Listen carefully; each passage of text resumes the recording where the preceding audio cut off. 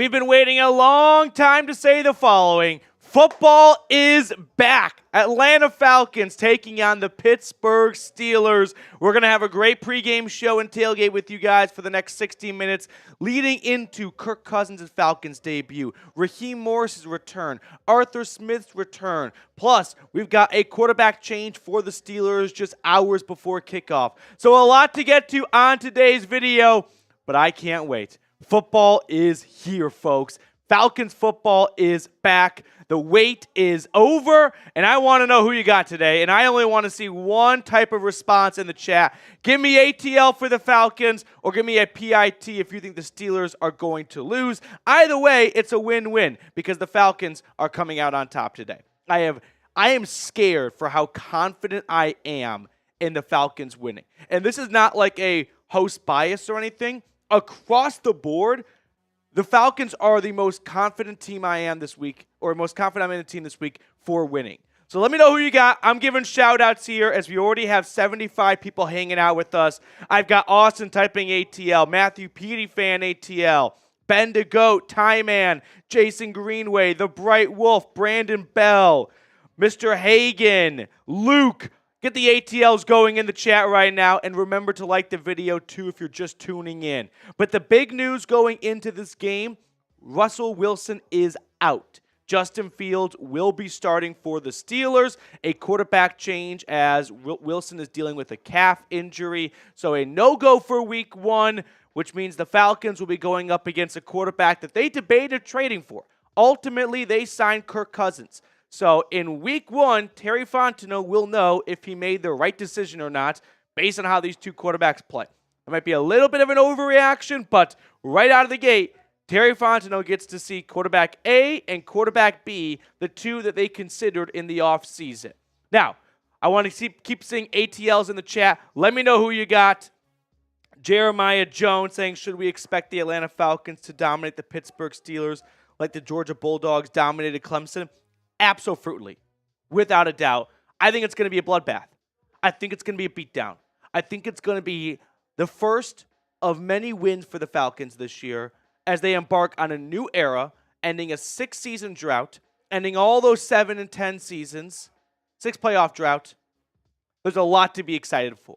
Now, before we get further into our pregame show, I really want to tell everyone quickly about our sponsor today, which is Prize Picks. That's America's #1 daily fantasy sports app with over 5 million active members.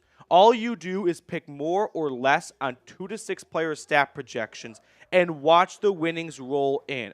You can now win up to 100 times your money on Prize Picks with as little as 4 correct picks. I'm talking turning $10 into $1,000. Download the Prize Picks app today and use code CLNS and get $50 instantly when you play $5. That's code CLNS on Prize Picks to get $50 instantly when you play $5. You don't even need to win to receive the $50 bonus. It's guaranteed. Prize Picks, run your game. So check them out. All that information in the comments and description of today's video. Also, a quick shout out to another sponsor of ours going into week one, and that would be Game Time. Game Time has a new feature called Game Time Picks that makes getting tickets to see your favorite teams play live even easier. Game Time Picks filters out the fluff to show you only incredible deals on great seats so you don't have to waste time searching through thousands of tickets. One thing I like about Game Time is they offer the Game Time guarantee. If you find tickets in the same section and row for less, Game Time will credit you 110% of the difference. Take the guesswork out of buying tickets with Game Time. Download the Game Time app, create an account, and use code CHATSPORTS for $20 off your first purchase. Terms apply. Again, create an account and redeem code CHATSPORTS for $20 off. Download Game Time today. What time is it? Game time. And it almost is game time for the Atlanta Falcons. We are a little over 50 minutes away from kickoff. Let's get some score predictions going, though. 109 people watching. Don't be a stranger. Get in the chat. This is going to be the best tailgate you find on all of YouTube for the Falcons. So let me know who you got, but most importantly, shoot your shot. I've got the Falcons winning this one 27-7. I just think that Justin Fields being told that he's starting 3 hours before kickoff is a little bit of a recipe for disaster with him and Arthur Smith. You've got a new quarterback to that team, a new offensive coordinator, and they were told 3 hours before the game that Fields is starting. Like, I'm sure that there was some level of preparation for plan A with Russ and plan B with Fields, but it's not easy to create like 2 game plans for 2 different starting quarterbacks and just toss one out willy-nilly and insert the other one. So Fields as a quarterback has a lot of strengths. I think he is one of the most athletically gifted quarterbacks in the National Football League. He can make every throw. We know how great he is with his legs, the mobility, the athleticism. Like, you can't remove that from his game. But some of his weaknesses include reading defenses and decision-making and going through his reads and doing it quickly and getting the ball out on time. And if you are giving that quarterback very little heads up that they are starting, to me, that's the worst type of quarterback to be given little heads up that they're starting, right? That's a quarterback that needs to get a good game plan, that needs to watch the film, that needs to be in the lab getting ready for that week. Not a really athletic quarterback who struggles with comprehending defensive alignment and things like that. So I think this is going to be a bloodbath for the Steelers. I've got 100%. The Falcons by a mile. Reed, we welcome you onto the show. It's got to be a bloodbath because, like you said, starting a football game, like an NFL football game, with no really preparation that you thought you were going to start, and then, like, it's not going to be pretty. I am very excited to see what the Falcons can do with some, like, chum in the water for the Pittsburgh Steelers with their backup quarterback starting. Really quickly, I do want to share, just read it out loud to you guys, the inactives for the Atlanta Falcons. So there are a handful of players and some notable ones too. Here are the Falcons inactives for week 1. Rookie running back Jace McClellan. That's not too big of a surprise. Cornerback Antonio Hamilton. Defensive lineman Brandon Dorlus. Offensive lineman Javon Gwynn. Wide receiver Casey Washington. And then second-round pick Ruka Roro. I'm a little concerned / surprised that Rook, the second-round draft pick, is a healthy scratch for week 1. It's just week 1, so like there's nothing to overreact too much to here. But I think it's worth mentioning that your second-round draft pick is a healthy scratch for the first game of the season. Like, is something kind of not going on, but like, is he not looking the best in practice? I was kind of excited to see your second-round draft pick. So, of the 6 Falcons rookies, only 2 are active. Michael Penix Jr. and JT Bertrand. So, ironically enough, the 5th-round draft pick is active over a couple of guys selected ahead of him. But I think that just speaks volumes to the special teams value that Bertrand brings to the table. Whereas the other guys, they're not great special teamers, and they're somewhat buried on the depth chart. So, they're going with the veterans in week 1 over some of the rookies. But I'm sure we were all kind of excited to see Rook and maybe a little bit of Brandon Dorlus early on, but not to be for week 1. They are healthy scratches along with Casey Washington, which, by the way, this just kind of goes to show that we always get suckered into the preseason storylines, and we're like, Casey Washington's going to be amazing this year. Guy's not even suiting up week 1. Like, that's preseason football for you. We make mountains out of these tiny little anthills of storylines because we're so starved for content. So we're less than 15 minutes away. Get those score predictions in. I'm giving shout-outs to everyone. Ty Brown, Atlanta 35-14 over the Steelers. I've got a 40 burger in the chat. Brett pointing out that Dak Prescott just got a new contract, making him the highest paid player in the NFL. Yeah, or NFL history, take it one step further. Only the Cowboys would wait until 5 hours before kickoff to decide, okay, we will finally extend our franchise quarterback. Only the Cowboys. Only the Cowboys do this. 31-13 from the doggiest. Matthew Peterson fan, 26-12, ATL. Flea market hustler, how rusty do you think Kirk Cousins will be? I don't think there'll be I think there'll be some rust in the first half. And that's why I wanted to see the starters play a little bit in the preseason. You've got a new quarterback. You've got a new head coach. There might be some miscommunications. Guys need to gel. I thought giving them a series or 2 in the preseason would kind of help get over those potential hurdles. So I would not be surprised if we see a little bit of rust and it's like scoreless after the first quarter, and the Falcons and Steelers both go, punt on the opening drive. Now, before we get any further into our pregame show, here is our Super Chat menu for today. If you enjoy the free content that we provide, $2 Super Chat will give you a shout-out. Put your question, your take, your idea on screen for all 119 people at the moment watching. $10 Super Chat, we're doing a Bijan Robinson jersey raffle. So if you send a $10 Super Chat in, we'll add your name to that raffle, and then we'll do that at the 2-minute warning of the fourth quarter. $20, we'll do a wheel spin. We got a fun wheel today, a lot of mystery items on it. 50 subscribers equals a free entry to that Bijan Robinson jersey raffle, along with every 100 likes. So subscribe and like the video, and you could get a free entry for that jersey raffle. And then a $100 Super Chat gets you added to our Dirty Birds Club. We give shout-outs all 2024 season long during our watch parties, during our videos throughout the week. So Jose Santana, Ken Ballard, Trey 1222, who, by the way, gifted a spot to Archangel. So big shout out to Trey. Jason Landino, Reese Atkins, and then one of the longest viewers in channel history, Archangel, a part of the Dirty Birds Club. Shout out to you guys for going really above and beyond to support the channel. And like I said, if you want to get added to the list to get shout outs all season long, $100 Super Chat. I know it's not like a drop in the bucket, but I really, really appreciate everyone that just supports this channel in more ways than one. By the way, if you would like to, you can also Venmo. Venmo works the same as Super Chats. Venmos actually go a little bit further for us because, believe it or not, YouTube and Apple, they like to take a pretty decent cut out of Super Chats and pocket it for themselves, whereas Venmos go right to Chat Sports to help us grow the company, hire more people like Reed. And so if you want more Reeds in the world, well, no, we don't need more Reeds right now. Reed can wait for more little Reeds. But if you want more members of the Chat Sports team, Venmos really go a long way to support the channel, and we'll still throw it on screen for everyone watching to see. Okay, what year did you become a Falcons fan?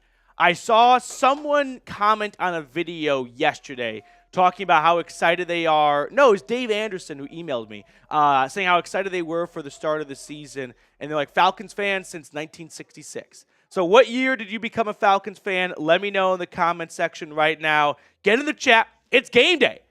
Mason B. Petey, it's game day. Mason, it's game day. Rise up. Football's freaking back, baby! This is why I say football is not back until NFL Week 1. College was great yesterday, but you get the Thursday. By the way, NFL on Friday was incredible because there's no day off. Thursday night football, Friday night football, all day Saturday, all day Sunday. God, I love this country. Football is back, baby. Let's go. Let's go. Slang and Wood, the year primetime sign. Deuce Didon, 2010. Ty Brown, 2016. Ty Man the Buckeye pointing out with his personal college fandoms and the great outcomes. Michigan and OSU was great. The Doggiest, 2010. John Owens, 1998, born into this. Yes, Matthew Petey fan pointing out that the Falcons are wearing shirts from the high school that's about 20 miles-ish southeast from where the Atlanta Falcons practice facility is located in East Atlanta. So it's awesome to see them, raise awareness and recognition for that horrible tragedy that took place just a few days ago. We've got Shelvis, Aiden, 2012. Austin was born into this misery. Hopefully the misery ends today, Austin. Hopefully it ends today. You spent $180 million on a quarterback. That should be a misery killer right there. I think Drake London is going to have a monster game. Mm-hmm. So I have 5 things I want to run through to get you guys ready. And in terms of storylines for this game, a little bit of a preview. So let's run through those first 2 things, and then we'll talk about either game time or prize picks, Reed. But what to watch for?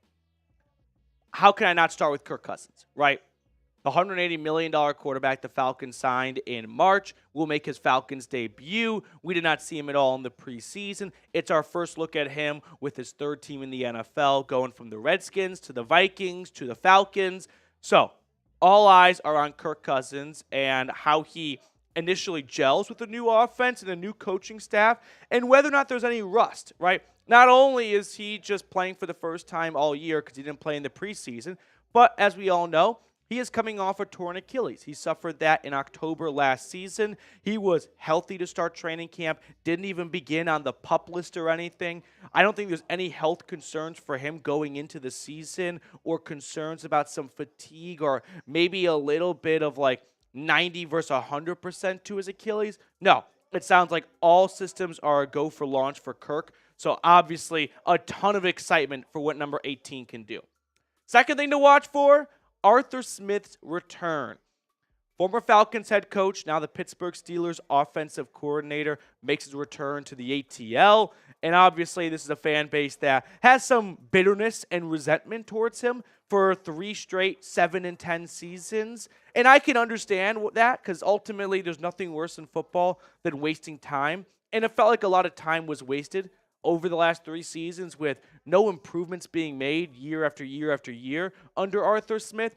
But now he'll be calling the plays for Justin Fields, which I can kind of combo with this one right here. What to watch for? Arthur Smith's return coinciding with the backup quarterback starting for Pittsburgh. Justin Fields will be the starter today. Russell Wilson out with a calf injury that he had pop up during the week in practice. So how does Arthur Smith kind of gel with Justin Fields? I remember in December when we thought Arthur Smith would return for another season, how Justin Fields looked like a great quarterback target for the way Arthur Smith wants to run his offense. He loves mobile quarterbacks. He even had Ryan Tannehill moving around a little bit. But then he comes to Atlanta, moves on from Matt Ryan after 1 year. Who's the first quarterback he brings in? Marcus Mariota, right? Then he goes out and gets Desmond Ridder, who we saw last year, had some legs to him. So with Justin Fields obviously being an explosive, mobile, athletic quarterback, how does Arthur Smith bring that into his game plan? With about 3 hours notice that Fields is his starter. Now, I see we got some super chats coming in. We're going to get to those in just a brief second.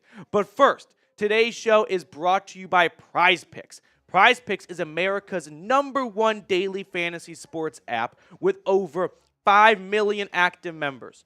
All you do is pick more or less on 2 to 6 player stat projections and watch the winnings roll in. You can win up to 100 times your money on Prize Picks with as little as 4 correct picks. I'm talking turning $10 into $1,000. Prize Picks invented the flex play, which means you can still cash out if your lineup isn't perfect. You can double your money even if one of your picks doesn't hit. Download the Prize Picks app today and use code CLNS and get $50 instantly when you play $5.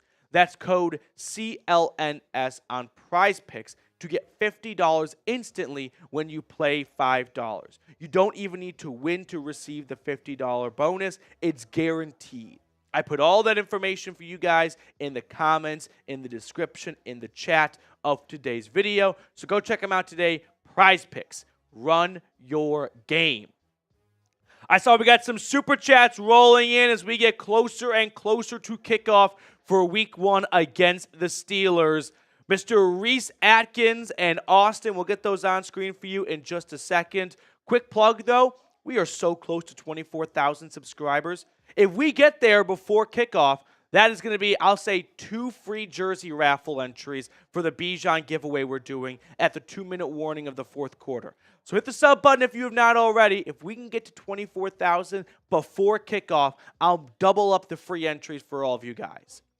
Reese Atkins with a $5 super chat. Let's go, Reese. Dirty Birds Club member. Let's go. Today feels like Christmas, man. So excited. It is Christmas. As a somewhat grown adult now, 26 years old, I like today more than Christmas. Santa stopped coming to my house a few years ago.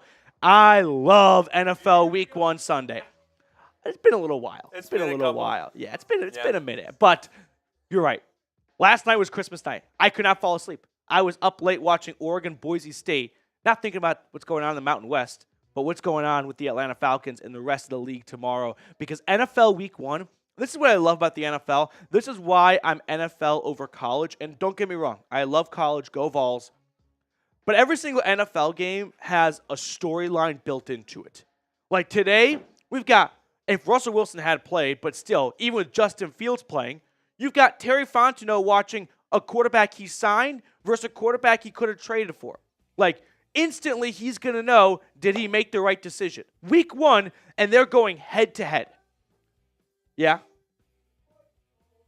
A $100 super chat! Reed had his hands up, and I was like, what's going on? I had my hands up for so long. And then YouTube finally updated for me. Ken Ballard, ladies and gentlemen. Austin. First time super chat. A little 2 clap, a little 1, 2. Let's go, Austin. The fact that we got destroyed by Fields last year scares me a little bit, but I think we can still pull off a win.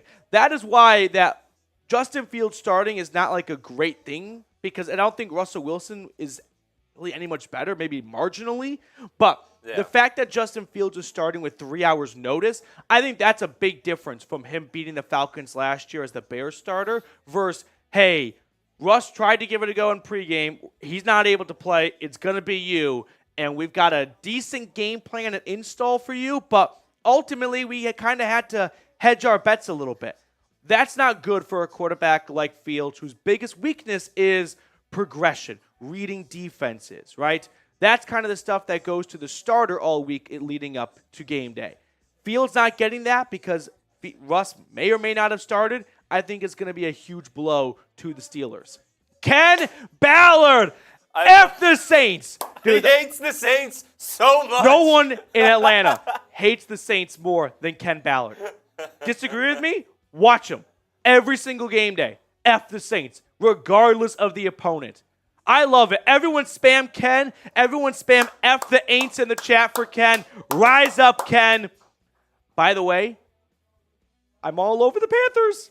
I think the Panthers and Bryce Young are going to surprise some people. Not like in terms of the whole season, but just, whoa, Dennis Allen finally sort of has his luck run up in terms of having a job that he has no business having. For sure. And the Panthers get off to a nice 1-0 start. I'm in on the Panthers. I am in on the Panthers today. Something that Archangel brought up, he said Justin Fields is a turnover machine, and it made me realize Justin Fields has to go up against Jesse Bates and Justin Simmons now. Archangel making an excellent point, and to add on to what Reed just said, which is absolutely correct, like he has to go up against the 2 leading takeaway leaders for the last 2 years in Jesse Bates and Justin Simmons as a turnover-prone quarterback and a quarterback who holds onto the ball for a long time. If you're holding onto the ball for a long time, there's a couple of factors in play. But one of them being you're kind of looking for the big play, right? You're moving around the pocket. You want to extend it. You want to go for the home run ball. Uh-oh. Home run ball against 2 all-pro safeties? Uh-oh. That is bread for birds. Just going to snatch that up. Let me try and throw this ball. Oh, wait, I have Matt Judon coming up into my face. Yep, exactly. Ken Ballard, let's go, dude. Rise up, Ken. Thank you so much for your super chat. Really quickly, let's just flash the Dirty Birds Club to show Ken and Reese Atkins some love. And if you want to get on screen all season long, $100 super chat like Ken, and we'll add you to the Dirty Birds Club. Jose Santana, the king of F the Saints, Ken Ballard, Trey1222, Jason Lindino, Reese Atkins, and Archangel. Shout out to all of you guys. I see Jose, I see Archangel, and obviously Ken Ballard in the chat along with Reese Atkins. Yes, moving into storyline number 3 to watch for today. Shiny new toys on defense. Matthew Judon, Justin Simmons, coming over to the team in the middle of August. We're going to get our first look at them. Neither one played in the preseason. Judon wearing number 15. Justin Simmons wearing number 31. This is going to be a star-studded defense. Like, it may not be the most deep defense in terms of depth, but man, surface level, you've got dudes, not guys, dudes, right? Jesse Bates, Justin Simmons, Matthew Judon, Grady Jarrett, Pro Bowlers, A.J. Terrell, all-pro Pro Bowl talent at every single level.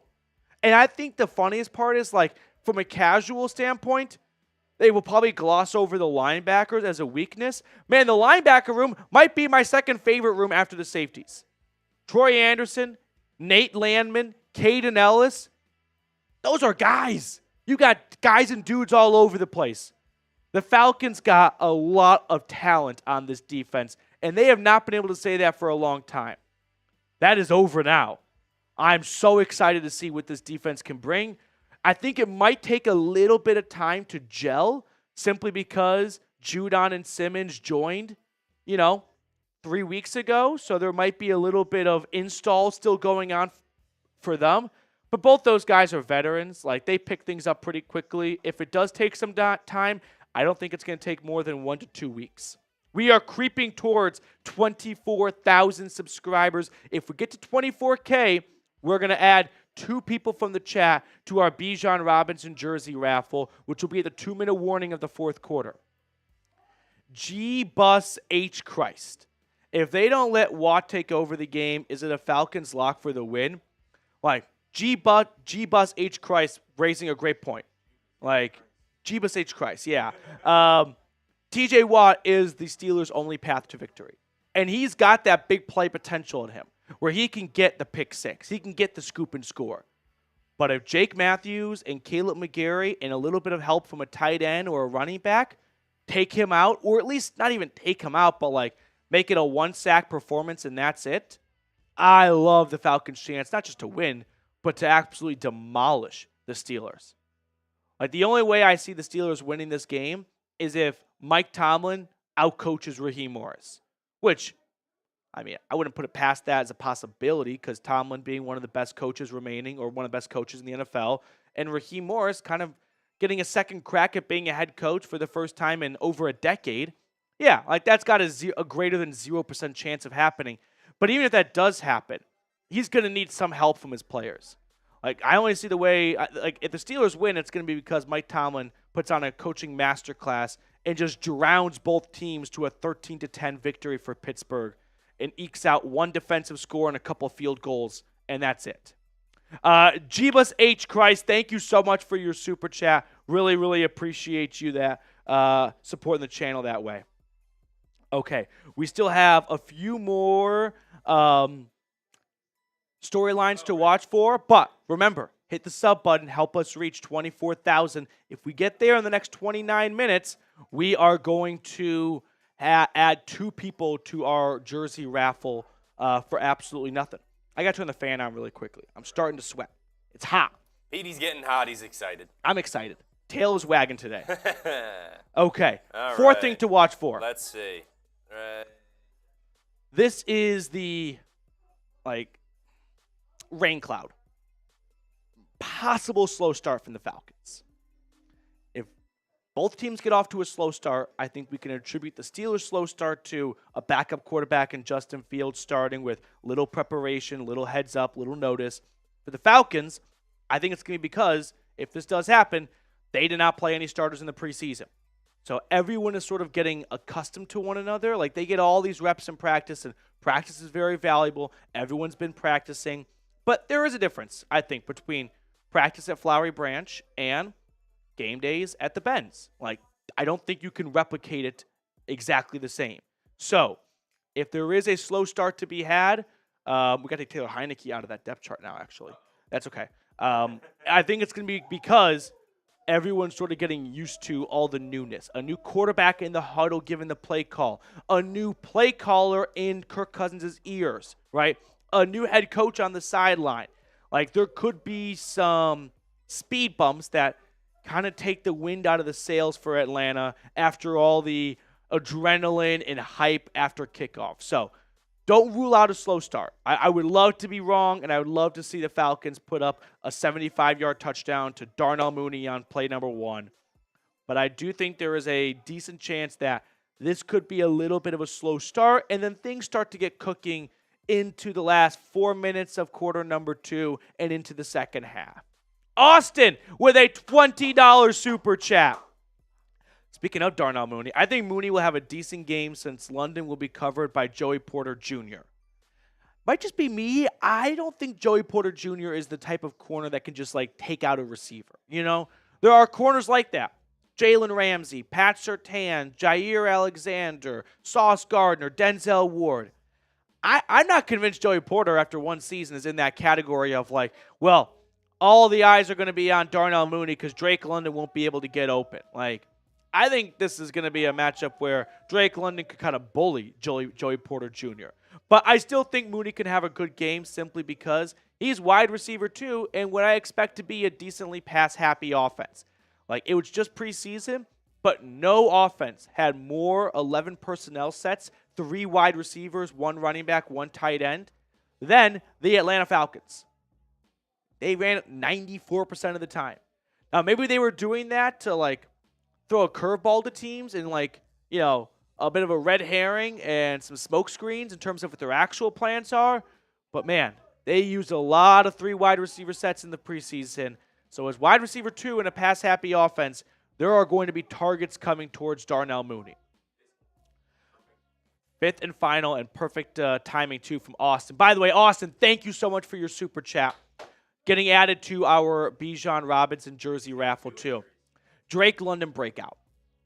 I don't think I'm delivering any crazy hot take here or new news, but I just want to reinforce that Drake London is a stud, and unfortunately, he has been drowned down because of below-average quarterback play from Mariota to Ritter to Heineke, and I believe with Kirk Cousins, 905 yards and 2 touchdowns last year will blossom into 1,200 yards and 8 touchdowns.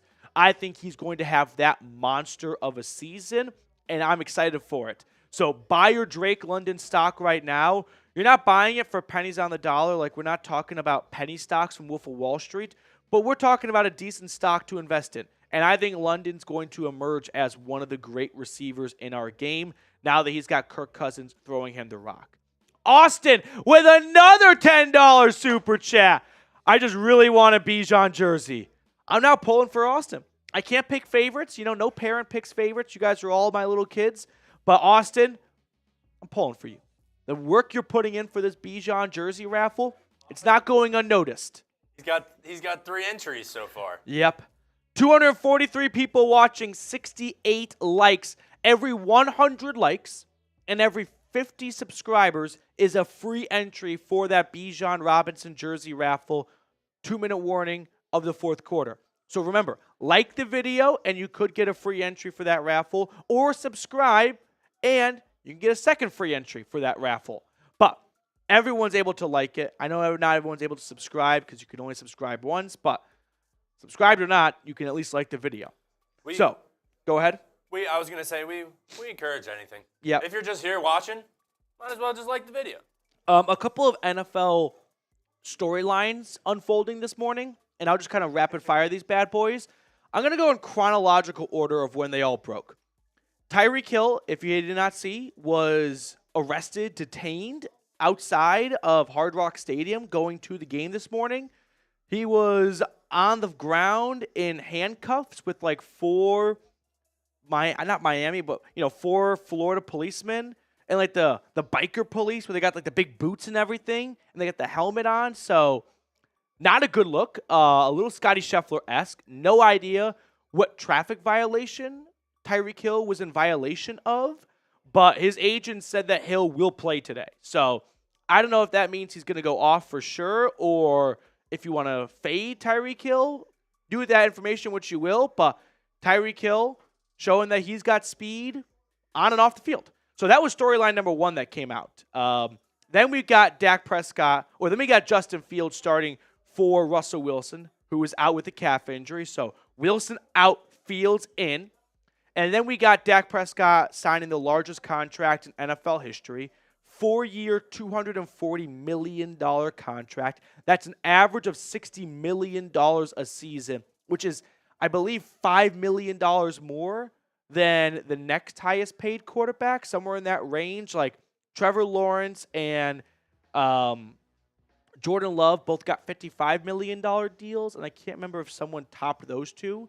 But Dak Prescott getting paid hours before their season kicks off. And then we got Jamar Chase and the Bengals. This is a shit show. I don't know what the Bengals are going to do this year. Jamar Chase was questionable with an illness. There was no illness. The illness was, I want to get paid-itis. And he's ultimately active for today. I wouldn't be shocked if Jamar Chase goes, I'll play some snaps, but like I'm not going out there in run blocking situations where I might get rolled up from behind. So sorry. And T. Higgins also questionable or doubtful. I can't remember which one it was. I don't think he's playing. So definitely something to watch for in terms of your fantasy lineups. If you have Chase or Higgins, this might be one where you just want to like sit back and just stay away. You know what I mean? Just take the safe route if you've got a good receiver on your bench. If you got a receiver on your bench that's projected like 9 or 10, just take the 9 or 10. So those are some of the biggest storylines going into NFL Week 1 that broke this morning. Remember, hit the sub button. We are closing in on 24,000 subscribers. Once we get there, 2 people from the chat are going to get free entries for our Bijan Robinson jersey raffle, which we just got to 102 likes. So start spamming ATL in the chat right now as I read this super chat, and we'll pick someone out of the chat for a free raffle entry. Reginald Banks. Darnell Mooney is going to be the MVP of today's games. He's not getting the recognition he deserves. I was watching a Twitter video just a few days ago of Darnell Mooney getting open and his quarterback overthrowing him. He had an awesome sophomore year for the Bears. Then he regressed the last 2 seasons. A big reason for that regression, in my opinion, was spotty quarterback play. But I don't think Justin Fields was a killer for receivers. Like, we saw DJ Moore put up monster numbers last season. But I also think a big reason was the Bears misused him. The Bears started putting him in the slot more. He is not a slot receiver. He is an outside receiver with great route running skills and great speed. So hopefully the Falcons take advantage of that and put him outside and leave Kyle Pitts to be the slot receiver for this team. Reginald Banks, thank you so much for your super chat. Rise up, dude. As we got to pick someone out of the chat. We got a $2 super chat coming in from Celea saying ATL. I like it. But start spamming ATL. We got to 106 likes. I'm going to pick someone out of the chat for that free jersey raffle in 5, 4, 3, 2, 1. I've got the doggiest. The dog SYT. Yeah, the dog SYT. The dog SYT. If I didn't pick you, $10 super chat gets you entered, or subscribe, like the video. Every 100 likes, we'll pick someone out of the chat. Every 50 subscribers, we pick someone out of the chat. Let's tell everyone really quickly about game time so we can kind of get ready for 20 minutes until kickoff. Here we go. Yeah, you're right. $2 super chat rolling in from... Oh, crap. Just some technical difficulties. So super chats sometimes like seamlessly work, and sometimes it requires Reed to do a couple other button pushing. It takes an extra 2 minutes. So we'll get that super chat on screen for you in just a second. Real quick, don't worry.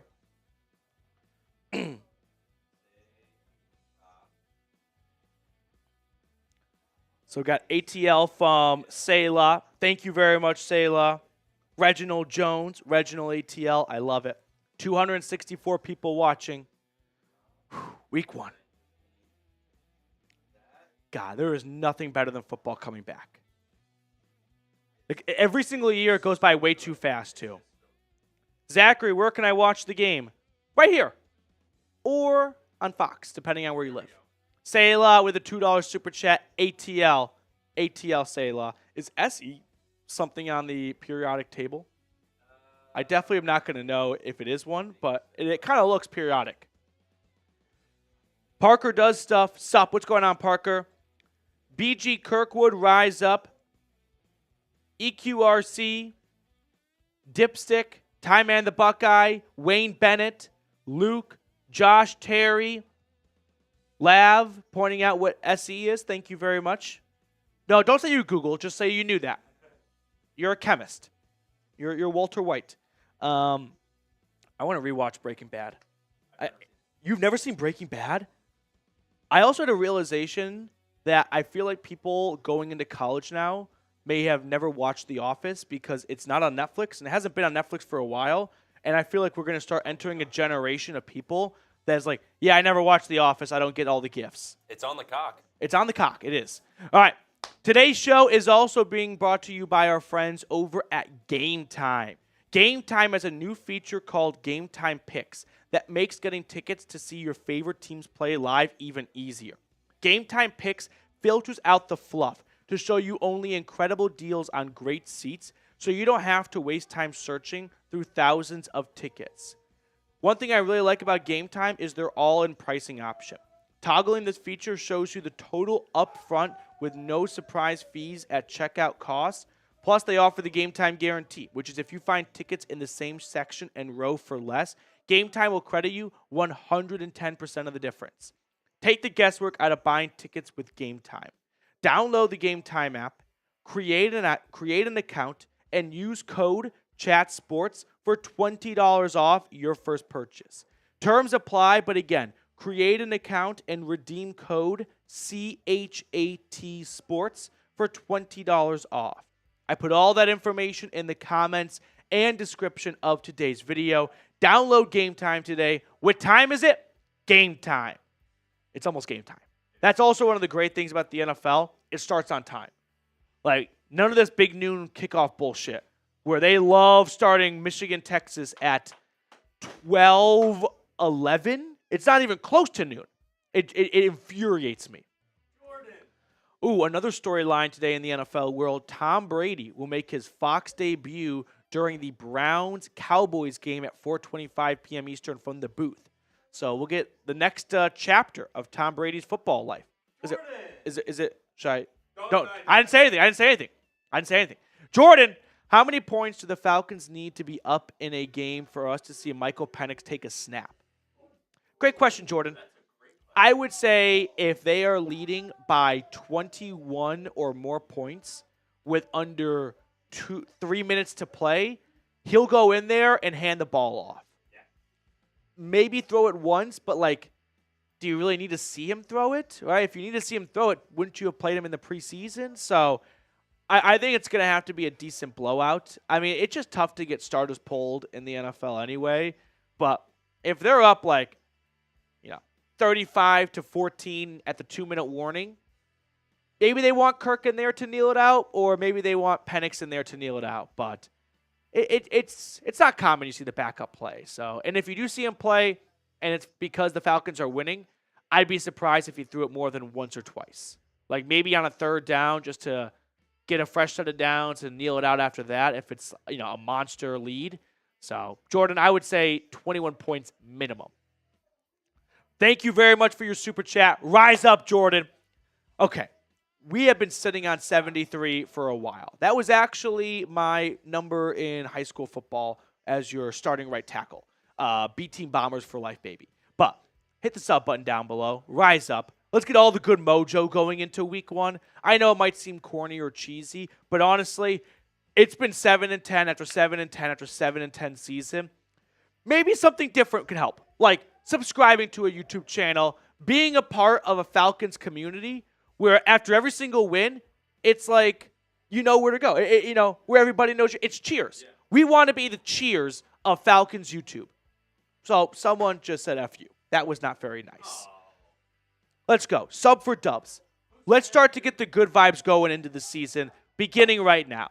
Get us to 24,000 subscribers. If we get to 24K in the next 13 minutes, we're going to add 2 people from the chat into our Bijan Robinson jersey raffle.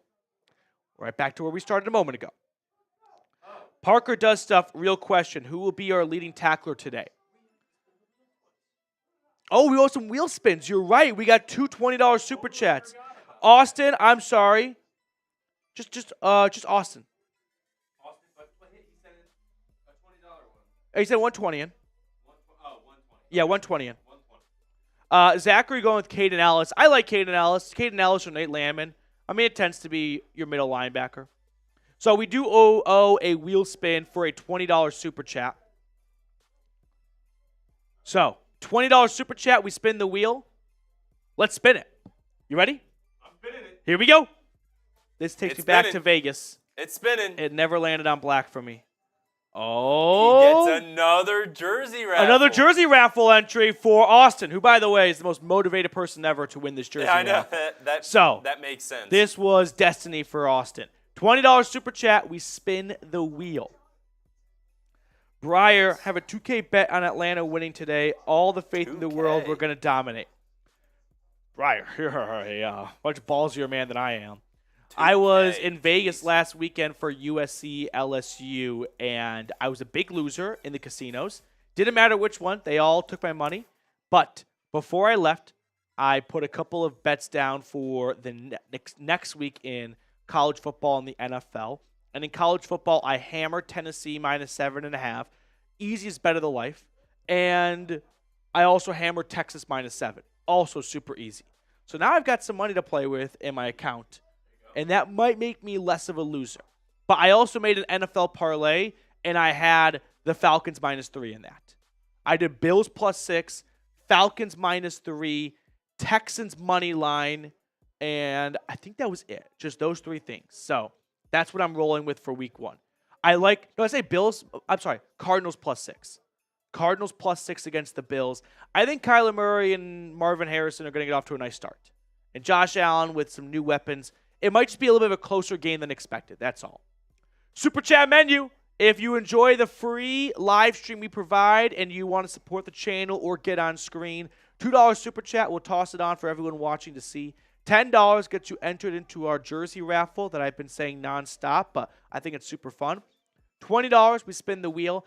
50 subscribers, it's a free raffle entry. So every 50 subscribers, I'll go to the chat and I'll pick someone out of it to add you to this Bijan jersey raffle. And then every $100 super chat gets you added to the Dirty Birds Club. Jose Santana, Ken Ballard, Trey1222, Jason Lindino, Reese Atkins, Archangel. If you want to get added to get shout-outs for the entire 2024 season, $100 super chat, and you will be entered into the mix. By the way, if you'd like to Venmo, more than welcome to. Venmo's actually get a little bit more bang for your buck because YouTube and Apple take a decent cut out of super chats.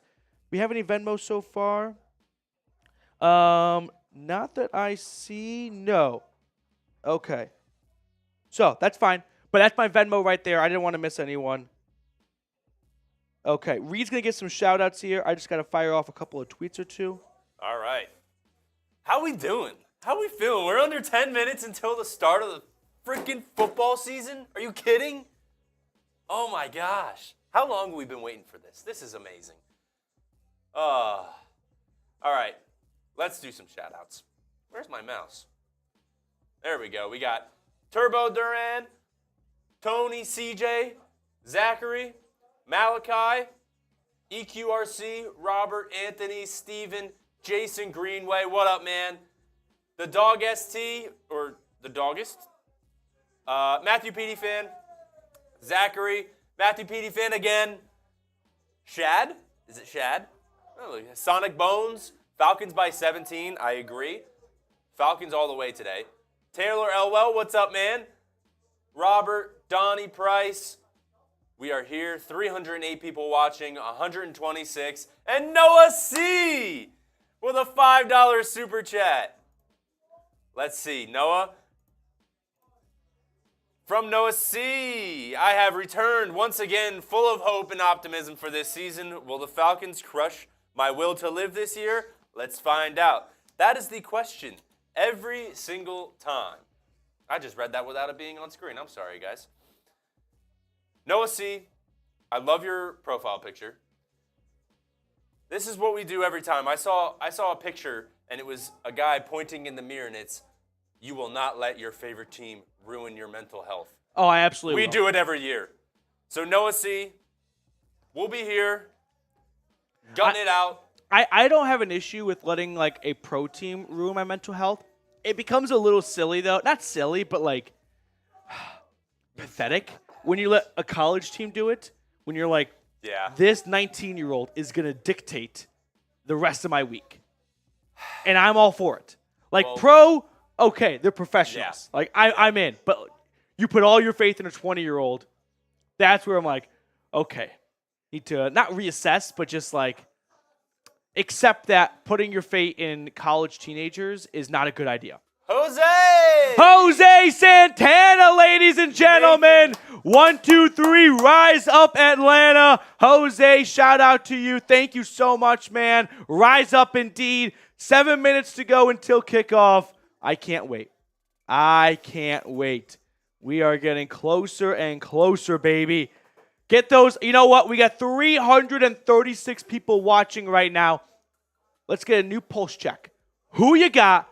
Falcons, Steelers. I want to know who you got. Jose, thank you for your super chat. Noah, thank you for your super chat. I don't think the Falcons are going to crush your will to live this year. I've got Atlanta winning a playoff game this year. I've got the Falcons winning a home playoff game this year. The Bucs just did it last year. I like the Falcons to win the division and then win a home playoff game, and we'll go from there. But that's where I'm starting things off right now. Playoff win, guaranteed. Record that, and then send it back to me in January when it happens. Jose Santana, rise up, dude. Noah C., rise up. Who you got? Falcons or Steelers? Time Man the Buckeye going with ATL. Slangwood, ATL. Archangel, Falcons 27-13. Shade Hagen, Dem Dirty Birds. Let's do this thing. 5 minutes to go. Let's get the chat going. Oh my God, we're so close, Petey. We're so close. Get those A's in the chat. Get the energy up. I'm excited. I can't wait. And we're about to get a Falcons dub. Yeah. I can feel it. I can taste it. It is so crazy how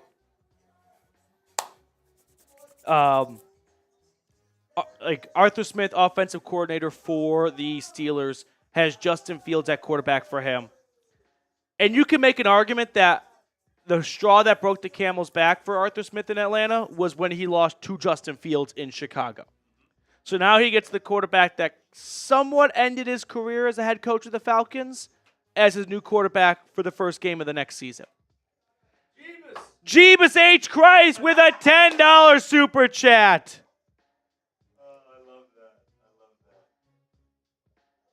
There it is. Jeebus. That's a raffle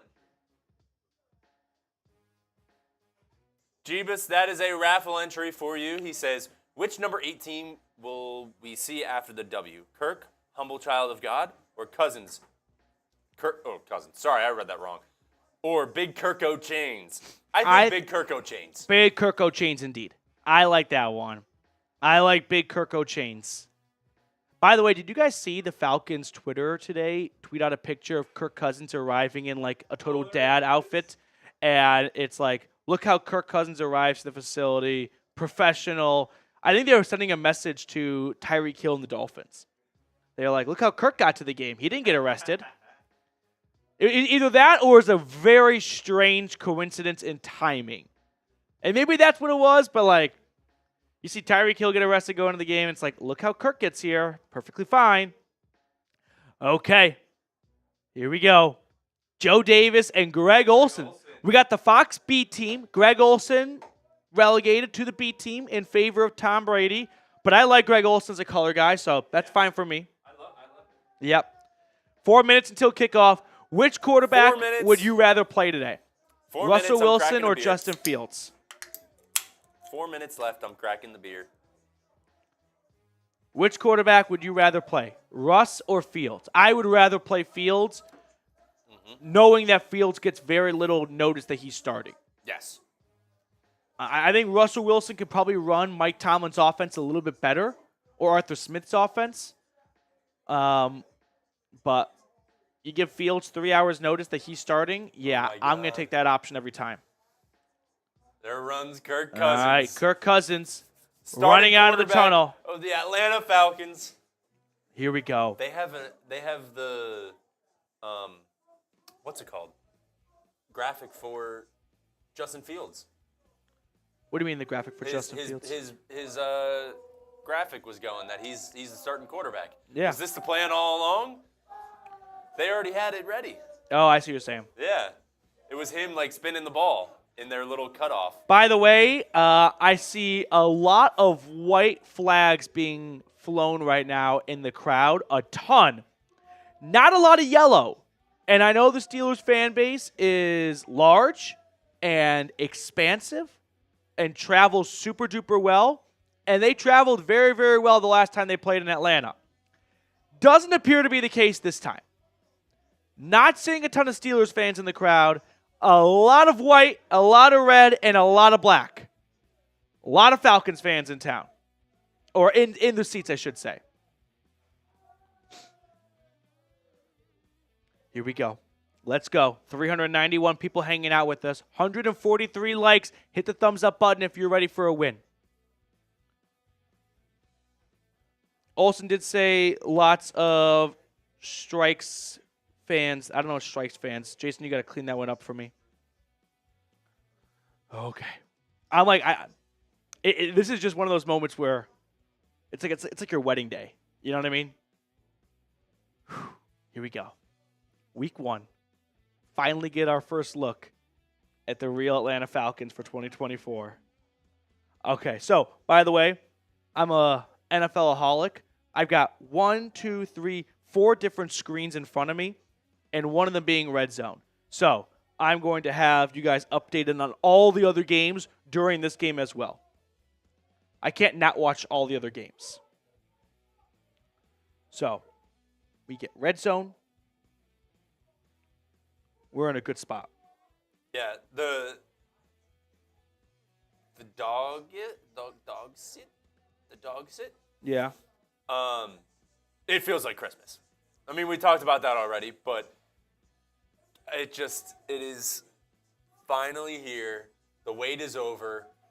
No more Brandon Ayuk drama. Right. No more who are we going to trade for. It's just football. It's here. It's football. It's football. It's football in its greatest form. In all of its glory. 1 minute. Start spamming ATL. Spam ATL. I'm giving shout-outs to everyone who spams ATL. Kickoff is almost here. Nearly 500 fans watching right now. Ty Man the Buckeye. Robert, the Doggiest. Michael, CJ, Adamus, Shakadius, Steven, Robert, Brandon, the Bright Wolf, Mo. Let's go. Start spamming ATL. Robert, can I get a go Falcons? Rise up, dude. Here we go.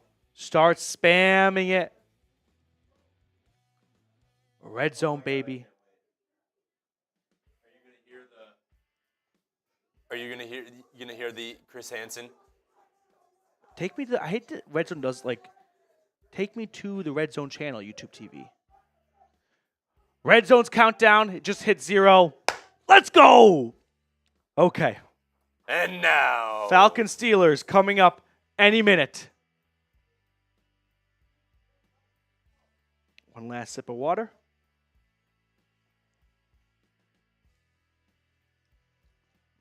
In my friends group chat, we always do a parlay where each one of us picks a game, and then we just ride or die with each other. And one of my friends said Steelers +4. I was like, I'm out. Don't include me. Like, I'm not signing up to lose money. That's a guaranteed loss. So I was like, nope, you guys play without me this week. If you want to do Steelers +4, lose your own money. Not mine. Oh, the bots are here. Ty Man. Archangel. Robert. Yeah, what's our live sub count at? Can we get to 24,000 subscribers before kickoff? Oh, we're so close. Let's see it. 16 subs away. If we get 16 more subscribers before this game kicks off, we're going to pick 2 people out of the chat for free entries into our Bijan Robinson jersey raffle at the 2-minute warning of quarter number 4. 16 more subs to go. I know. Let's go.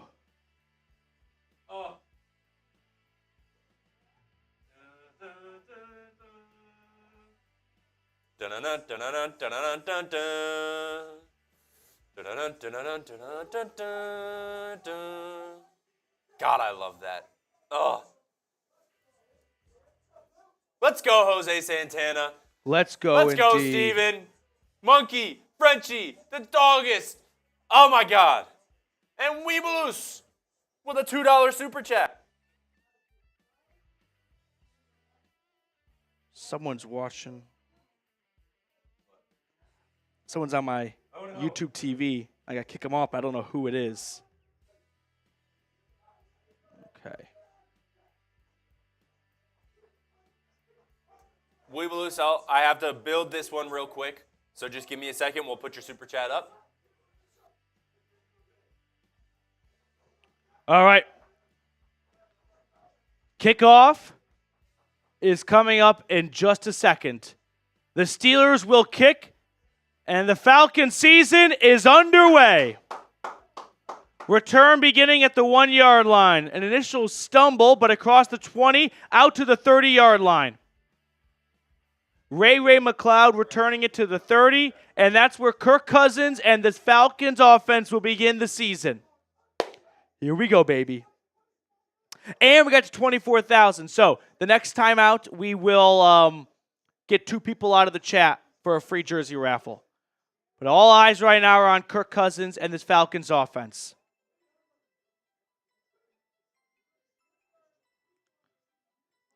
Kirk Cousins and company break the huddle. 1st and 10 from the 30-yard line. Pistol formation for Kirk. Let's see the first 10 plays that Zach Robinson scripted. Snap to Kirk as a handoff to Robinson, and he sprints to the left side, gain of 7. Good run on 1st and 10. Will bring up 2nd and short.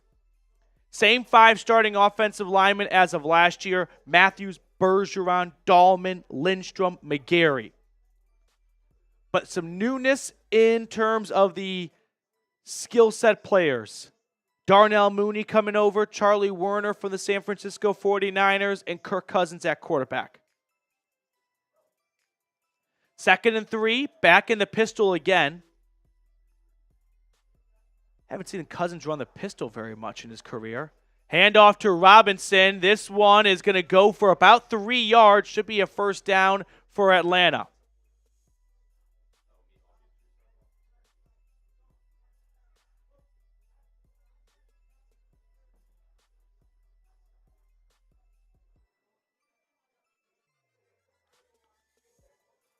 First and 10 coming up.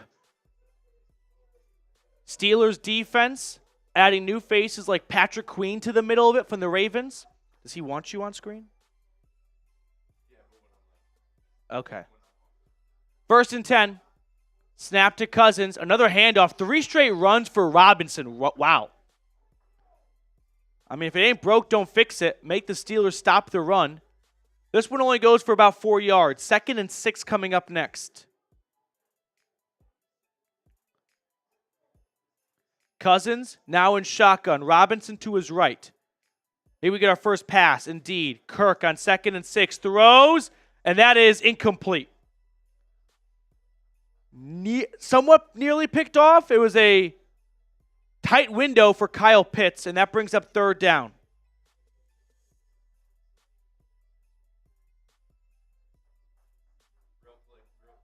Yeah.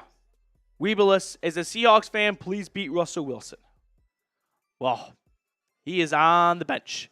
Yeah, that should have been picked off, actually. That was a drop pick by Deontay Jackson. 3rd down, Cousins takes the snap. Passing, caught over the middle, 1st down, Darnell Mooney. Nice throw and catch. There we go. Beautiful ball, a strike, and a good catch by Mooney, too, in traffic. Able to hold on to it. A gain of about 10 to 12 yards as well.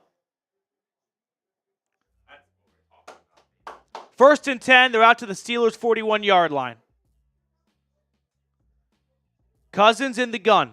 Gain of 15 officially. Oh, flag, false start, offsides. Cousins just takes a shot deep. It looked like someone on Pittsburgh jumped. And a free play, and Cousins throws an incomplete pass.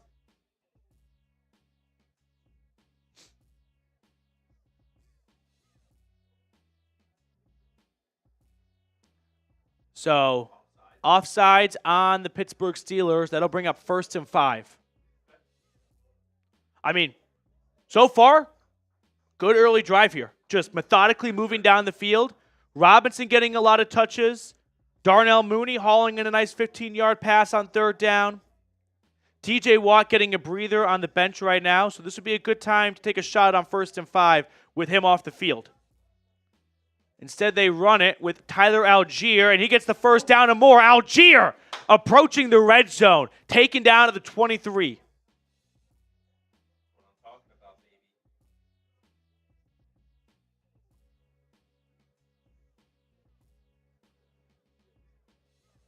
Thought maybe on 1st and 5 with Watt on the sideline. Hey, take a shot. If we don't get it, no problem, 2nd and 5. But why not the 1st down? That works too. Derek Jenkins, I see your super chat. We'll hit it after this drive is over. 1st and 10. They're at the Pittsburgh 23. 6 plays, 47 yards, 3 minutes and counting so far. Cousins hands it off to Robinson. He gets the edge. Robinson gets 7. Great speed by 7. Able to slip out of a tackle behind the line of scrimmage and then turn the corner. Nice running so far by the Falcons offense. With that, they move inside the Prize Picks red zone. 2nd and 5 for the Falcons. It's been a run-heavy offense to open up here. Just 2 passes so far out of Kirk. 5 runs between Robinson and Algier. Back in the pistol, Kirk takes the snap. It's a pass. Throwing, caught, 1st down, Drake London. Nice move by London, spinning out of 1 tackle, gets inside the 10. Gain of 8.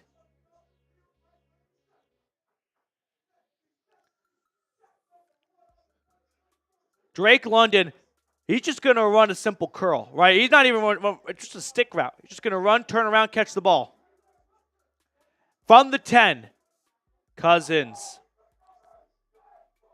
takes the snap, hands it off. Robinson is tackled for a loss. Watt was ready for that one. Drops him for a loss of 3 to 4. 2nd and goal coming up.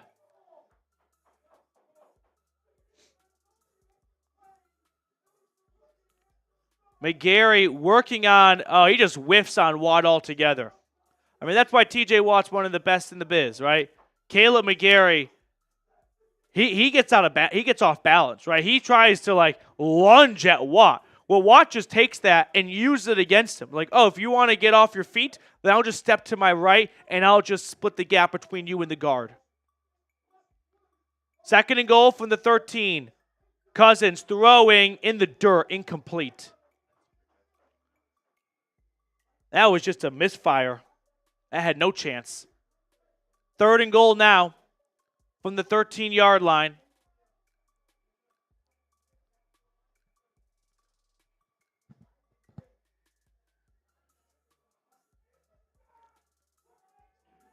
Third and goal. Empty set for Kirk. 5 receivers. Takes the snap. It's a screen. It's caught by Robinson inside the 10, tackle to the 6. So 4th and goal from the 6-yard line, and I expect we see Younghoe Koo.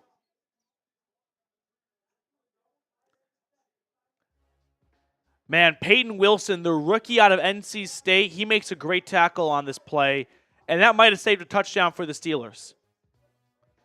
So the Falcons' opening drive goes well over 5 minutes, all the way down the field, but stopped at the 6. And I think we'll see, hopefully, a nice 3-point field goal from Mr. Koo. 24-yarder is up, and it is good. So the Falcons are on the board. 3-0 Atlanta. Nice opening drive from Kirk Cousins and company. Run-heavy opening drive, but they moved down the field. Ultimately stopped inside the red zone, but they cash in 3. And now Justin Fields and the Steelers will get the field. Get those 3s in the chat. Great starting drive. Great starting drive. We thought it was going to be a slow start. Not a slow start. It was a medium start right there. I agree. Medium start indeed. Medium start.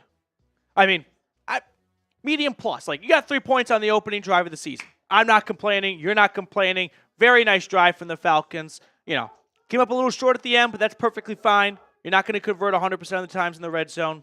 Derek Jenkins, ATL. Can I get a happy 40th B-Day shout-out? 9/14. Your birthday is in 6 days, it sounds like, Derek. But we can shout you out 6 days early. Happy birthday, Derek. Thank you so much for watching with us. Appreciate you, my guy. Rise up.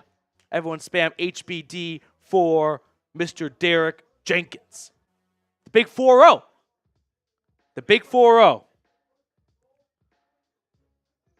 Okay. Looking around here.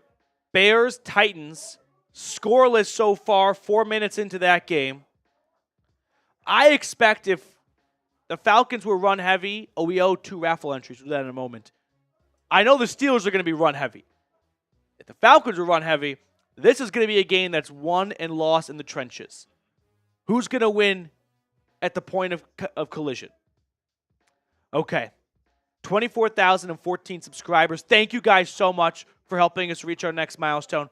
We're on to 25K, but we do owe 2 free entries from the chat. Start spamming A for ATL if you want to get added to our Bijan Robinson jersey raffle. Start spamming A. We're going to pick someone out of the chat in 10, 9, 8, 7, 6, 5, 4, 3, 2, 1.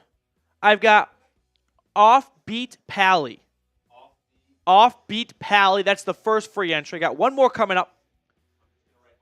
Offbeat works. In 3, 2, 1. Oh, went too fast. 3, 2, 1. I've got Cade. K-A-I-D. K-A-I-D. And a $10 super chat.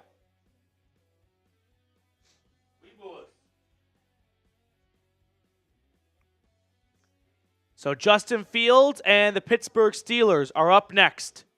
Bradley Pinion kicks it off to restart the game, and this will be a touchback out the back of the end zone.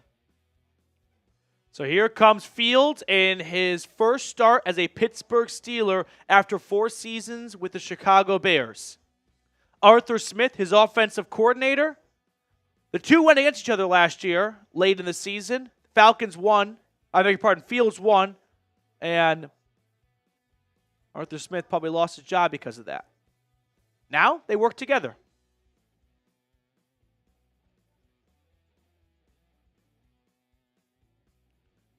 Russell Wilson, by the way, dressed.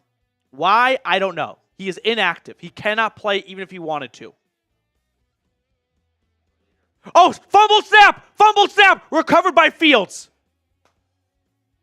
He actually fell forward for a gain of 3 or 4 yards, so decent gain for a fumbled snap if I've ever seen one, but a fumbled snap on the first play. Why is Russell Wilson padded up? He's actually inactive. Like, he can't play if he wanted to.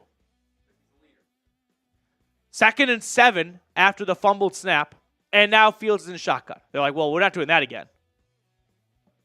From the 32-yard line, snap to Fields.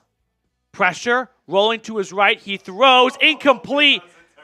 He had Van Jefferson wide open for a first down and just a misfire. 3rd down. Spam those 3s. Let's go. Spam those 3s.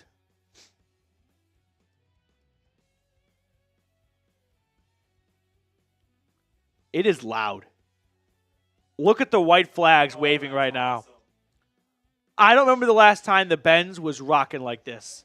A solid 6-7 years ago. 3rd and 7. 3rd and 7. 2 seconds on the play. Timeout, Pittsburgh.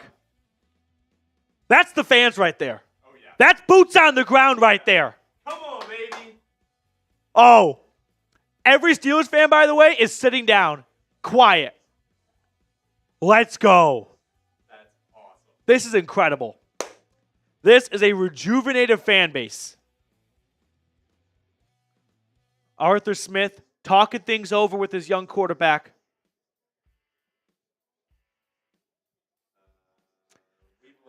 No reason why we can't be loud in the chat. Keep spamming A. Every A. Three. Third down. Every three, there's actually something in the stadium that makes a little bit of noise for every three that gets put in the chat.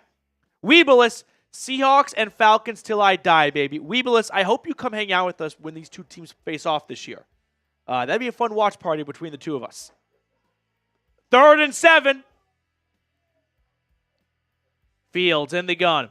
Takes the snap. It's a 4-man rush. Fields climbing the pocket. He's going to run with it, and he'll get the first. Fields using his legs, and that's definitely a huge strength of his. Great mobility and athleticism, and he runs for the first. 3rd and 7, and Pittsburgh cashes in.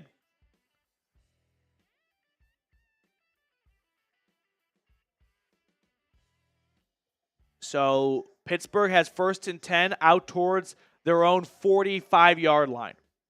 It's a handoff to Najee Harris, and he falls forward, gain of 4. 2nd down.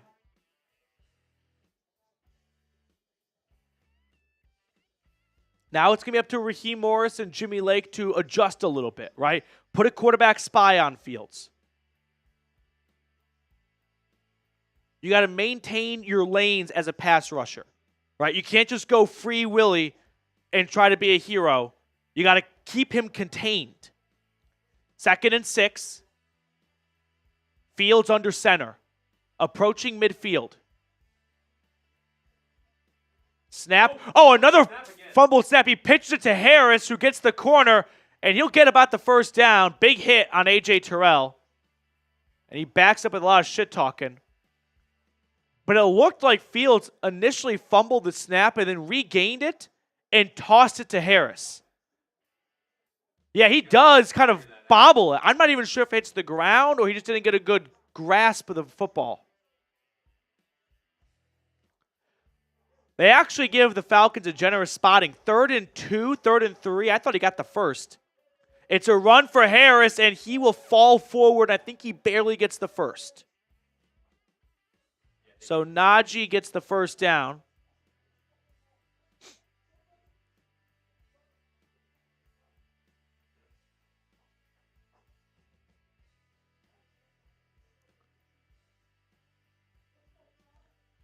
First and 10. Steelers on the Falcons half of the 50. I just can't get over Russ getting dressed for the game.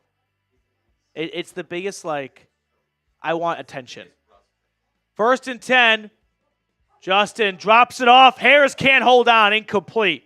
That was a little bit behind Harris, but catchable, but it just reduces the run after the catchability. Yes. But still has to be caught for a gain of 3. But that has to be on the chest. Yeah. It has to be. Actually, you have to lead him.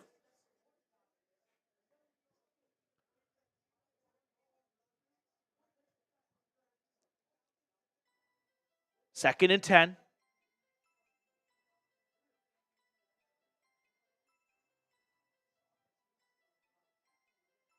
Snap to Fields. Rolls to his right. He dumps it off to Freiermuth, who just got a nice 4-year contract extension. 3rd down coming up. 3rd down. Spam those 3s. Spam those 3s. Let's go. 3rd and 6. Spam those 3s. Cordero Patterson is in at running back.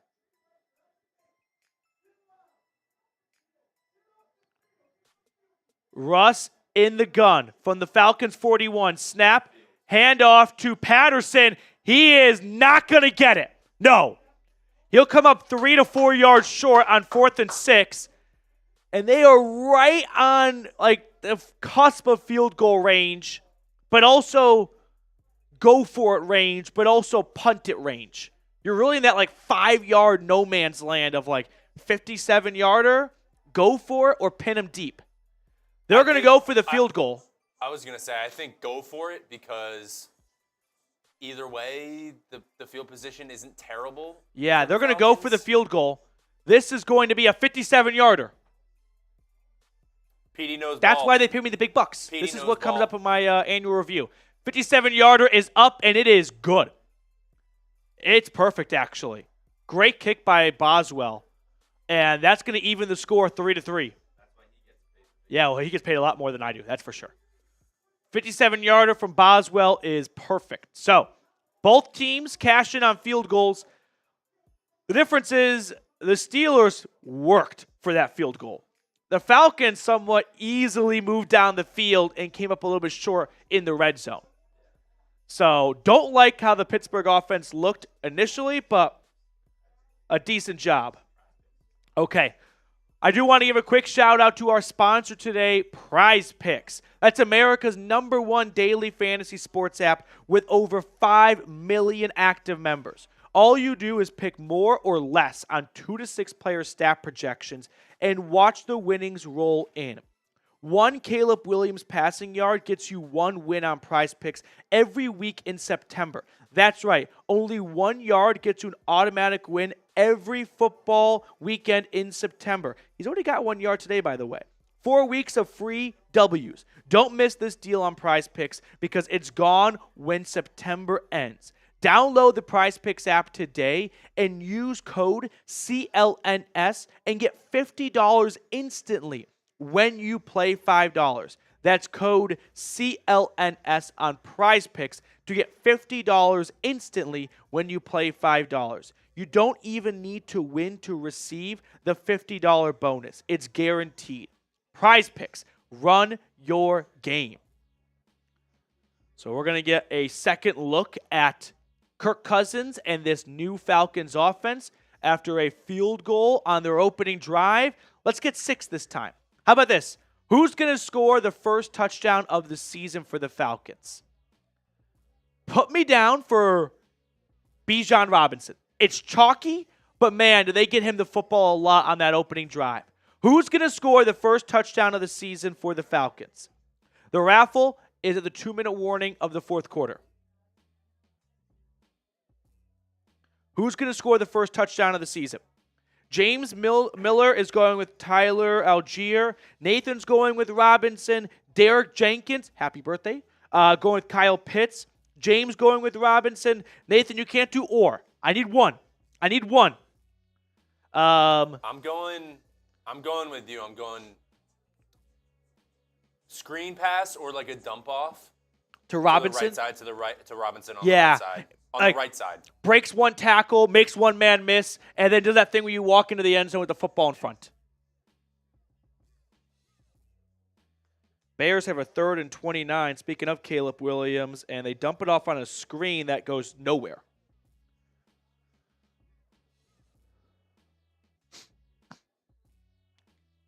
Touchback for the Falcons. 1st and 10.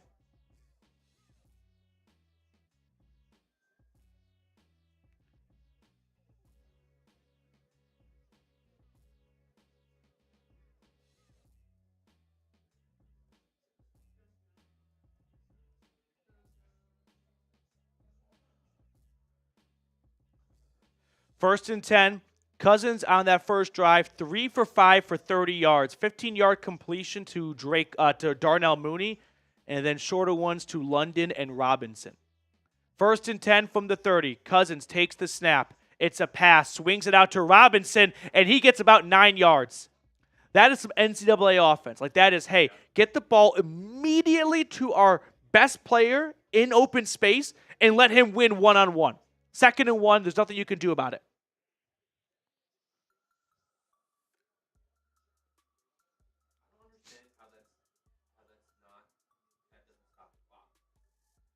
The clock does not stop unless you go out of bounds in the last 5 minutes of the half. Yes. Clock will not stop if you go out of bounds before the 5-minute mark of the first or second half. 2nd and 1. Cousins looking, throwing, intercepted. Intercepted over the middle of the field. Joey Porter Jr. picks him off. Oh, I beg your pardon. Elliott picks him off. I'm not quite sure what Kirk saw or what he was throwing to. He got hit as he threw. And it's definitely a pick. I think it's a pick. London kind of, this is just a bad throw. Is this a pick? Yeah, it's a pick. It's a pick. It's a pick. Not good. Not good. So, interception from Kirk Cousins, and the Steelers are going to have 1st and 10 at their own 50. That looked like a panic throw. Yeah. You could tell, by the way, in the replay, as he's throwing, his eyes are kind of like closing as he gets hit. Red zone peak here. Jacoby Brissett and the Patriots have 3rd and 5 in a scoreless game in Cincinnati. And Jacoby Brissett using his legs to get inside the 10. Vikings are leading the Giants 7-3. I took the under in that one. Not ideal for the start to be 10 points in the first quarter. We have Jags and Dolphins, a Florida showdown. Jalen Ramsey in coverage in the end zone. Let's see the score, CBS. Cardinals, by the way, leading the Bills 7-0. All right, quick reminder of our Super Chat menu. The big one being $10 Super Chat gets you added to our Bijan Robinson jersey raffle, which will be at the 2-minute warning of the fourth quarter. $100 Super Chat, by the way, gets you added to our Dirty Birds Club, which features legends of the channel like Jose Santana, Ken Ballard, Trey1222, Jason Lindino, Reese Atkins, and Archangel. If you want to get added, $100 Super Chat, and we'll add your name to that list and give you a shout-out all 2024 season long. I hate when I love Red Zone. I love it more than anything. But if you put a game on screen, you have to give me the score. 2nd and goal from the Patriots with 40 seconds and counting in the opening quarter.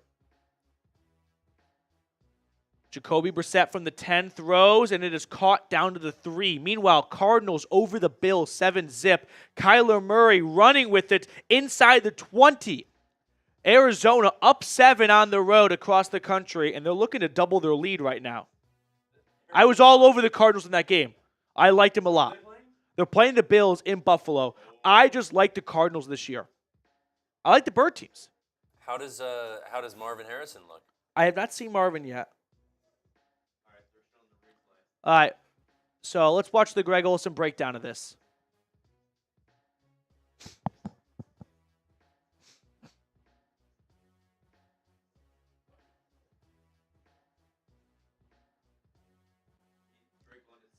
Drake London kind of stops on the route, but I don't think that really made much of a difference.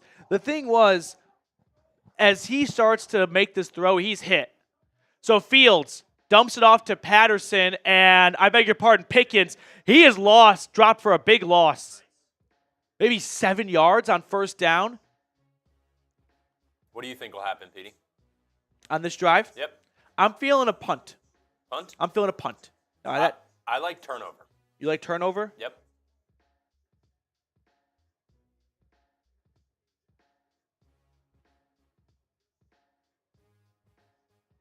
Second and 15.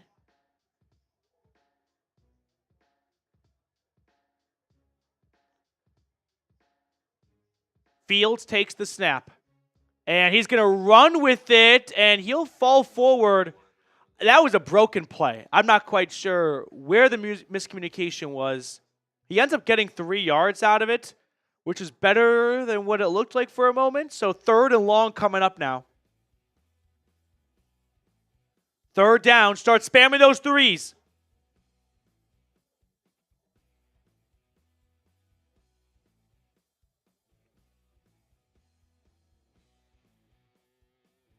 Third and 12. Spam those threes. Let's go. Brian Richardson. Blackbird God. Nude. Offbeat. John. And on 3rd and 12, Fields finds Pickens, and it's going to be near the 1st down marker. Might be a first or might be 4th and inches. This is a good catch by Pickens. Terrell nearly breaks it up. He catches it.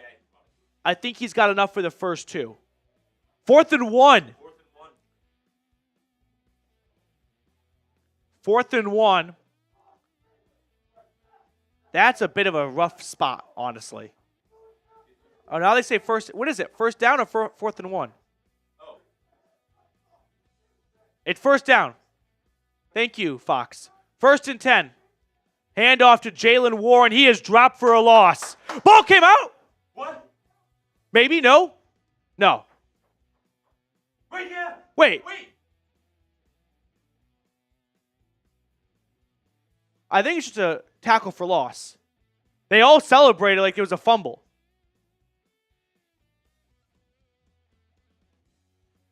Wait, was it first down? Okay, I see what happened. The Falcons defense thought it was 4th down. They thought it was a turnover on downs. What the heck? I mean, it's definitely a first down. So go back to the George Pickens play. They thought that was 4th and short. And then they just got a turnover on downs. I was like, you guys are celebrating a lot for a no-gain play. That is really weird. Well, Fox initially said it was 4th down. Yeah. And then they were like joking, like, not everyone on the field knew it was first down. You didn't know it was first down. You called it 4th and 1. That's like... I only noticed because the sticks had moved down to a 1st and 10 setup. So, not a fumble. Christian, not a fumble. Look, it says 4 right there. The marker says 4. It has 4. The chain gang is not on the same page. The chains aren't even moved. No, it says 4. It says like it basically reads like 4th and 10. Yeah. No. Because the chains had moved. Oh, and then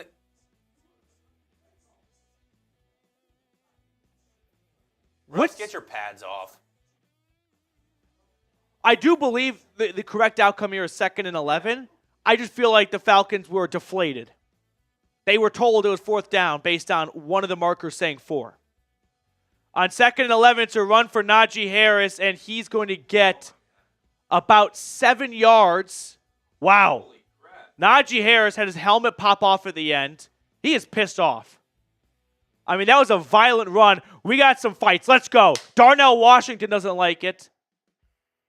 Couple of Georgia Bulldogs coming back to Atlanta. Darnell Washington, George Pickens. It's 3rd and 3. It's chippy. I like it. I like it too. You got Jesse Bates. That's why he got up and was like, Bates kind of rips his helmet off. Rips is a strong word. Just guides it off. Maybe rips. It off. Maybe rips. 3rd and 3. 3rd and 3, and I got a whistle. Atlanta burns their first timeout. So the Falcons call a timeout on 3rd and 3. I love it.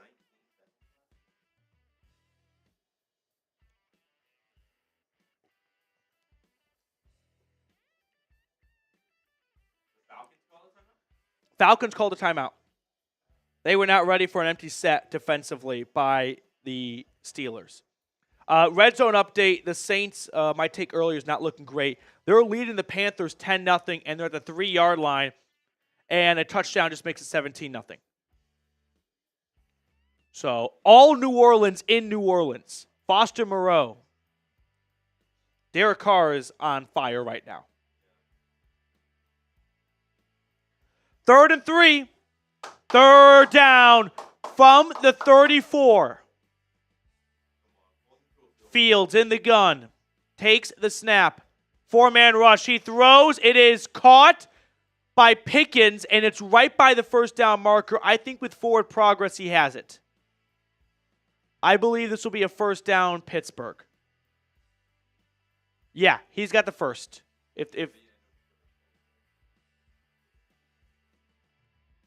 Yep, first down. That's going to take us to the end of the first quarter. 3-3 after the first. Steelers with the ball, driving down the field off a Kirk Cousins interception. Okay, first quarter in the books. The Cousins interception kind of deflates the offensive start they had. I mean, a really good opening drive capped off with a short field goal. Defense, I think there's just a little bit of like jitters right now. You know what I mean? I mean, the Steelers are not like committing highway robbery by any sense, but I feel like there are really good chances for Atlanta that are not being capitalized on. I agree. Red zone peak. I agree. Cardinals 10, Bills 0, Buffalo with the ball to open up the second quarter.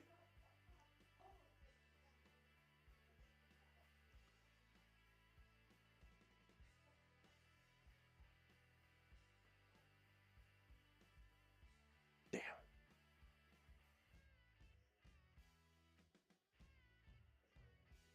Yep. We got 900 people watching right now. We reached 232 likes. So that's another free entry for our jersey raffle. Start spamming ATL, and we're going to pick someone out of the chat for a free entry for the Bijan Robinson jersey raffle at the 2-minute warning of the second half. Start spamming ATL. Every 100 likes, we add someone out of the chat, and every 50 subscribers. Check out the subs, too, really quickly. Ooh, we're close, I can see. All right, I'm picking someone for reaching 7 more subs, and we can pick another person right now, too. Picking someone in 3, 2, 1. I've got Austin. Oh, Austin. Austin gets another one. Austin who? Just Austin. Just Austin? Yeah. Okay, the Austin, yeah. 3. Oh, no. We'll do one more because Austin already has so many. So we'll do one more free one. 3, 2, 1. I've got Robert Smith. Robert Smith. And then show the subscriber count at the moment. You want me to add Austin? Yeah. Okay. Robert and Austin.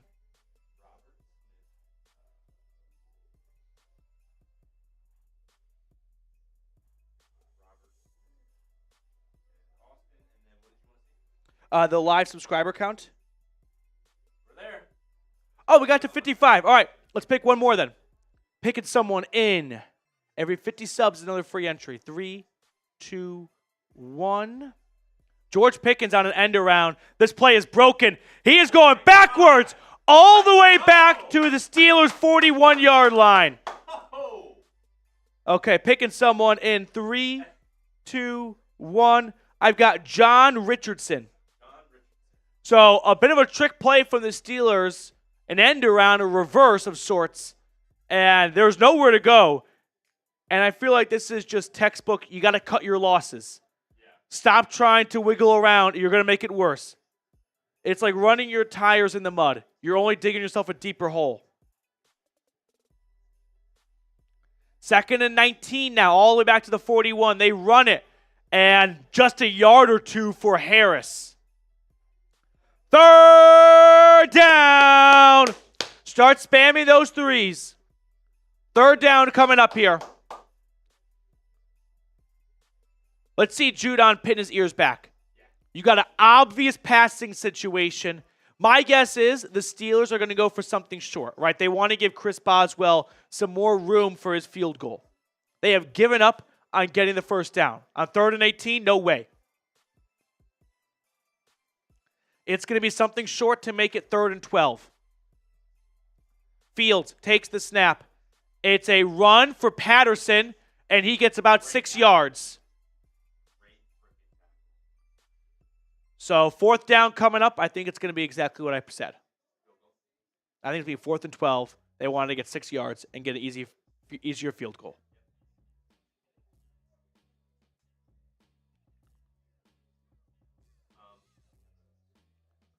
We got a super chat coming in from Austin. Chris Boswell is out for another field goal. 51-yarder is up, and it is good. So on 4th and 12, the Steelers salvage something, and they get 3 points, and they lead 6-3.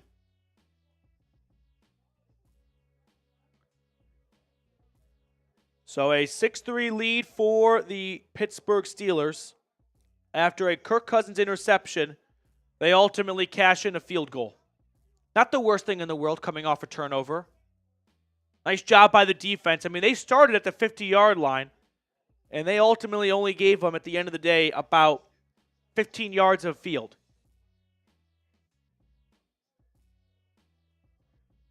Man, I do feel bad for the Falcons, feeling like they were robbed.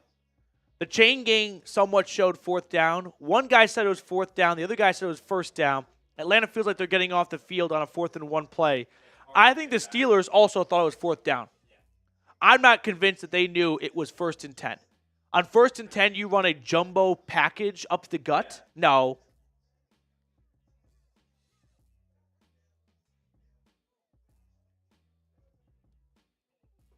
I do love Arthur Smith on like 3rd and 18. Yeah, we're not going to get the first down here. We're just going to try and get in the field goal range, which people are going to make fun of him for that. I don't think that's the worst strategy in the world. You got to get some points off that drive.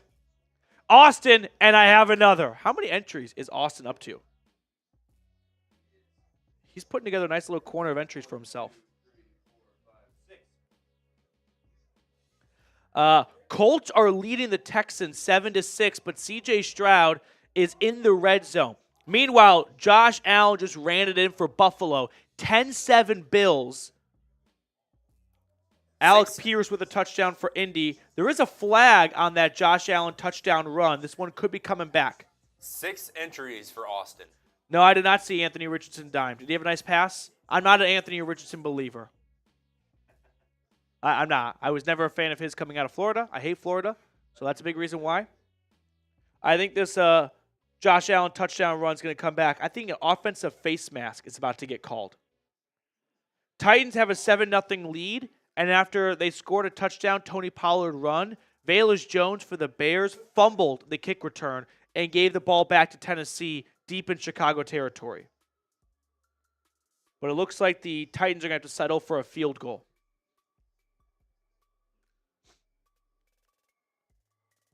So here comes Captain Kirk.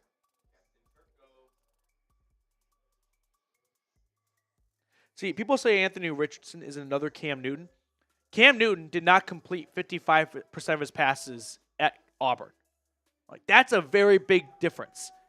They might physically be very similar, but the accuracy, I think that's disrespectful to Cam. So the Falcons are going to return the kickoff. They get across the 20 and stop short of the 30.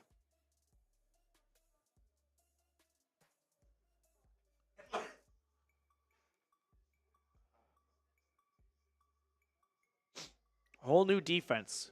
Grady Jarrett. Not that new. Here we go. What's going to happen? I'm going to go with touchdown. I'm going with touchdown here. Give me a touchdown. 1st and 10. Cousins in the gun. Puts Pitts in motion. He'll pass. Over the middle. It is caught. Drake London. Man. Just the strength of his hands to pluck this ball while he's being harassed and hold on to it. A gain of 7 on 1st down.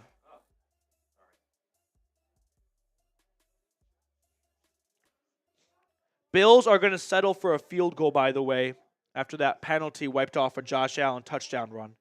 37-yarder is good.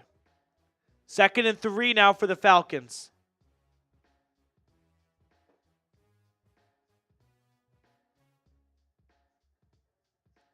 Cousins in the gun. Takes the snap. Handoff, left side. Robinson running with it. Robinson gets the first. Man, Robinson had 2 choices. Either bounce it outside for maybe a big gain or run it where the design run is supposed to go and get 5 yards. He bounced it outside and he barely gets the first. Wouldn't mind seeing him just kind of put his head down and take the 5 yards and a 1st down. Not trying to go for the big play. 1st and 10.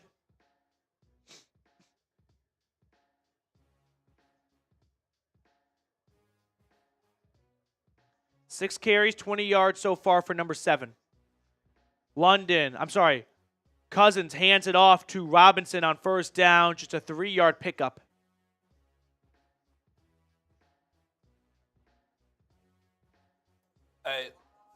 I'm surprised, maybe trying to shake off the rust, but big on the running game. I thought they were going to be throwing the ball a lot. I agree. You got a superstar in the making in Robinson, so you want to feed him the rock. Maybe there's just a little bit of we're going to ease Kirk into this game. 2nd and 7. I don't know if Kirk really needs easing. He's a 36-year-old vet. Cousins on the screen finds Robinson. He's got 3 blockers, and Bijan gets the first. Nice 10-yard pickup. Falcons out towards the 50.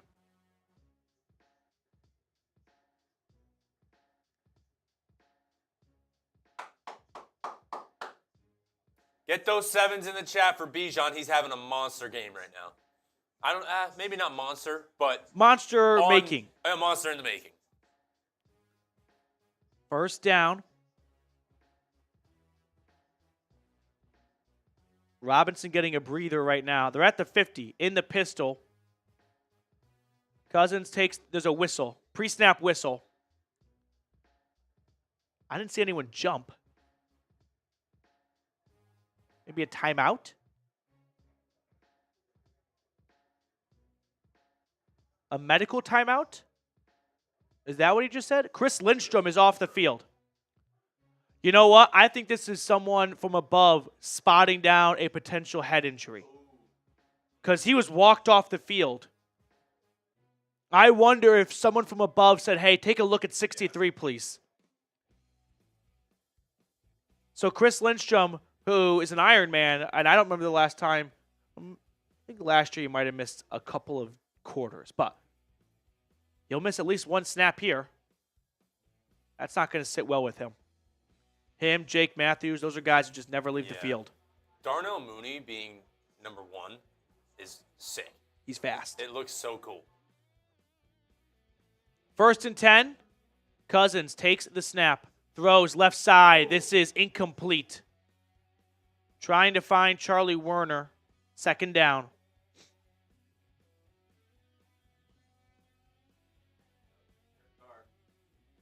Derek Carr with 2 touchdowns so far. That was a terrible throw.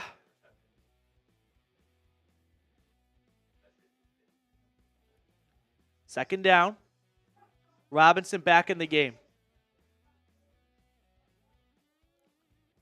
928 people watching. If you want to win, hit that like button. Help us reach 300. A run for Robinson. He is tackled, no gain. Yeah, it looked promising for a moment. And then all of a sudden, Robinson was swarmed when he got to the line of scrimmage.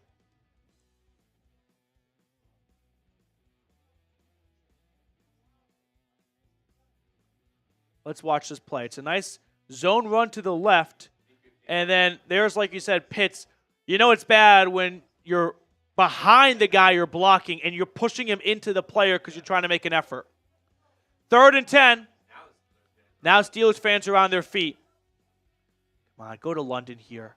3rd down for Kirk. Throwing deep. Oh! Incomplete. I'm not sure if it got tipped or if it went through Darnell Mooney's hands. Let's see. Mooney was somewhat open, but it was not going to be easy. I think he just drops this. I don't think it's tipped. Oh, it's slightly tipped, yeah. Just kind of, it still hits Mooney in both of his palms, but that's got to be more outside from Kirk. Yeah. That 4th and 10. was a little bit too inside. That was a little scary. Atlanta will punt from the 50-yard line.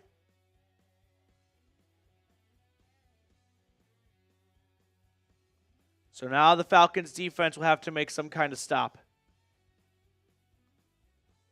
Punt, return, starts from the 9 and gets across the 20 all the way out towards the 25. So a good return by Pittsburgh. And here comes Justin Fields with under 9 to play in the quarter.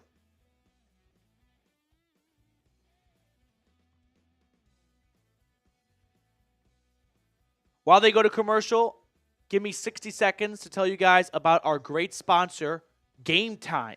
Game Time has a new feature called Game Time Picks that makes getting tickets to see your favorite teams play live even easier. Game Time Picks filters out the fluff to show you only incredible deals on great seats so you don't have to waste time searching through thousands of tickets. Take the guesswork out of buying tickets with Game Time. Download the Game Time app, create an account, and use code CHATSPORTS for $20 off your first purchase. A great thing about Game Time is that you can get a bird's eye view of your seat before you purchase your ticket. That way you don't show up and you discover you're sitting behind some big pole or you're way up at the top of the nosebleeds. No, with Game Time, there's full transparency. So download the Game Time app today, create an account, and use code CHATSPORTS for $20 off your first purchase. Terms apply, but again, use code CHATSPORTS for $20 off. I put all that information in the comments and description of today's video. Download Game Time today. What time is it? Game time.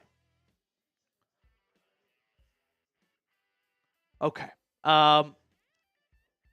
It's early, but I'm noticing a trend in the chat, and it is something that I talked about. There may be some rust because none of the starters played in the preseason. And it's kind of looking that way offensively, right? Like, just some of the balls from Kirk are either one, getting picked off, or just B, not quite on the money. Not bad, not horrible, but just like, looks like a guy who's maybe a little bit rusty and hasn't played since October. Which is why I advocated for playing a series or two in the preseason so that the first time you came out and you threw a live ball, it wasn't in the regular season.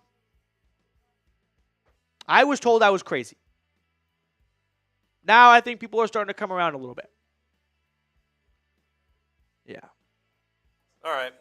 So, 8:55 left in the second quarter. If you don't want to play Jake Matthews and Chris Lindstrom in the preseason, that's fine. We know that they can just step in and be ready to roll. Yeah. You got a new quarterback. I think it'd be good for everyone to see him kind of play 10 plays in the preseason. Oh, we're one like away from 300. 2nd and 10, Fields. Hit as he throws, finds Najee Harris, though, who stumbles initially and is tackled for a gain of 8. Man, Fields was stapled to the turf. And we got to 300 likes. At the end of this drive, we're going to pick someone out of the chat for a free entry.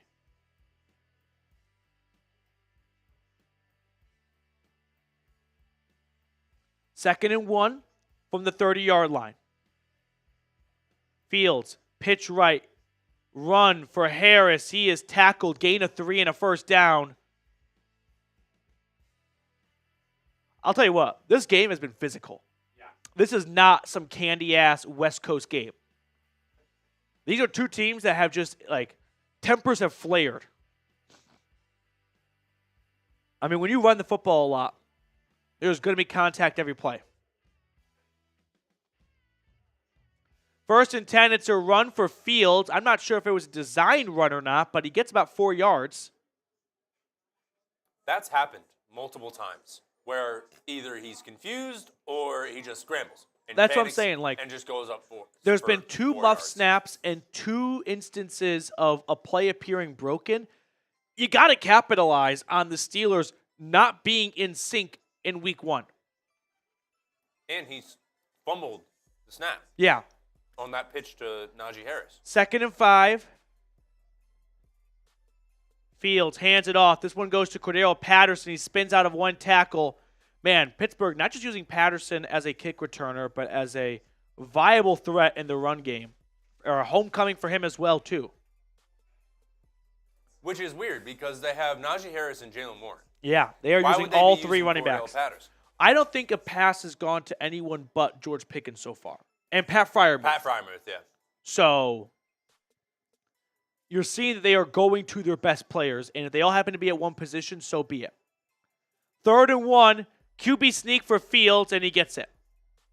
He gets about 3 yards, and that'll bring up 1st and 10.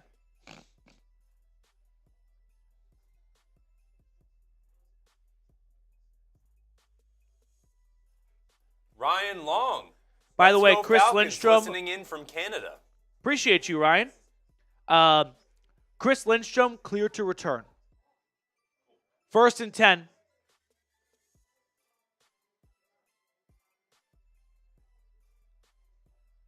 In the gun. Empty set.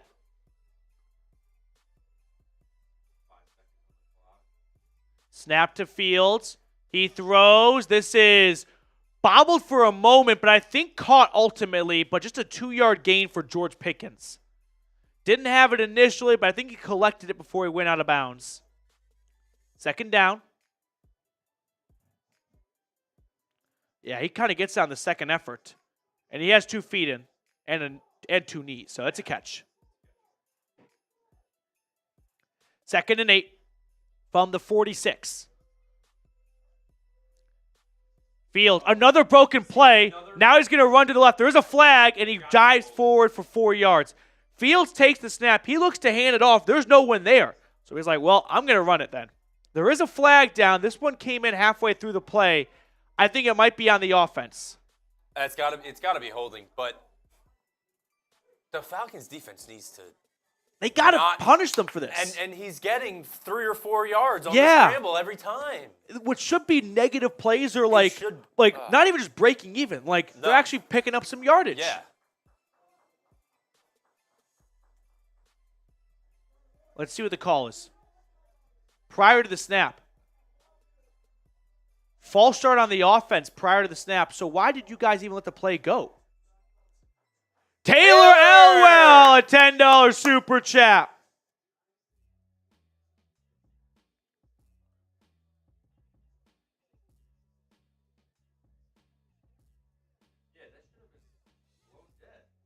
Second and 13. Yeah.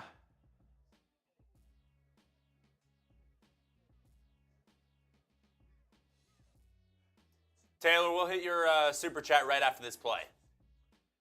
Second and 13.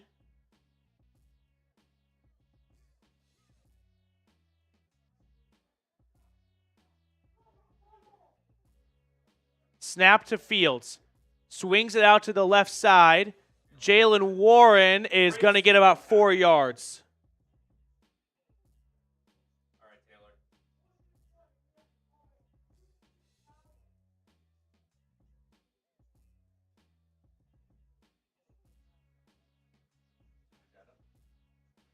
Yep.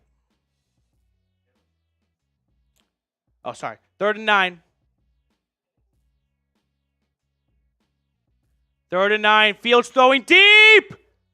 It's caught George Pickens. There is a flag, but for now it's a big play to Pickens on the sideline. There is a flag down, but at the moment about a 30-yard gain. Nice throw and catch. Is there an offensive push-off here? I think they're going to call OPI. I think they're going to call a push on Pickens, and that's going to wipe away a big play. Is this a push? Kinda. It's a little ticky-tacky, but he gets 2 hands on Terrell, but you don't see the you kind of see a push. I agree with the call. That's a push. Look at the separation. Yeah. If I get full elbow extension, I'm fine with that call. And there's look, ready? He's running with him, and then there's a big separation. Yeah. I think this is now. Yeah, they call it 3rd and 19. Good call. Good yeah, call. I agree. A little close, but there's so many DPIs, I don't mind an OPI every once in a while. Fields on 3rd and 19, dumps it off to Jalen Warren, who slips out of one tackle, but there's a fury of Falcons following. Judon makes the stop. 4th down. Defense gets the stop. Steelers will punt. Taylor, Petey, I need you to be Sam Jackson in Pulp Fiction and tell the chat to chill on Cousins. Say, bitch, be cool. Guys, by no means are we dead in the water because Kirk had a rusty start. All I'm trying to say is I would have liked to have avoided that rusty start and had 4 good quarters versus 2. Everyone relax a little bit though. It's a 3-point game still. We're fine. Steelers punted away. Steelers, by the way, do get the ball to begin the second half as a fair catch is made at the 11. So what could have been a big play is called off, and I think it's an okay call too.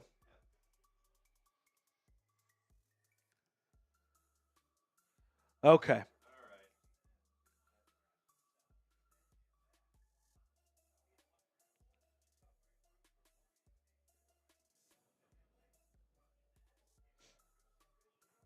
All right. Super chat menu, by the way. $10 super chat. We're going to do a Bijan Robinson jersey raffle at the 2-minute warning in the second half. $10 super chat gets you added. We've got a free entry coming in just a moment. And then $100 super chat. We got one today from Ken Ballard. Gets you added to our Dirty Birds Club.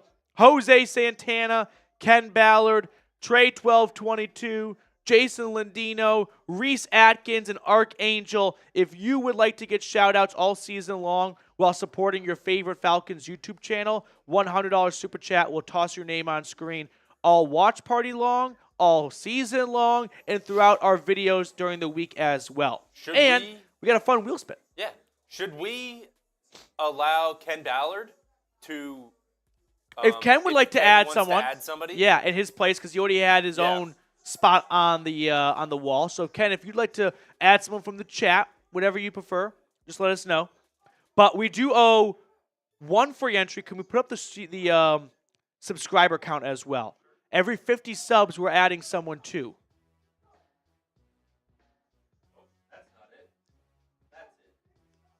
So we are 24 subs away from another free entry for the raffle. So for the 984 people watching, any of you that are not subscribed, make sure to do so. That way, you can get free Falcons content throughout your life, and you could come away with a free Bijan Robinson jersey after week 1. And he's having a pretty good start to the game, I'd say. All right, but for now, let's get our free raffle entry in. We got to 300 likes. Every 100 likes is a free entry, so hit that thumbs up button if you have not already. Plus, we kind of need some good just mojo going into the final few minutes of this half. We need, let's get some A's for ATLs. I have not said Justin Simmons' name yet. That's coming. That's coming. All right, start spamming A.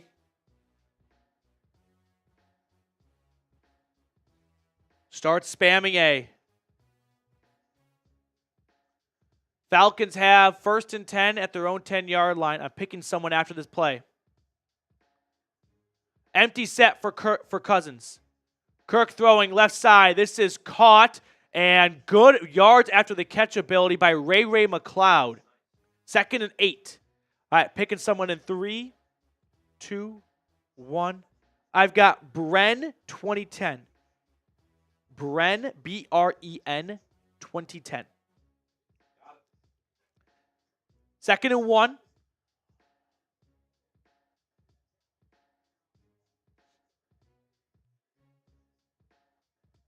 In the pistol. Cousins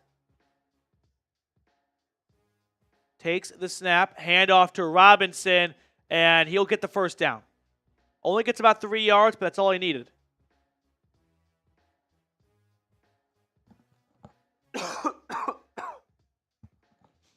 Sorry, a little fur ball.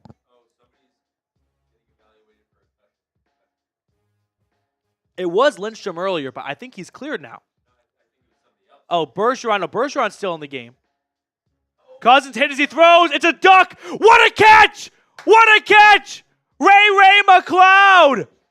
Cousins hit as he throws. That ball hung up in the air for an eternity. And 34 comes down with the gain of 20. Let's go. Wow. Maybe that's kind of the jolt the Falcons need. Like, hey, that could have gone the other way really quickly. Yep. TJ Watt nearly forced an interception. Instead, 1st and 10, out all the way to their own 41. 18, throwing, caught, gain of 5. Now we're rolling. Kyle Pitts, first grab of the year for 8.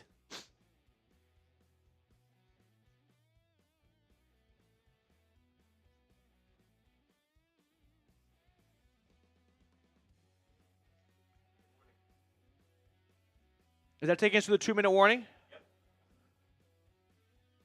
Okay. 2-minute warning. That's what I'm talking about.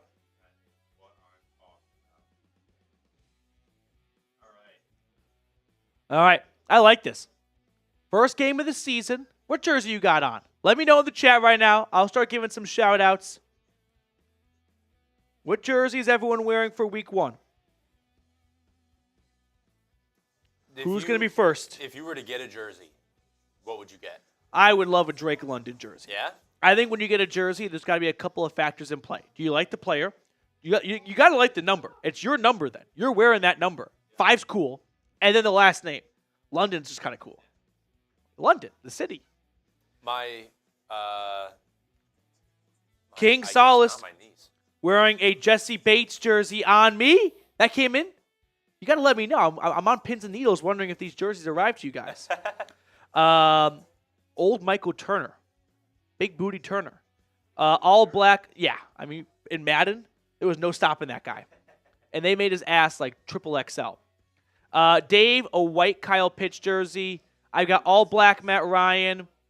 Brody Brown's wearing a Bijan. Crumpler, a throwback there from Ryan Price.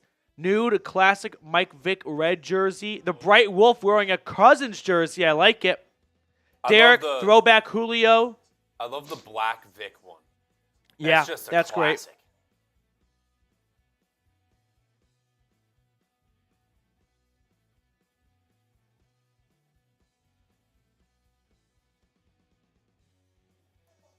All right. Slow game. Very defensive, I feel like. I agree. Missed chances on both sides on offense. Getting offensive pass interference for George Pickens. Could have been a big play. Brought back. Kirk Cousins throwing an interception in the first quarter.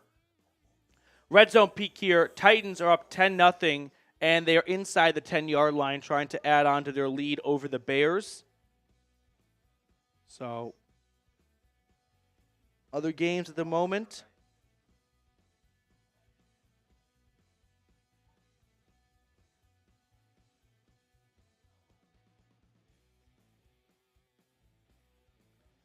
Second and 4 coming into the last 2 minutes of the first half. Falcons trail 6-3.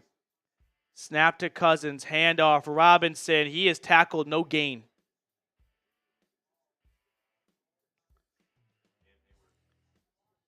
Third and 4. Both teams have 2 timeouts.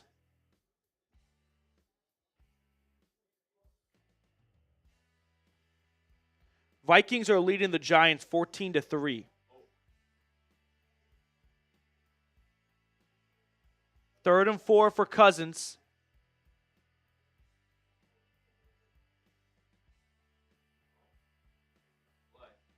Kirk empty set, takes the snap. Free rusher finds Robinson, and he gets the first. Reed, what is rule number 1 when you get a blitz? Throw into the blitz and get it out fast. He gets a corner blitz off the left side. That's where the ball has to go. That's where they're at their weakest.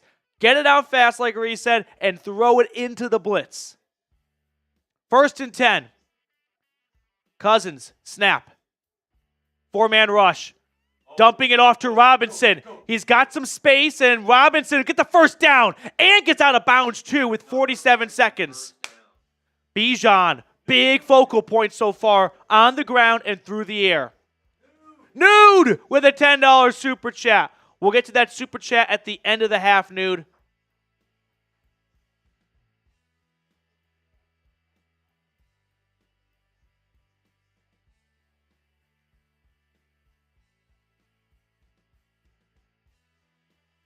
Two timeouts remaining. Robinson so far, all-purpose yards, has about 70.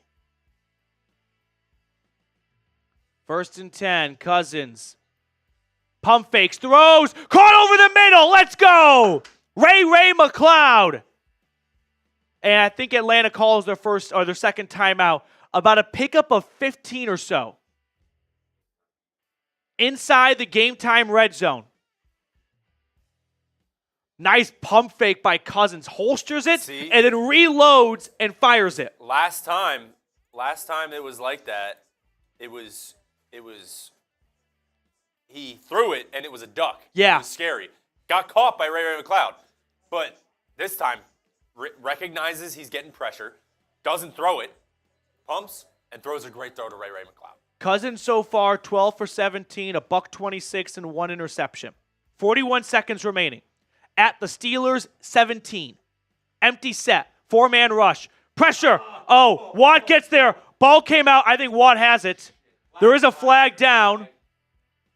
I think this is a strip sack recovered by T.J. Watt. Was he offsides though? There is a flag down. Watt comes out of the pile with the football. The question is, what is the flag?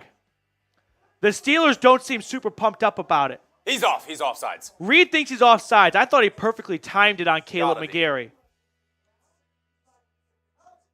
Oh, that's early. It could be holding on him, too. I don't think it's holding. He pulled him back a little bit. Right. Right. I think he might be here equals offsides. him. He's got it. Yeah, TJ he's Watt offside. He's doesn't gotta seem be happy. offsides. I think he knows that the penalty's on the defense.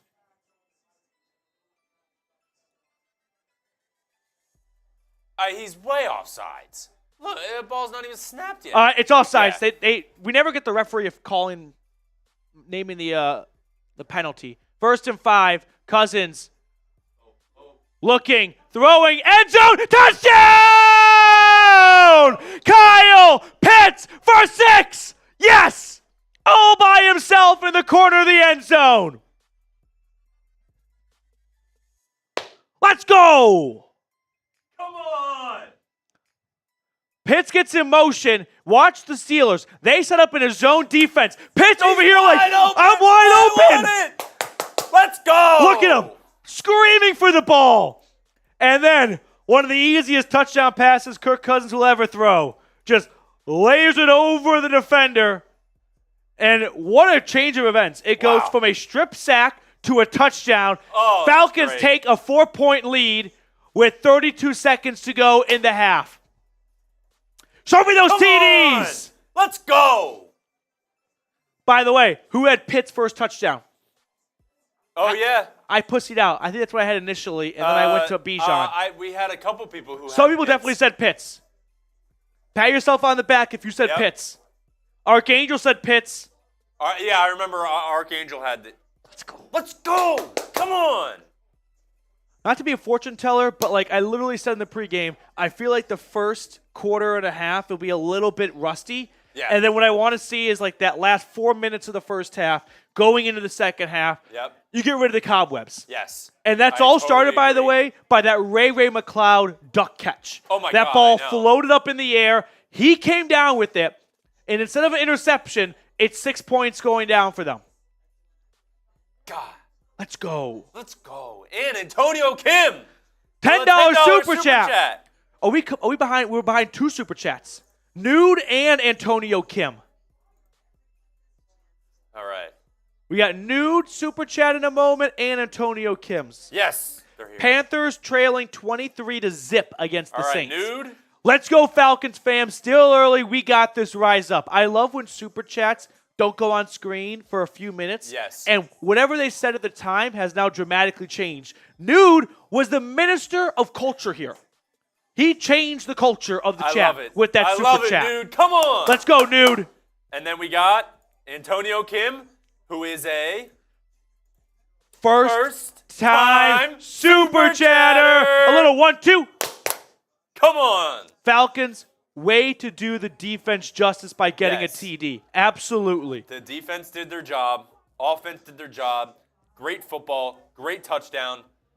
The funny thing about guys that play defense in the NFL is obviously they want to be rewarded with their efforts, with points up from the offense, but they also love playing defense. Yeah. And if that means they get an opportunity to go out there and hit someone, they don't really care what the score is. They want to do their job.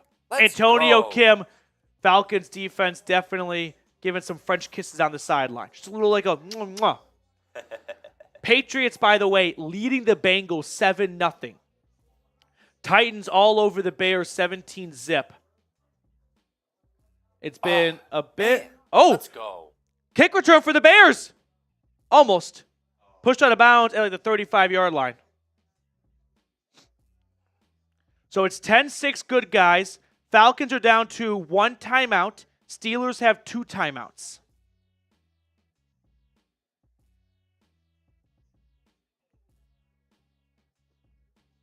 Atlanta with 1 timeout.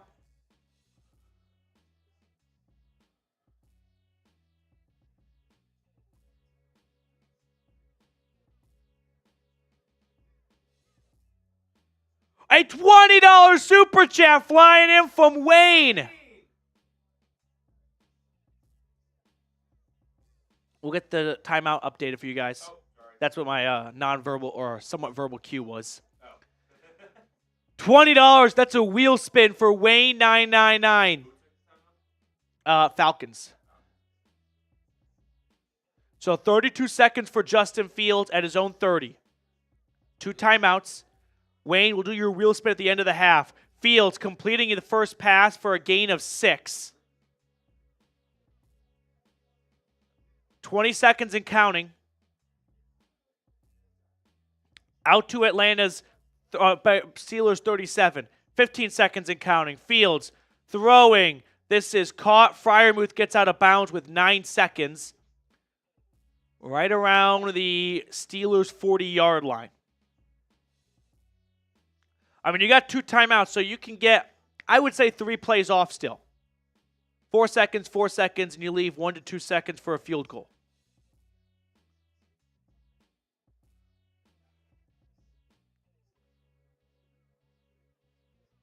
Jags on top of the Dolphins, 14-0. CBS has a new scoreboard bug this year. I don't like it.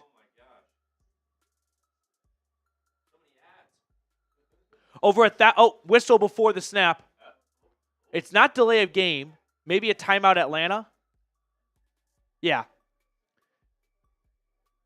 Falcons burn their final timeout. So they want to get everyone ready.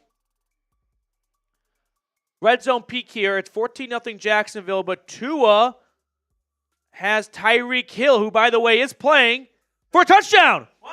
Tyreek Hill was held up by his shoestring like right on the sideline. He jumps out of it, and then he skirts his way in for 6. Or they say he went out of bounds. They might have called him out of bounds. Texans are leading the Colts 12-7. Stroud with the football as well. And moving down the field, Nico Collins on the grab with 18 seconds remaining. 1st and 10 for the Steelers. Fields. Throwing deep. Man wide open. Pickens. Oh, you got to, damn it. You got to have the awareness to keep him in bounds, let the clock go. There's 1 second. George Pickens was fighting for extra yards. Let him get the extra yards. He'll run out of time. Like right there, Pickens has to go out of bounds. Actually, he is out of bounds. That actually is good for the Steelers. I mean, well, it cost him 6 yards. Had he run out of time, though, he would have been the biggest idiot. He went out of bounds at the 26-yard line. So it's going to be about a 43-yard field goal. We need that extra yard just in case he misses it. Look, he's going to slide out of bounds right there at the 26 with 3 seconds. So they're going to send out Chris Boswell for a 42, 43-yard field goal.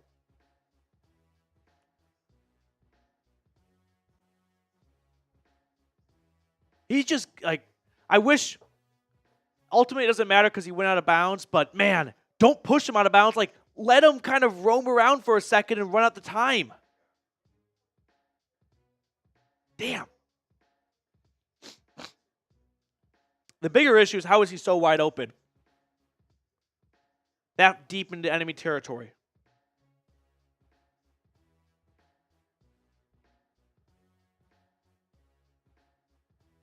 $23? I thought that was the 20. 25, yeah. That makes more sense. All right, what is this defense that Raheem Morris and Jimmy Lake cooked up? I mean, it's clearly a zone, and I don't know what Terrell's doing.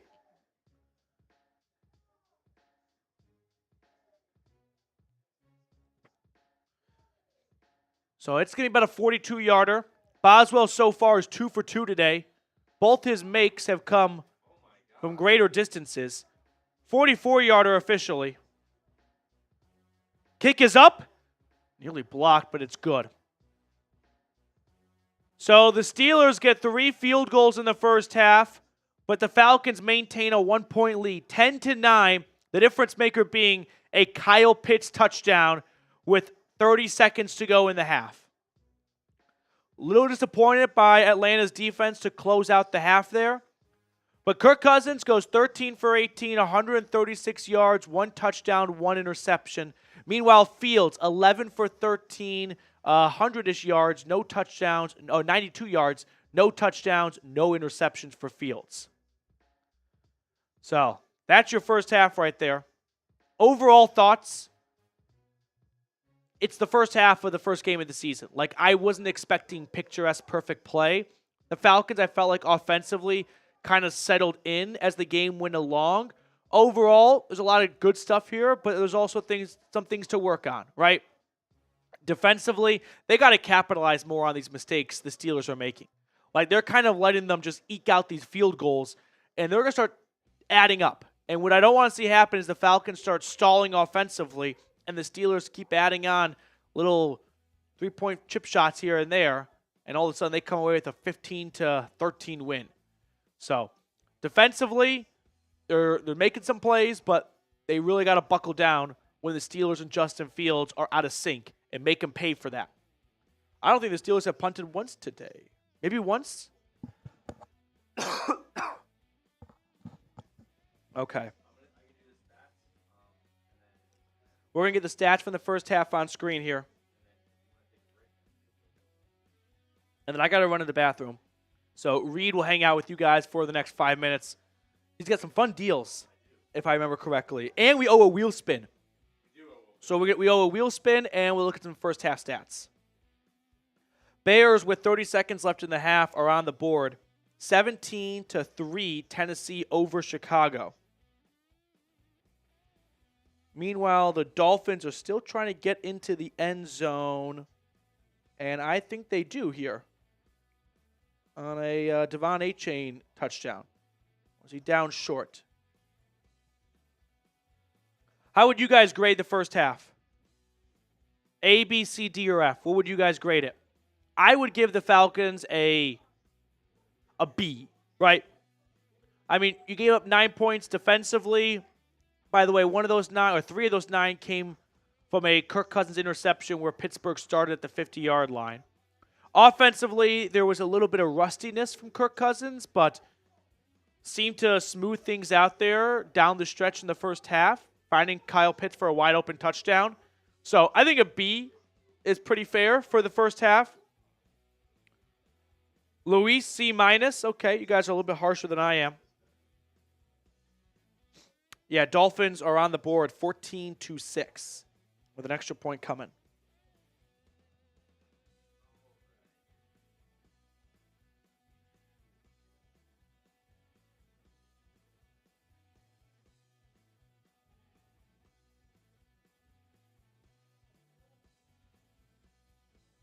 Okay, so first half stats for you guys here coming up.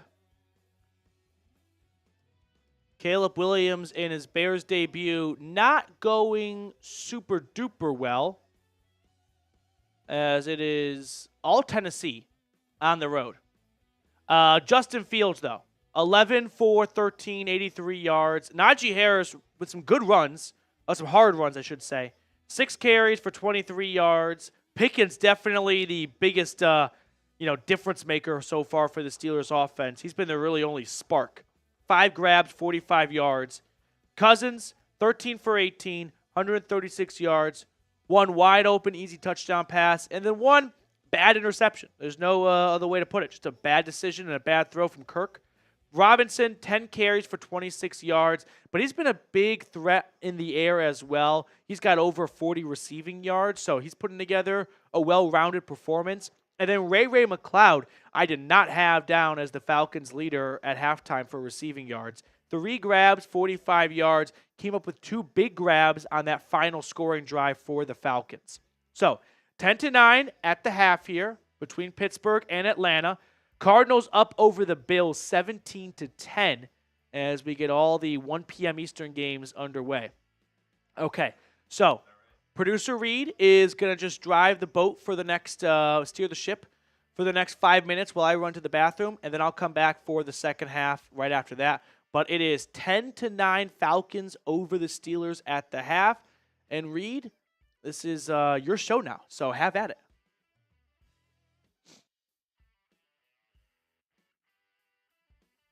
All righty. How we doing? How we feeling? All right, so the deals I got. I have this fancy thing right here.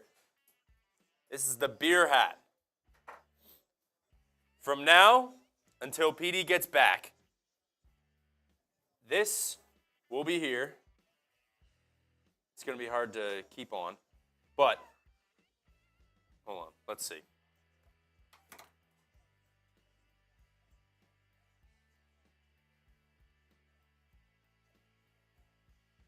All right.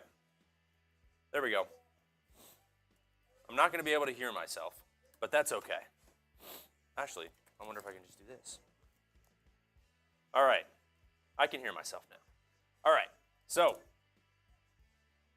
ask her it. Oh, this is going terribly. All right. Any super chat, while I have the beer hat on, is a sip from my beer. I got a happy dad right here. Any super chat from now until PD gets back is a sip from my beer. That's what the beer hat's for. Any super chat, or, usually it's $10 for the raffle, right? Thank you, Ty Man. I love the hat too. So usually it's $10. Since it's halftime, we're going to cut it in half. So it's $5 right now until PD gets back.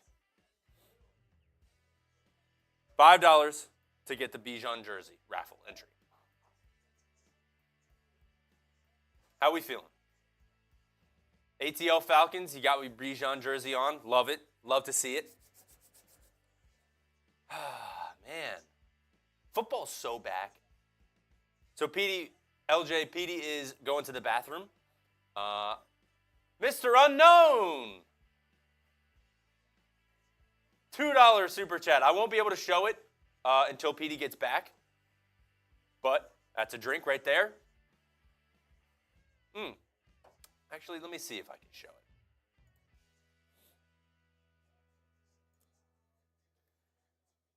Ryan Price with the 5. There we go. Another one.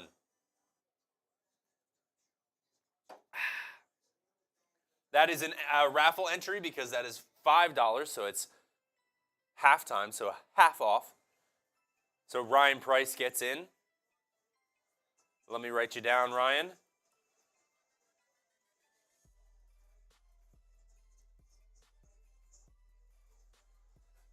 Love that. LJ, I am the producer that he talks about.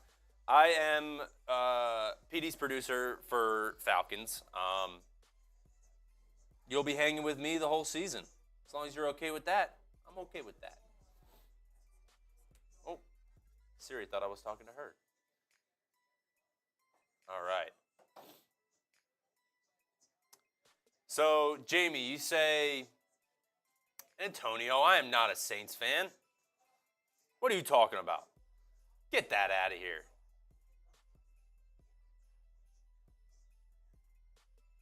What's the bet this week? What do you mean? All right, let's see. So I see Jamie. Jamie, you're talking about how the run game for Algier and Robinson. I would say Bijan Robinson, is a good receiving and rushing back. I think he's the new Christian McCaffrey as long as they use him right. But I do agree that some more goal line looks could be used for Tyler Algier. But I don't know. They've been feeding Bijan the ball all day today. So I don't know. And Tyler got, I think, 1 or 2 carries, but it's been mostly Bijan. Jacob with the $2 super chat.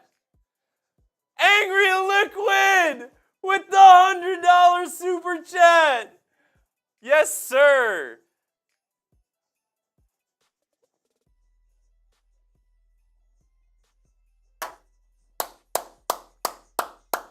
Angry Liquid.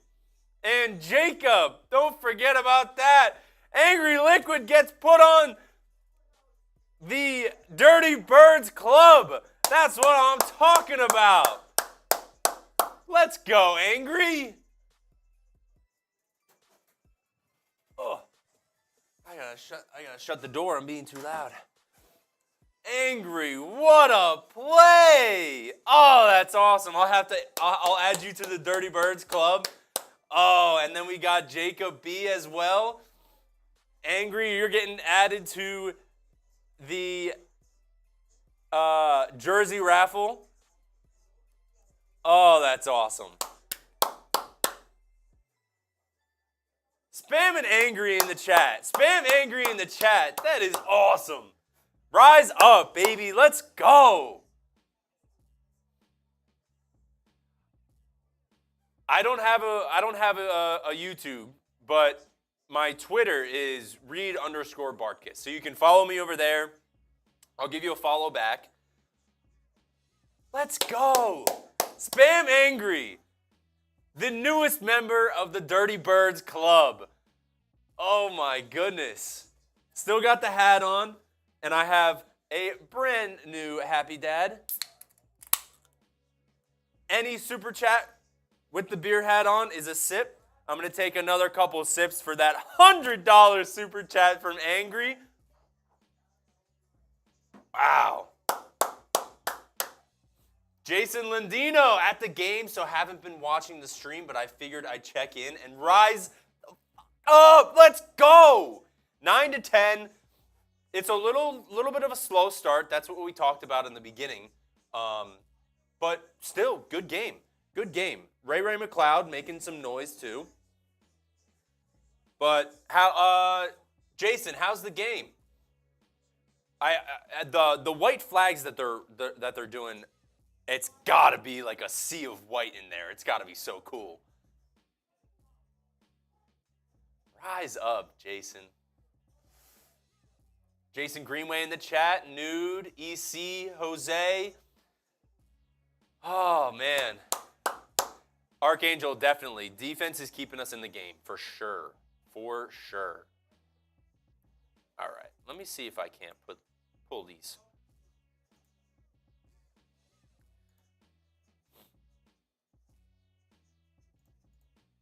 Let's see here. So Angry, I can pull that up for you. Angry Liquid, finish that beer. I did. It's done. Ugh.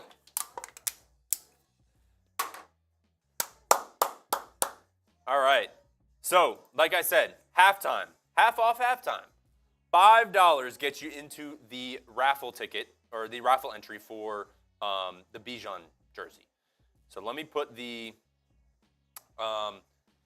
Joshua, $5 super chat. I need this jersey. Rise up. Thank you, Joshua. Angry Liquid is the new member of the Dirty Birds Club. Get the fuck out. Yep. And then we got Joshua Terry. Let's go. Let me see if I can't pull that up for you. All right. Joshua Terry. And just like that, half off halftime is finished.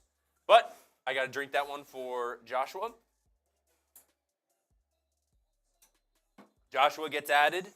And then I got to add Angry Liquid to the Dirty Birds Club. What a freaking halftime that was, folks. We are back for the second half. I was not taking a big dump. I actually have a pretty fair excuse. I went to go use the bathroom, number one, and then there's canes in our little kitchen. So I snuck a tender. There's no cane sauce. Oh. Do you know how tough it is to eat 3 chicken tenders with no cane sauce? You're kind of eating like sand. So it just took a while to get it down my fat fucking throat. 1st and 10, and it's a run for Najee Harris as the Steelers start the second half with the football on a 5-yard rush from 22. So I feel like that's a pretty fair reason. You ever had canes with no cane sauce? It's impossible. But I thought I heard from even the hallway a big cheer from Reed as Angry Liquid, $100 super chat. Thank you, Angry Liquid, getting added to the Dirty Birds Club. Steelers have 2nd and 5. It's a pitch to Harris, and he's going nowhere. No gain on the play.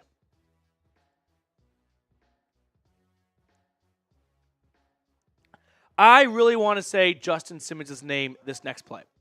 It's 3rd and 5. Feeling a pass from Pittsburgh. I see 31. Let's get Simmons involved.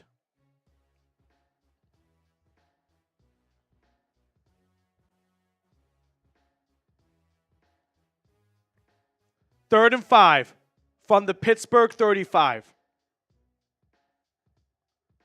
Snap to Fields. 4-man rush. Pressure coming! Jarrett gets him! Welcome back, Grady Jarrett! Yes!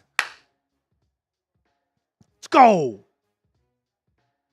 Grady Jarrett, his first game since the Titans game last year when he tore his ACL, and he fights through the offensive line.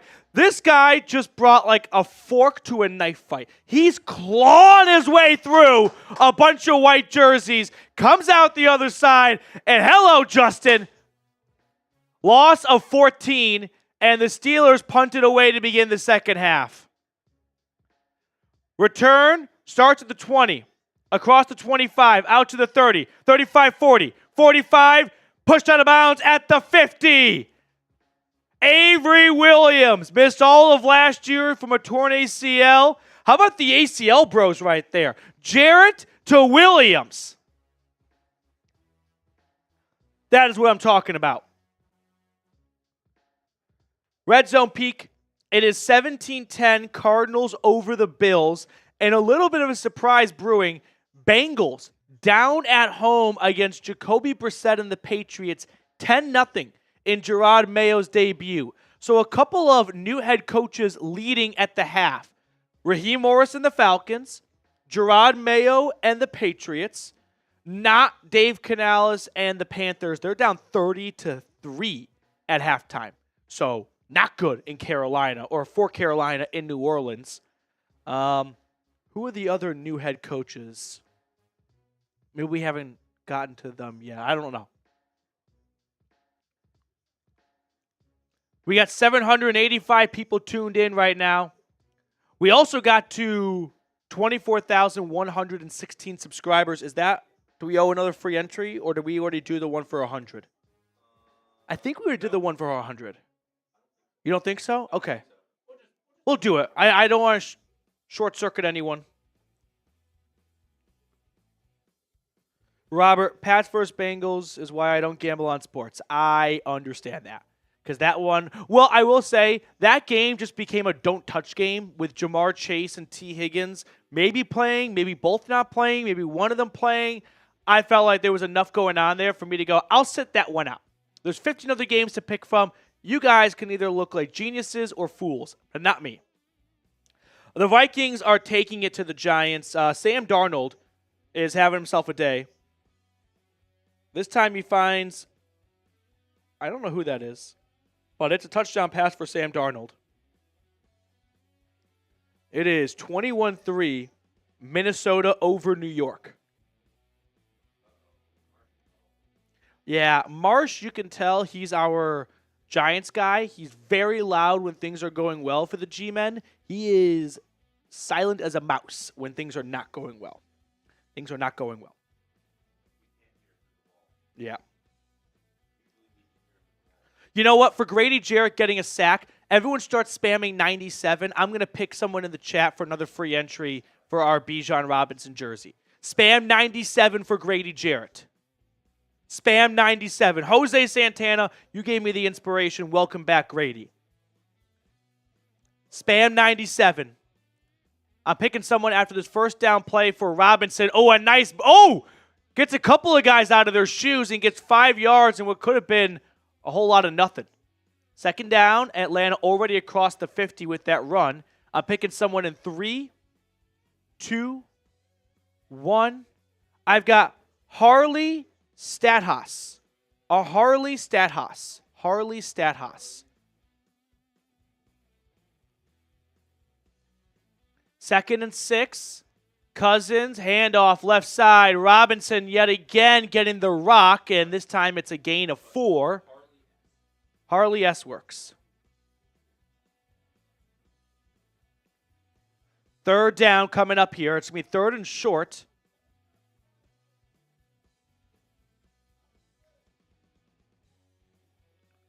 Zach Robinson, the offensive coordinator, up in the booth calling the plays. A third straight run, and this one for Robinson's not going to get there. He will be short by about a yard. So 4th and short in no man's land at the Pittsburgh 42. You got to go for it here. Got to go for it here. You're not punting or you're not kicking a 60-yard field goal. Just a good job by Cam Hayward and that Steelers defensive line.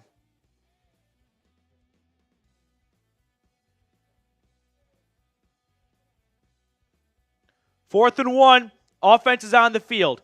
At the Pittsburgh 42, Cousins with the hard count, puts a man in motion. Handoff, Robinson, he's got the first. Goes airborne. Man, they get bunch formation, right? Cousins under center. He's got Bijan Robinson to his right, kind of behind the tight end, puts him in motion, snap, turn around, hand it off. It's a sprint. It's a race between Robinson and Patrick Queen. Who can get to that corner first? Who do you think is going to get there? The running back or Patrick Queen? It's Bijan. That is just, we are faster than you. What are you going to do about it? 1st and 10, good guys.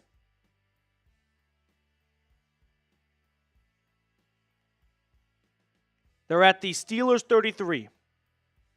In the pistol. Oh gosh. How? It's Pittsburgh ball. The ball was snapped as a man was put in motion. It hit the tight end in motion, and then it fell to T.J. Watt. There were 3 Falcons around the ball, and somehow T.J. Watt bounced Drew on it. Dahlman snaps this as a man is in motion, and How does he T.J. get Watt that? gets to the ball. Ross Dwelly was put in motion as Drew Dahlman snapped the football, and a big break for the Steelers. That sucks. No other way to describe it. That just sucks.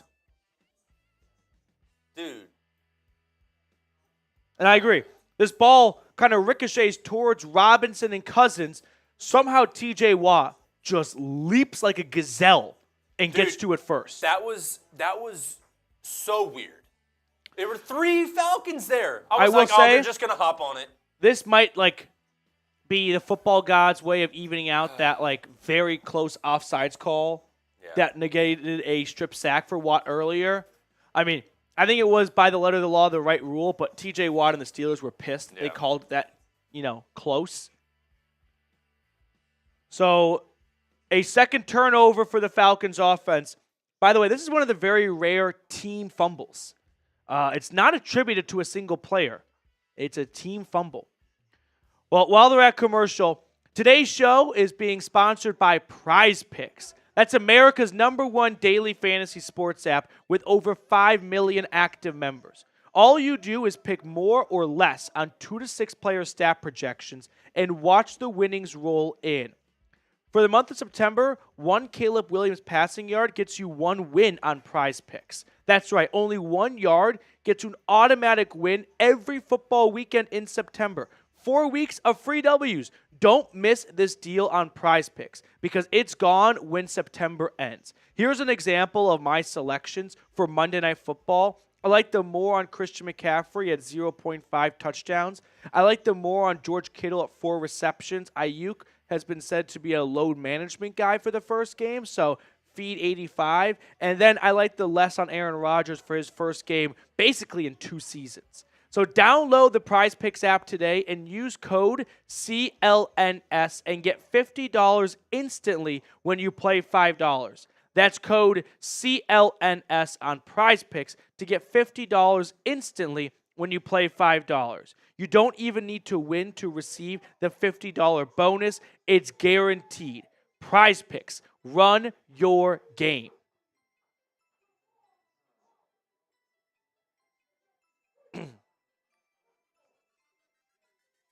So Pittsburgh Steelers have the football back, and on first down, Justin Fields finds, for the first time in a long time, someone not named George Pickens.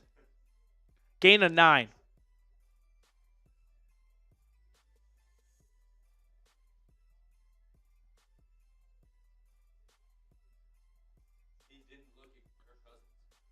Second and 1. Fields, play fake. Ebiketie chasing him, going deep, incomplete. Nearly a nice one-handed grab from Pickens, and now it's 3rd and short.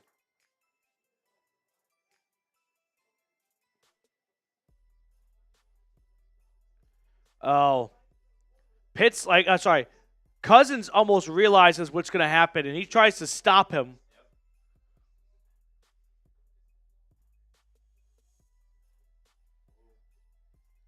Third and 1.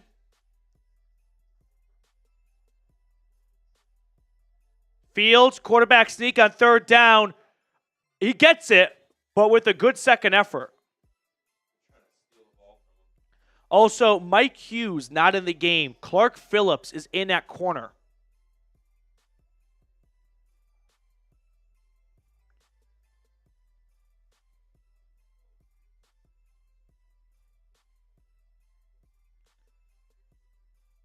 First down for the Steelers.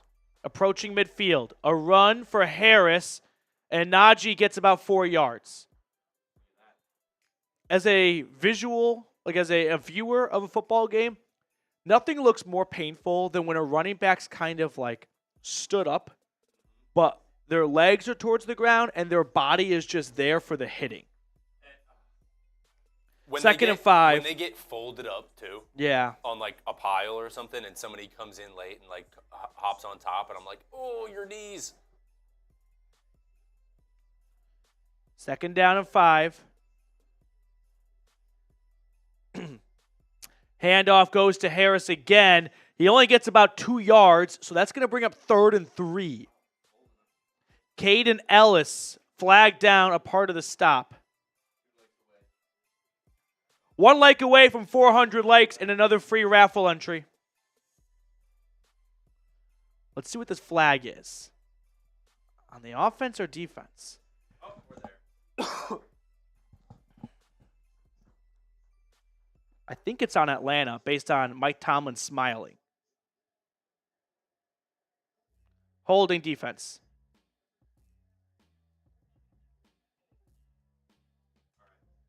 First down, Eddie Goldman. Have not said his name on an NFL broadcast since 2021. Retired in 2022, retired in 2023, back for 2024. Well, let's see what he does working on the rookie center, Zach Frazier. Yeah, he kind of just grabs Frazier and holds him out of the way. So first down, Pittsburgh. They're at the Atlanta 40. Fields under the gun. Snap, play fake. Surveying, looking, throwing incomplete, just out of the reach of his receiver. Michael Pruitt.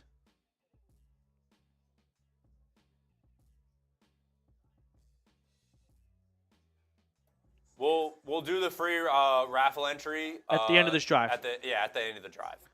2nd and 10 coming up. Halfway through the 3rd quarter.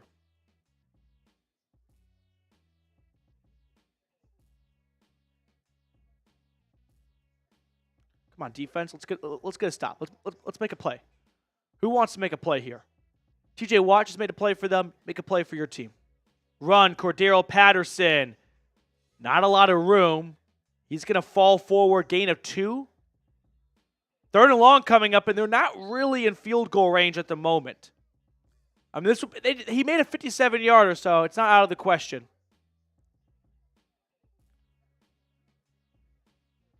If they don't gain another yard, it would be about a 58-yarder from here.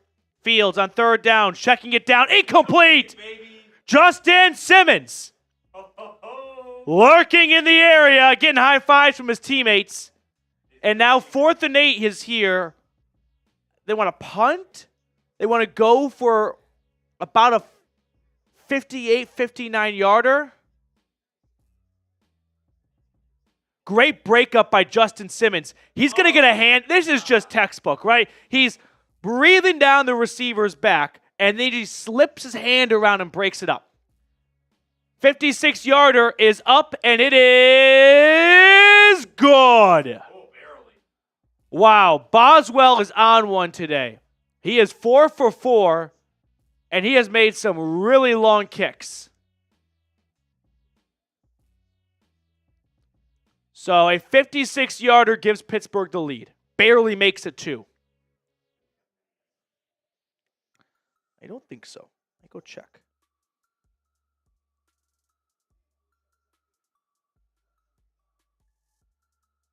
No. All right. Well, we got to add someone to our raffle. Yep. All right. I sound a little bummed. Just fucking 50. He's made a 56-yarder and a 57-yarder today. We'll do this. Yeah. I only want to see ATLs. I only want to see ATLs. The Giants, by the way, with Graham Gano are attempting a 50-yarder right now. And that kick is good. Not great for my over.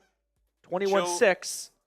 Joe Rodney, he said, no lie, the Steelers' offense is playing like we did last year. Arthur Smith's coaching is trash. I mean, yeah, I don't disagree. I'll give a lot of credit right now to the Steelers' defense. Like, if I told Steelers fans with 7 minutes to go in the third, you have 12 points, you're probably not overjoyed about that, but you're like, we could be doing worse. So it's kind of similar to what the Falcons were doing last year. All right, we're going to pick someone out of the chat in 5, 4, 3, 2, 1. I've got Rooster Milk. Rooster Milk. I don't think roosters make milk. It does not seem like a rooster thing they do. All right, boys and girls, here we go. Got a lot of game left here. Just need the offense to kind of like stop shuffling their feet and put together, like they did it once, a touchdown drive, but that's not going to be enough, right? We got to start stacking drives on top of each other now. Let's not let the Steelers hang around, because right now they're not just hanging around, they're leading. But I'm not interested in going in a field goal battle, because I said before the game, if the Steelers are going to win, it's because they kind of keep the Falcons down to their level and they eke out like a 13-10 victory. So, yeah, let's do that. So, we'll do this later. Let's put the live sub count on. I just want to know where we're at right now. We got 935 people tuned in, 24,128 subscribers. We are chipping our way to 25K. Hit the sub button as Avery Williams will kneel it down for a touchback. So out to the 30.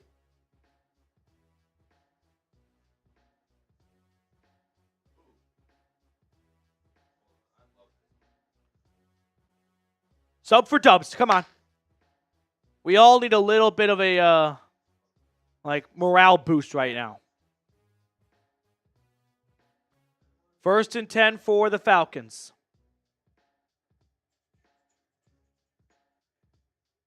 Cousins back in the pistol.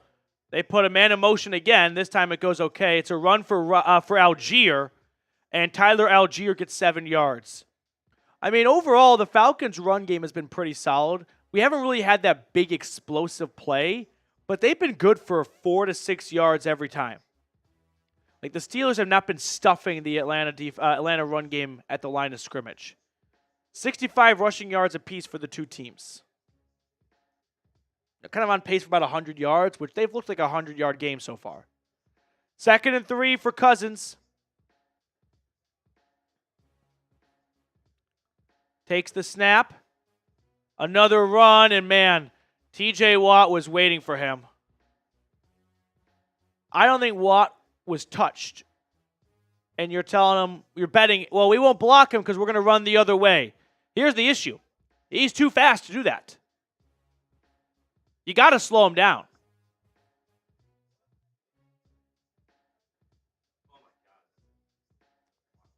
So 3rd down and 3 coming up next. I don't know how no one touches TJ Watt on the play. He's too good and too fast not to touch. 3rd and 2 for Cousins. Has Kyle Pitts open for the 1st down. Across the 50. Flag down. Damn it. There is a flag down on what was a 20-yard pickup. And I think it's going against Atlanta.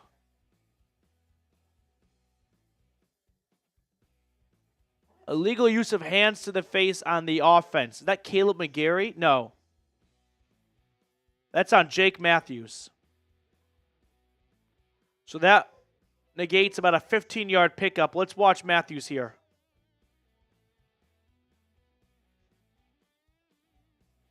Fine.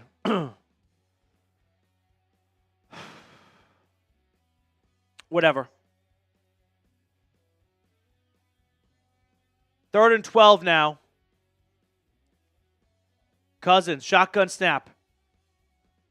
He is fumbled. Oh my God. Fumble recovered by Caleb McGarry. Flag down. I don't know what the flag is, but TJ Watt had a strip sack.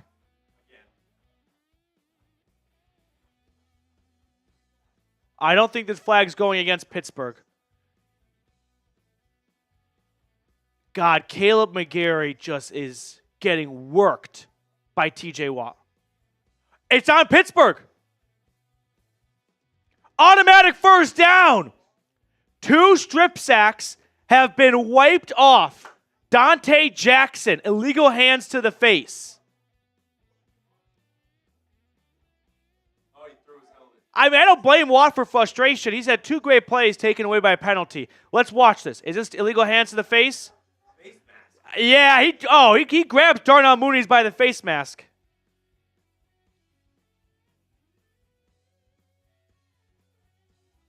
So no strip sack, 1st and 10 Falcons at their own 33. Snap to Cousins, run for Robinson, and he's going to get about 3.5 yards. Over 1,000 people watching. If you're not subscribed, join the channel. Get yourself the best free Falcons content on YouTube all year long. Or just feed into the superstitious people in the chat that believe in sub for dubs, me being one of them. 2nd and 8.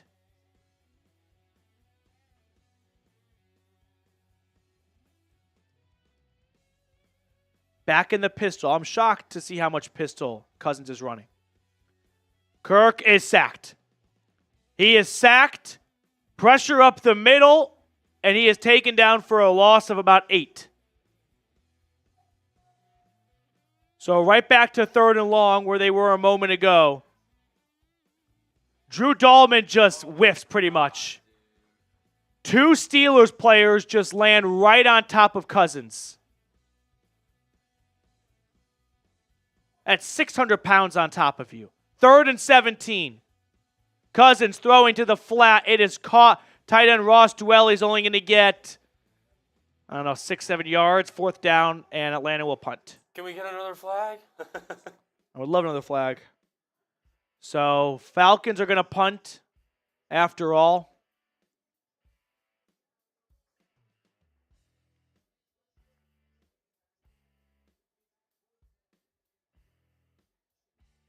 Fourth and 13.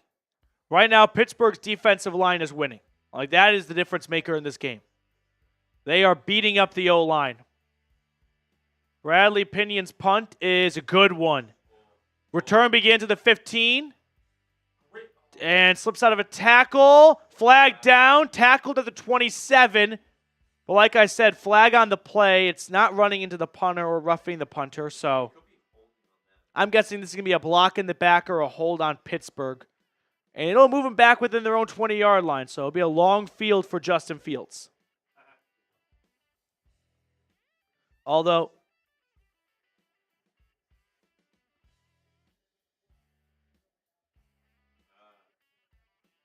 it's on the Falcons. Kadarrell Hodge voluntarily going out of bounds. You can't do that. 10-yard penalty. So it'll be 1st and 10 Steelers at their own 36-yard line.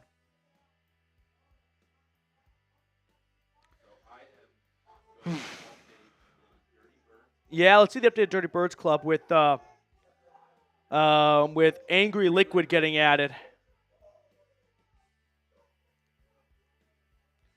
The Bills, by the way, have wiped away their deficit. They now lead the Cardinals by a touchdown. Khalil Shakir is having himself a day. No Stephon Diggs anymore, so they might have their new guy. Antonio Kim with a $10 super chat. Can we time out people asking for injuries? Who's asking for an injury? Okay, I haven't seen anyone ask for an injury, but I might have just missed it. Stop wishing injuries on people.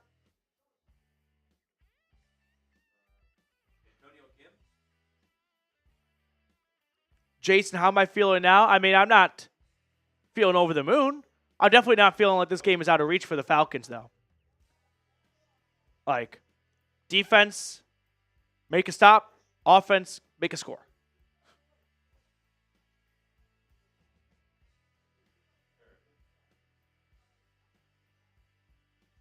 By the way, the Colts are down 15-13. They blocked a punt and scored a touchdown.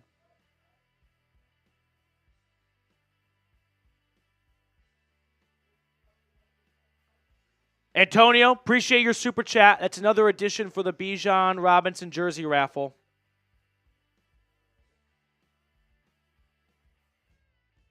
Titans are up over the Bears 17-10. The Bears blocked a punt. Jonathan Owens, husband of Simone Biles. And now the Bears with the football at their own 35, down by 7. Antonio, once again, thank you for your super chat. We'll keep an eye on. You guys need to stop asking for Penix to, like, no. I don't know if you're trying to do this just to be like a bit of a troll. Like, Michael Penix getting tossed into this game against TJ Watt and the Steelers defensive line, which is cooking right now, is not a good idea. I'll be the voice of reason. Bad idea. Chapter 1, bad idea. 1st and 10 for Fields. He throws deep to Pickens. It is caught. Pickens on his feet. All the way inside the 20. Great camera angle, Fox. Couldn't see shit. George Pickens working on A.J. Terrell. Makes a really good catch, and then he pops back up on his feet, and he runs for about 10 extra yards. Grady Jarrett giving Fields a big hit right before he delivers the pass.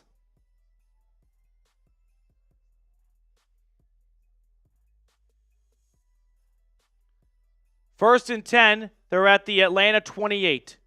Fields hands it off. Harris running left side. He is taken down by by Terrell. Gain of about 4.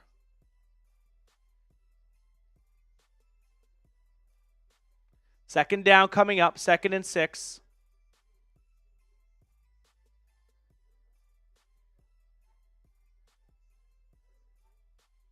False start by the offense on 2nd down. So it'll be 2nd and 11. Right around the 30-yard line.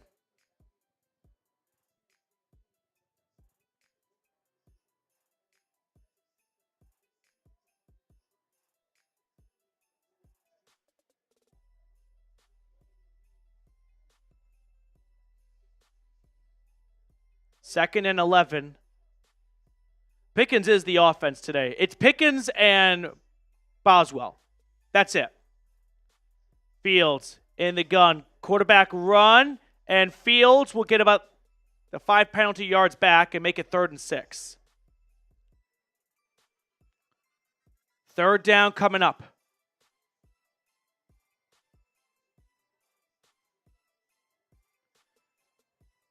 Now, what a great catch by George Pickens.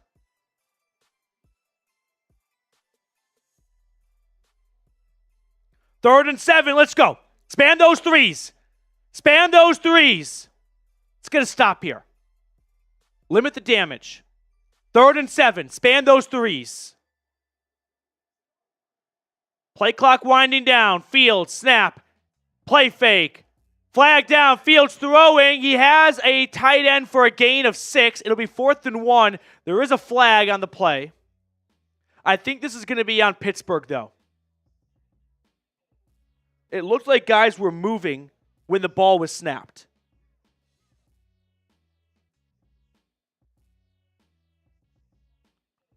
So I think this is going to be on Pittsburgh. The question is, does Atlanta want 3rd and 12 or do they want 4th and 1?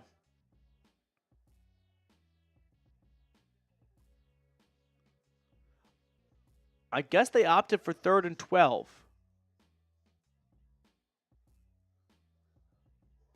We got 1,000 people tuned in. Sub for Dubs right now, or sub for a stop. Sub for something good right now. Come on.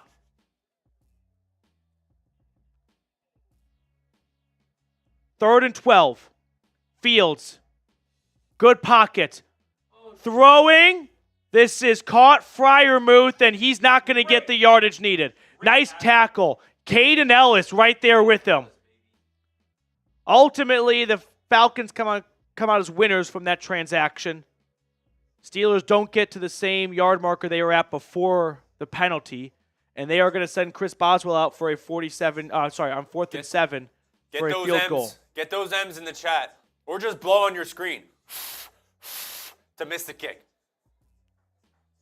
It's going to be tough with Boswell. But 4th and 7. 40-yarder is up, and it's good.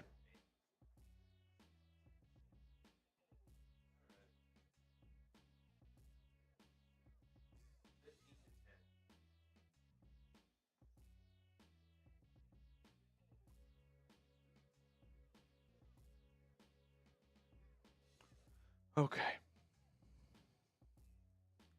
Ultimately, not a bad outcome for a big gain from Fields to Pickens.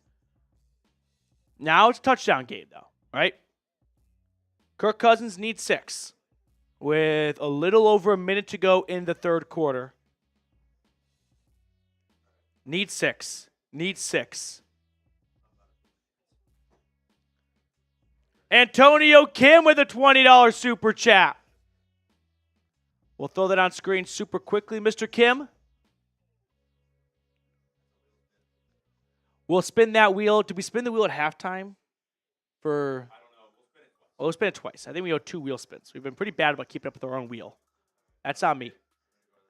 Yeah. Another kick. Way to go, Arthur Smith. Same, always same. This is a pretty Arthur Smith type offense, but I think given the circumstances of a backup quarterback, 15 points, if the Steelers lose this game, they're going to look back at all the, I wouldn't say failed opportunities, because these aren't short kicks for the most part. I don't think the Steelers have been inside the red zone today. Someone fact check me. No, we did. We missed Rashard Clark's. I'm sorry, Rashard. The Falcons' offense so far is disappointing. I think that's fair. It's 10 points through 3 quarters. It's the first game. I'm not going to make too big of a deal out of it, but yeah.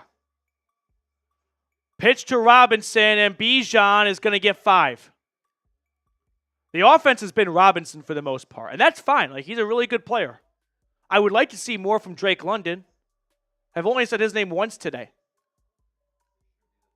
Rashard, thank you so much for your super chat. That's going to be the final play of quarter number 3. So on to the 4th. I will be back. Reed's got to run to the little boys' room. Red zone update. It is 17-7. Jags over the Dolphins. Colts are trailing against the Texans. Stroud with a 2-point lead and the football. Throwing across his body. He has a man, Nico Collins, down to the 30 of Indianapolis.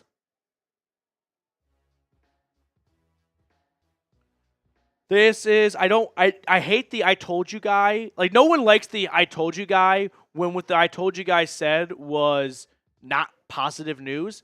But I said for a while, I'm worried about them not playing in the preseason, coming out a little rusty. I think we can chalk a lot of this up to cobwebs and rust. It's not that they don't have any playmakers. They've got good guys, but you've got a player running into a snap. That's the kind of shit that happens in the preseason. And you go, well, it's okay. It's only the preseason.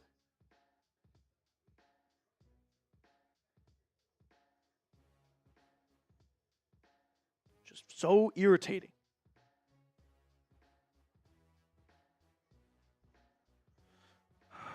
1,000 people tuned in. Who do you guys got? Steelers or Falcons?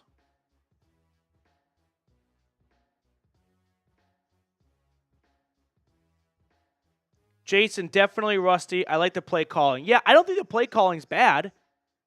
Like, the weird thing about the Falcons offense today is, like, they've moved the ball. Bad pick from Kirk Cousins. Unfortunate fumble.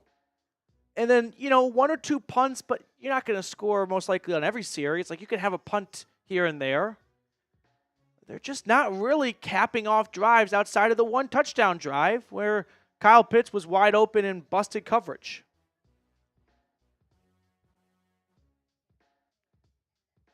That, and take George Pickens out of the game.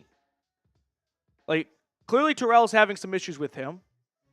Can we please stack Bates or Simmons on top? Just double team Pickens?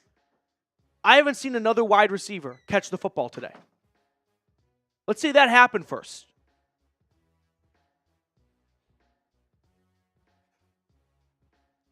Bills are up 24-17, but the Cardinals have the ball in Buffalo's red zone.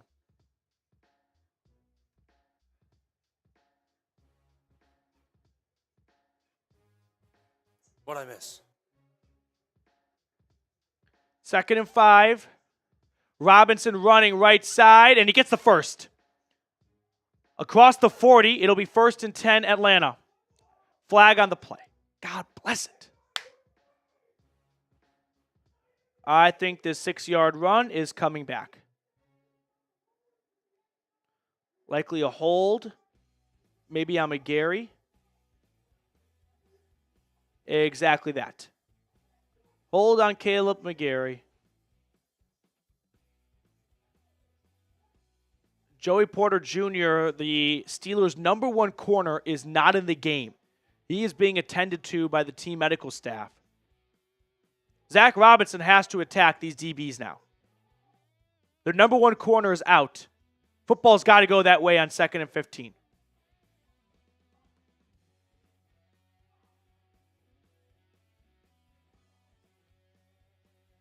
Back at their own 25, Cousins will pass, and he just puts this one in the dirt. Caleb McGarry is getting demolished by TJ Watt. Game plan's not working for Watt today. I don't know if there was one made, but mano a mano is not a good one. He hardly touches TJ Watt, and Kirk Cousins takes a big lick. I think the biggest thing is you're not going to be able to stop TJ Watt. That's impossible. Just limit the amount of times he gets to Kirk Cousins. They're not limiting it. Yeah, agreed. 3rd and 15 now. Couldn't even get half the penalty yardage back. 3rd and long. And Cousins just spikes this, but there's a whistle. I think there's a pre-snap penalty.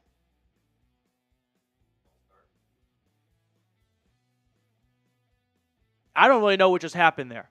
It was 3rd and 15. Cousins gets the snap, and then he just spikes it.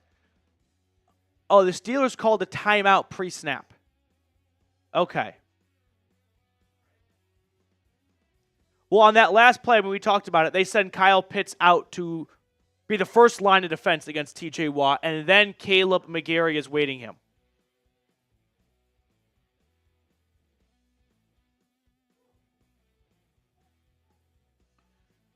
Third and 15 after the 30-second timeout. Steelers have 2 remaining. Atlanta has all 3. Cousins in the gun. Takes the snap. Cousins throws. That's incomplete. Looking for McLeod. And on 4th and long, the Falcons are going to be forced to punt. Defense needs to stop here. I mean, you give up a field goal. It's an 8-point game. I mean, this is just all curl routes. Ball's low. Probably a good thing it was low. Could have been picked off. Pinion boots it away. And Calvin Austin with plenty of time. Running east and west. And he gets tackled at the 22 out of bounds. He waited like 10 seconds, it looked like, for everyone to get close to him. And then he was like, all right, now I'll run. Now the Steelers fans in Atlanta are coming out to play. It was all Falcons to begin. Early in the fourth, Pittsburgh with the football and a 5-point lead. While that commercial, we'll tell you guys about our sponsor today. Come on, offense.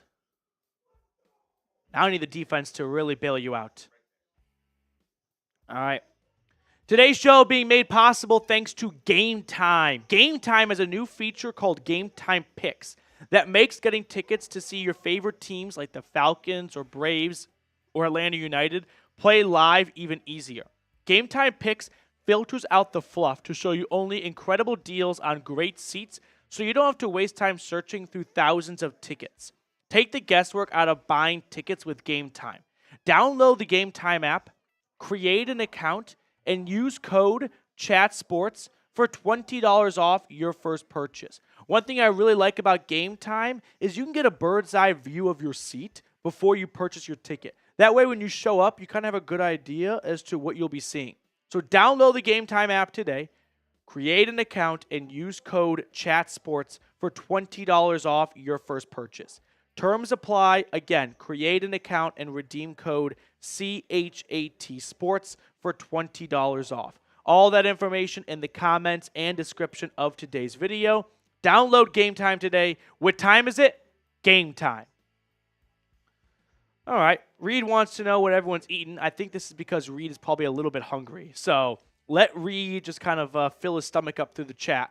But first Sunday of the NFL year, what are you having for dinner or having for lunch, I should say? I'm not, you guys have shot, killed, and buried Kirk Cousins way too quickly. It's the first game of the season, boys and girls.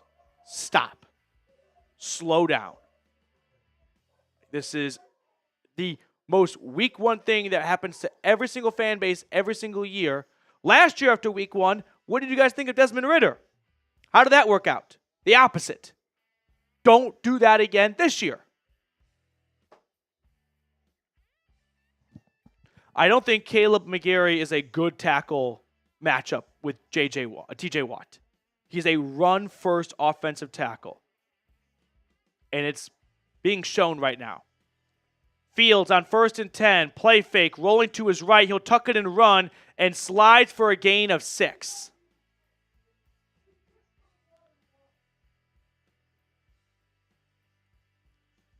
Falcons so far in the second half, 29 yards compared to 175 in the first half.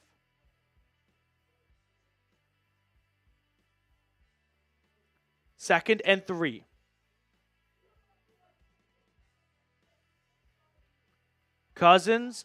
Fields under the gun. Takes the snap, pitch right to Najee Harris, and he bursts through. Harris is loose. Najee tackled at the 50. About a 17-yard run. Got to keep the Steelers out of field goal range.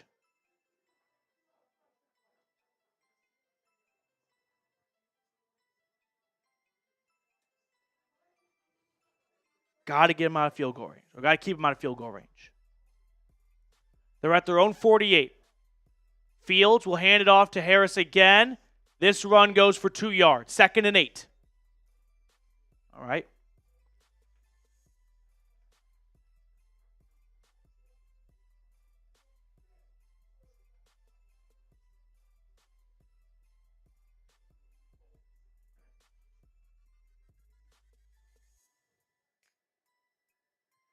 Second and 8. Fields play fake. Throwing to his left. This is caught. Pat Freiermuth, first down. Gain of 10 on 2nd and 8. And the Steelers are entering Chris Boswell field goal range because his range is anywhere. Guy's 5 for 5 today.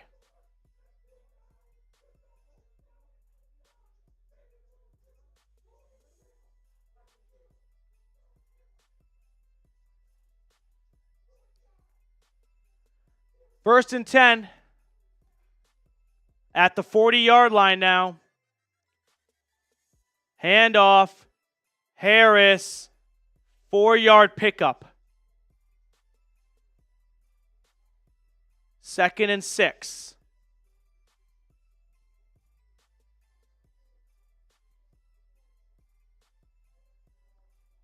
Come on, defense. Najee Harris, only player in the NFL with 1,000+ rushing yards in the last 3 years. He quietly gets to 1,000 every year, but they give him a lot of touches. 2nd and 7. It's a run for Jaylen Warren, and he gets the first down. So now the game plan has shifted from keep him out of field goal range to keep him out of the end zone. I mean, touchdown makes it a 2-possession game here, and the Falcons have not moved the ball at all in the second half.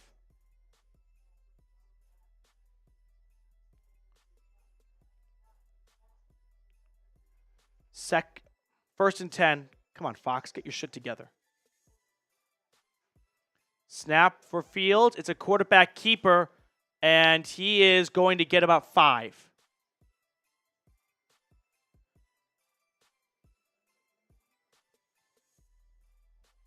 Would love for a big play out of Simmons or Bates right now. I mean, these are your 2 leading guys in takeaways.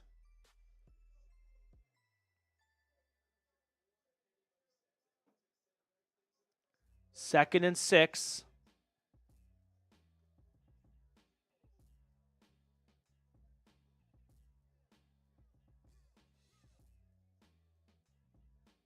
Fields under center. They've run it every single play this time. Now they're going to throw, and they've got Darnell Washington on 2nd and 6 for about 5 yards. I think it'll be 3rd and short. So here's 3rd down. Here's an opportunity to get off the field and force a field goal. Under 10 to play in the game. Need a stop. Need a stop. Yeah, he's short of the line to gain by a yard. 3rd and 1. They are at the 20-yard line. Empty set. Oh, gosh. Atlanta can't. They don't have the right matchups here. Matthew Judon's in coverage right now. And it's a quarterback run for Fields. He gets the first down. I knew that was coming. I mean, credit to Arthur Smith. He spreads out the defense. The Falcons do not have the right personnel on the field. And then it's a Justin Fields run up the middle where it's 5 offensive linemen against 4 defensive linemen. And Justin Fields is a tough SOB to take down.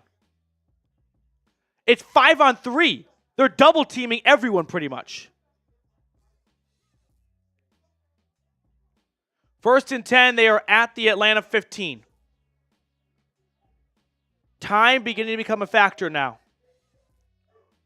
Handoff goes to Harris. He's going to get 3 yards.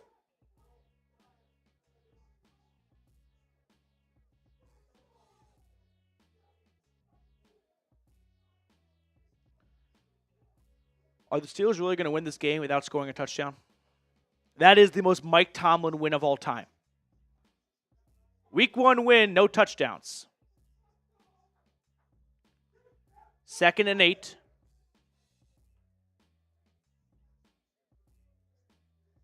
They're at the 13-yard line inside the game-time red zone. Fields under center. Takes the snap. Pitch left. Harris bouncing outside. Tries to hurdle a defender. He gets hit mid-hurdle. That's got to hurt. Going up to Mike Hughes saying, I was this close to clearing you. I think this is going to be taunting on Harris. Harris walks up. So Najee Harris tries to hurdle Mike Hughes or Clark Phillips. I don't remember which one exactly. And he walks up after the hurdle like this close to hopping over him. And I wonder if that was a taunting. I think it has to do something with Jones. Broderick Jones, another Bulldog coming back to Georgia.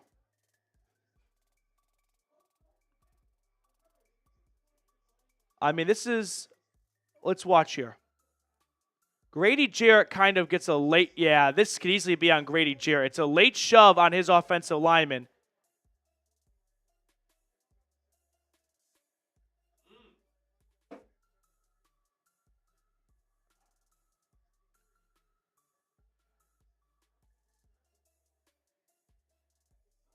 So 2 unsportsmanlike penalties, 1 on Broderick Jones.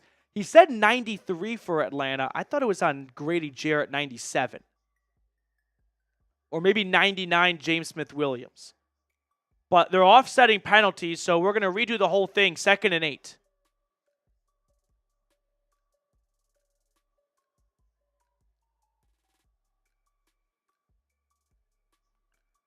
Third and 2. Never mind. Fox has been awful today. Fields. Bubble screen outside. Caught. Short. It is 4th and 1. Van Jefferson did not get the line to gain. It's good play design by Pittsburgh, right? Van Jefferson's got the blockers. He's got 2 guys in front of him. But Bates and Terrell, man, these guys look like they are bouncers at a club, throwing guys out, getting to the football. Great job by 24 and 3. Steelers are going to go for it on 4th and 1 at the 6. Quarterback sneak. He doesn't get it. Fields does not get it on 4th and 1. Let's go. He does not get there. He's not even close. As long as there are no flags and no last-second timeout, Justin Fields is short on 4th and 1. Perfectly timed snap. Oh, my God. And Caden Ellis or Troy Anderson, that's Nate Landman. Nate Landman, our guy. He hops right over and goes, I'll give you a nice big hug, Mr. Fields. Let's go. That's what I'm talking about. Oh, they're playing Kate Bush running up the hill. So, Falcons defense, turnover on downs. Ball back to Kirk, deep in his own territory with 7 minutes to go. Let's go. That's what I'm talking about. Remember, at the 2-minute warning, we are going to do the Bijan Robinson jersey raffle. We will be, punctual. So if you want to get entered into it, don't send a super chat at the 2-minute warning. Send it in now. $10 super chat will get you added. $10 super chat to get you added.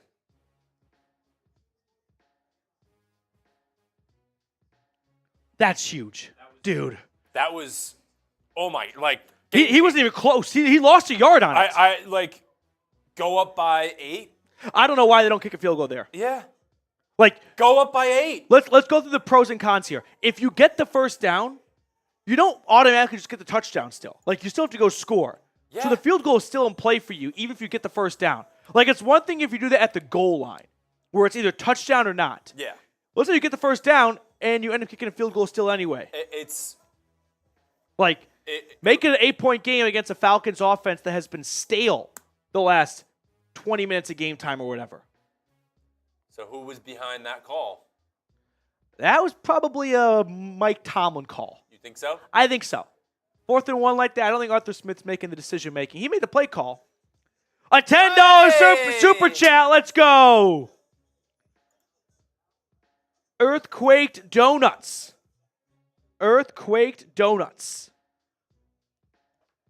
Appreciate your super chat. That gets you added to the jersey raffle. Oh, and we reached another 50 subscribers. All right, let's do the wheel spins right now then. We have a wheel spin for Antonio Kim and for Wayne 999. So the first one will be for Wayne. Let's do the Wayne wheel spin right now and then Antonio's.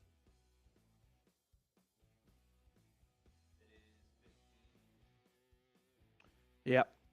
15-10 bad guys.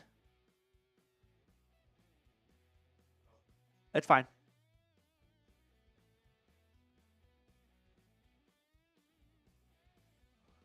All right, here's the first wheel spin for Wayne.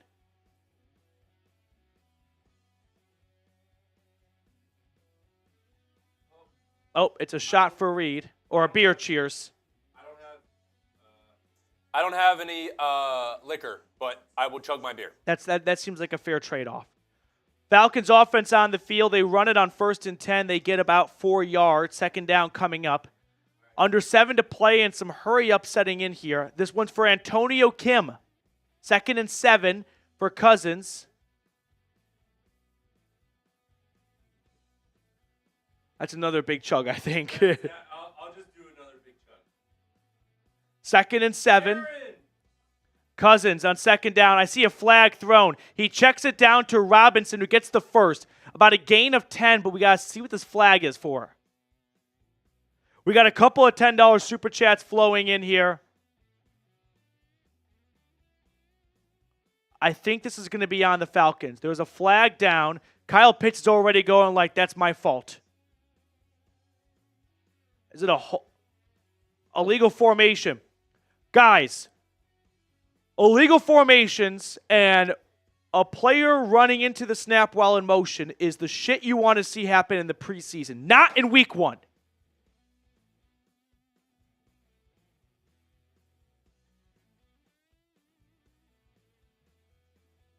Second and 12, so about a 17-yard swing on that. Atlanta backed up inside their own 5 now. Pitts in the gun. Cousins in the gun. Quick pass. This is deflected. Incomplete. Was it a forward pass? I think it doesn't matter. The ball went out of bounds. But I think Highsmith got a hand to it. Was it going forward? Yes, it was a forward pass. So it's just an incomplete pass. There's no fumble or anything like that. But now you've got 3rd and 12 at your own 5. I mean, even if you don't convert this, you're giving the Steelers the ball with a punt around their own 40.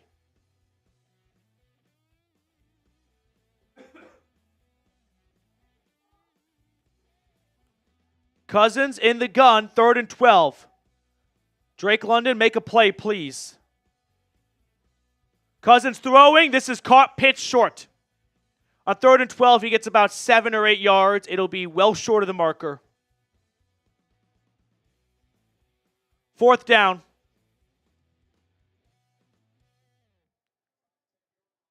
And the Falcons offense produces nothing from the Steelers defense from the Falcons defensive stop on 4th and 1. 4th and 4, and Atlanta will punt from their own 12-yard line. Mr. Pinion, we need a good one. You can stop running the play clock down, too. Every second is valuable here. What are we doing, guys? Just standing there to be statues? Punt restarts at the 32. Return across the 50 and stop there. Flag comes down. Troy Anderson made the tackle. I think this is going to be a block in the back indeed. I saw a body go flying. So I think we're going to get a block in the back on Pittsburgh. So the Steelers will still have decent field position. A touchdown will put this game out of reach. A field goal feels out of reach. Only because not only would a touchdown be tough for the Falcons offense at the way they've played lately, but a 2-point conversion too. Aaron Ramirez and Steven Stanley with Super Chats. Those will come on screen in just a minute, guys.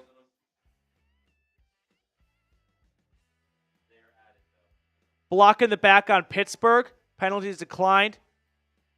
Oh, 2 blocks in the back.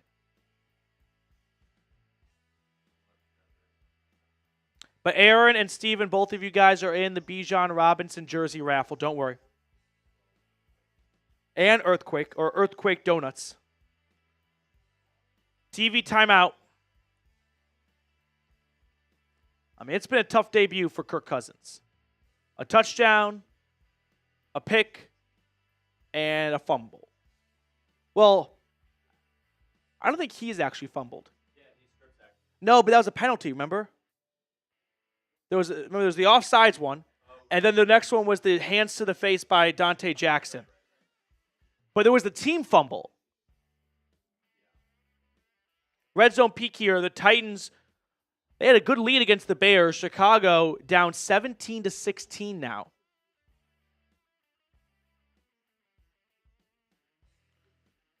Antonio Kim, you have 2 chances for the jersey. You've got 1, 2. That sounds right. No, he has 3. Oh, no, 2. I'm sorry. 2. I mistake, Antonio.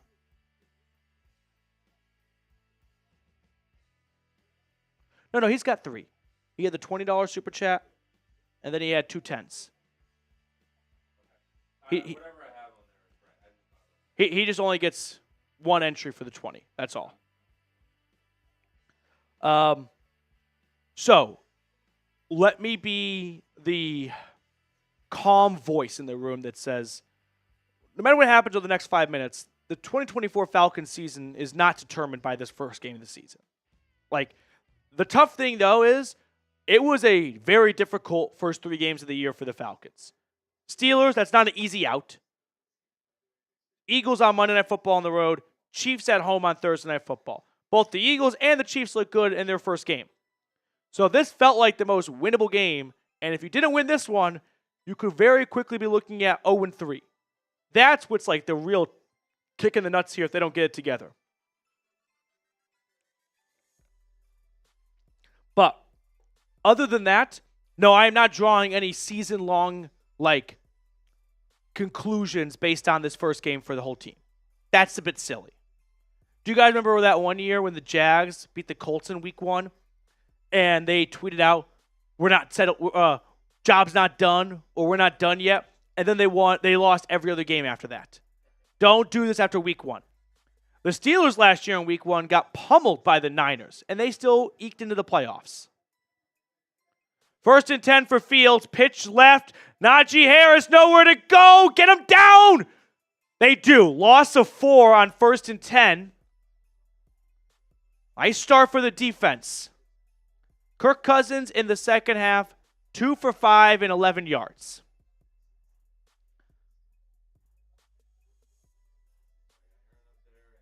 Aaron, thank you so much for your super chat. Rise up, dude. And then Steven, I haven't ordered my number 7 jersey yet, so maybe I can get lucky to snag one from you boys. Rise up, y'all. Steven, I love the mentality. Rise up, dude. Thank you very much. Good luck. 2nd and 13. Under center. Fields. Play fake. Pressure, pressure! Oh, incomplete pass. Man. Clock stops too. I don't know what I'd actually rather have. A sack, make it 3rd and 20, or an incomplete pass and settle for 3rd and 13. 3rd and 13. I think so. Stop the clock. We need as much time as we can get. Is that a Trone Brooks, by the way? Yeah. Whoa, that's our preseason king. 3rd and 13. 4 minutes and 23 seconds left. Falcons have all 3 timeouts. They trail by 5. Pittsburgh at their own 35-yard line. Snap to Fields. Fields. Pump fakes. Fields is sacked. Down he goes. Yes. Welcome to Atlanta, Matthew Judon. Bingo. Woo!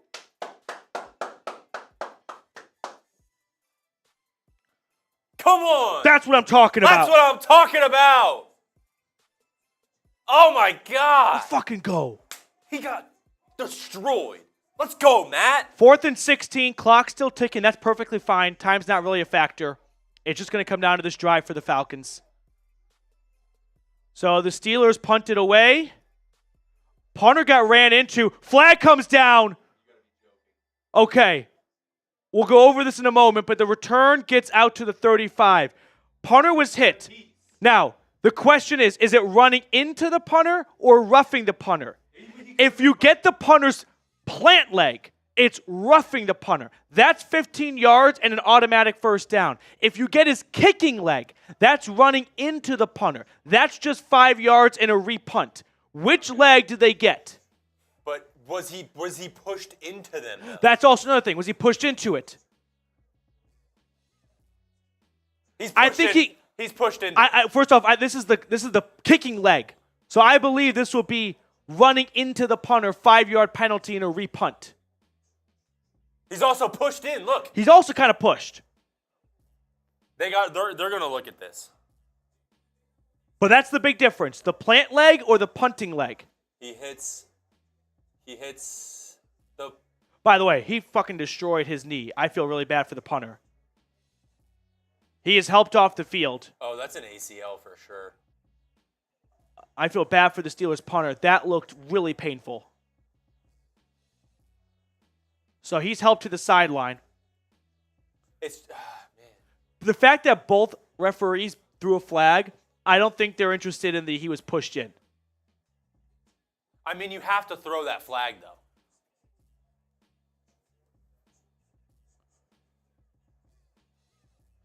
So That is just.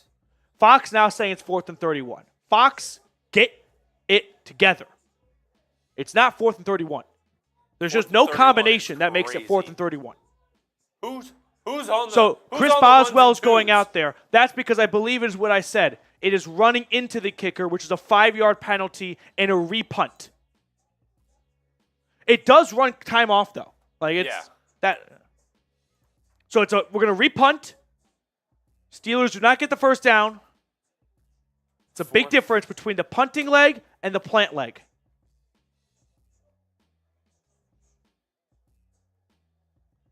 Is this his first career punt? Yeah, Chris Boswell, the kicker, will now punt. And maybe, I'm guessing every kicker punted in college or high school to some level. Yeah, but in the NFL, if it's not good, this Boswell is great field punts. position. That's a normal punt. It's return only gets out to the 40. So it's fine. All right. So, a decent outcome with your backup punter, if that even exists. A lot of times the backup punter is like the quarterback. Because a lot of times they punted in high school too. So Kirk Cousins will have 1st and 10, down 5 points at his own 40-yard line. I do want to bring this up. Let me get this, because this is very important. Okay. 1,300 Angry people Liquid tuning in. Yes. Has been added to the Dirty Birds Club for that $100 super chat during halftime. I just want to let you know that you were on there. Any $100 super chat during our watch parties, you get added to the Dirty Birds Club. And then at the end of I think sometimes at the end of our VODs, PD will shout your name out after. 1st and 10, pitch left for Robinson. Bijan getting 10 yards and more. Robinson across the 50. Eamon K with a $10 super chat. 1st and 10 Atlanta. $10 super chat to get added to our Robinson jersey raffle. That's going to be at the 2-minute warning. So let Eamon K serve as a final reminder if you want to get added. They're out to the Steelers 47. They need a touchdown. Falcons football. Cousins. Throw. Hit. Interception. Interception. Picked off. Dante Jackson across the 40. It's going to be a pick 6. No, he's tackled to the 20. Kirk Cousins hit as he threw the football, and it's picked off by Jackson. All right. We still have 3 timeouts and the 2-minute warning. If the defense, dude, the offensive line hasn't helped him at all. Oh, when he was, I don't even he's hit as he throws, but I don't see that. If it gets farther, but he's still got the same, maybe, I guess. And he was trying to go over top of the safety. Game-saving tackle by, I think that was Lindstrom. Yeah. Oh my God. The offensive line is the biggest loser out of this game. It's supposed to be a top 5 unit in the NFL. The Pittsburgh Steelers just came in here and dropped their nuts on every single one of their foreheads. They're inside the game time red zone. Fields has 1st and 10 at the Atlanta 19. Snap to Field. It's a handoff to Najee Harris. He gets 2 yards. Falcons should call a timeout. And they do.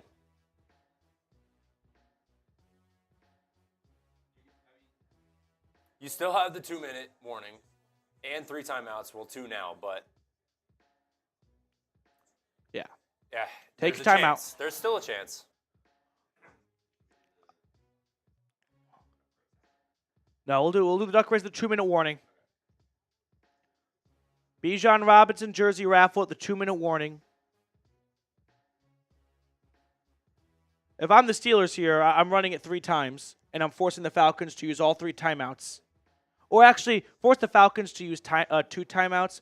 Atlanta should save 1 timeout for their offense and let the 2-minute warning stop the clock. Fields will run it on 2nd and 9. He's going to get about 4 yards. So call timeout now, and then don't call a timeout if you make a stop here. The reason being is the 2-minute warning, no matter what's going on in the game, the clock will stop. So you don't have control over that. Like, what if you throw an incomplete pass during that?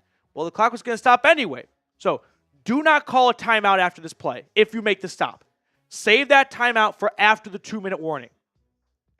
You're going to want it. You're going to want to have to, you want control over when the clock stops. You won't have control if you let the 2-minute warning be the only other way to stop the clock.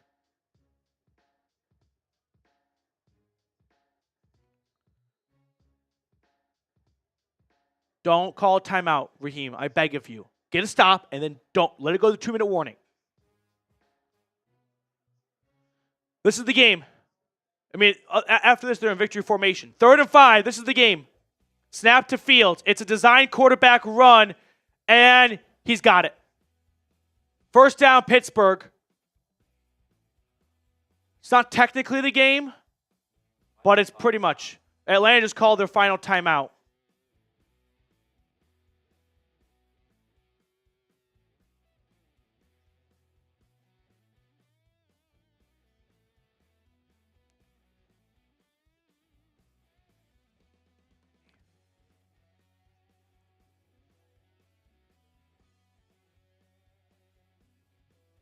So it's 1st and goal. They'll run the ball here. It'll be 2nd and goal out of the 2-minute warning. Best case scenario, doing math off the top of my head, the Falcons get the ball back down 8 with 35 seconds left. It's kind of what you're looking at here.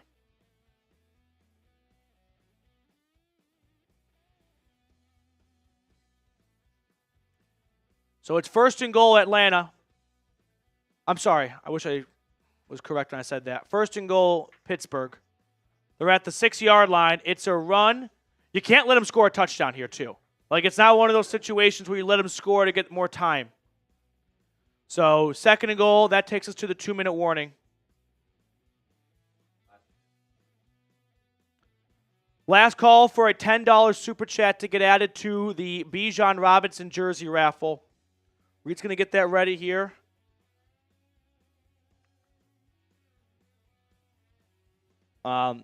Just kind of thoughts right now, though, as this game appears to be coming to a bad ending.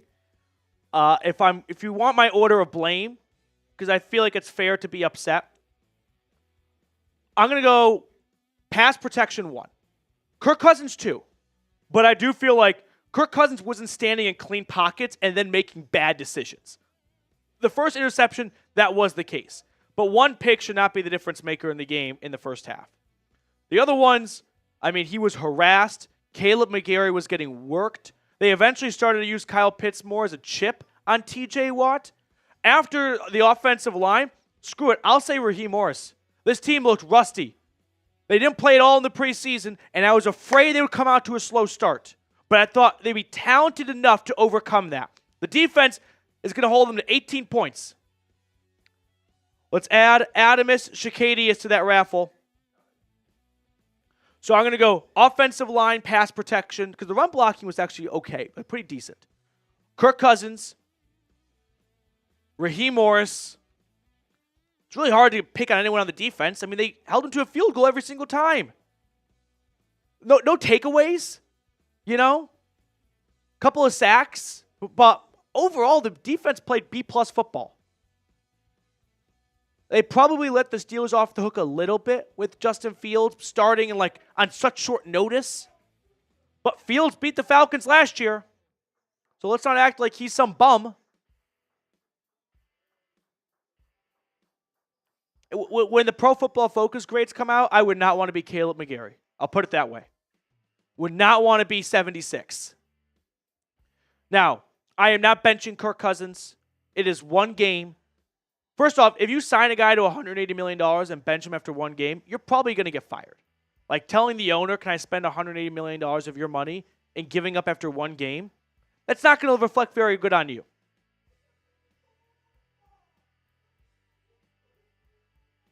So, no.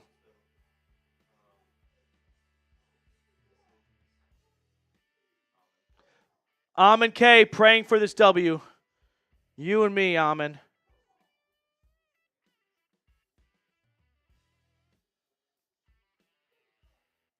Green Cat is right. People here need to chill. 2nd and goal. Handoff outside. Najee Harris. He's only going to get back to the line of scrimmage. Atlanta cannot stop the clock. So 3rd and goal is coming up. I mean, Kirk Cousins has thrown 2 interceptions. One, a costly one at the end as he's hit.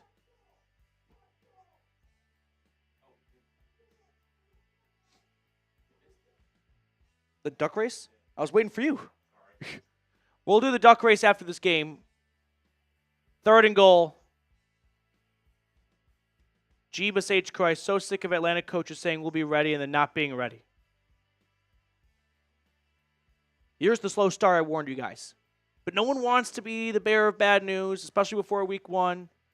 You sound like an absolute bummer. You're a mood killer. This is why I wanted them to play in the preseason. Just lit this game on fire.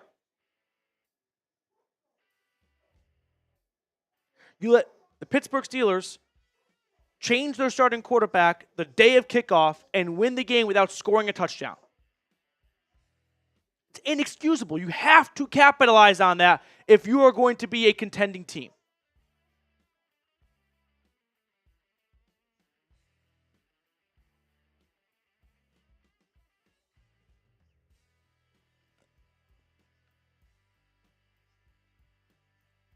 Third and goal.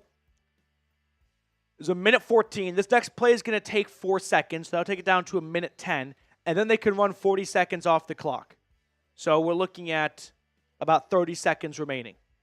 And Arthur Blank is on the sideline. He's pissed. 3rd and goal.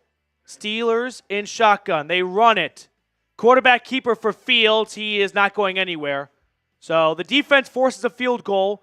The Falcons will get the ball back down 8 with about 30 seconds left and no timeouts.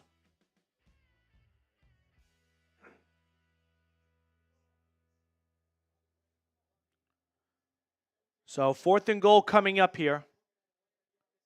And they will kick the field goal right at 30 seconds. So we're looking at about 25 seconds for Kirk Cousins. Give or take a second. Imagine if they block this. Steelers are going to call their final timeout to kind of like just time it up perfectly. Chris Boswell went 5 for 5. 3 came from beyond 50. All 5 from beyond 40. This one will be his shortest of the day by a long mile.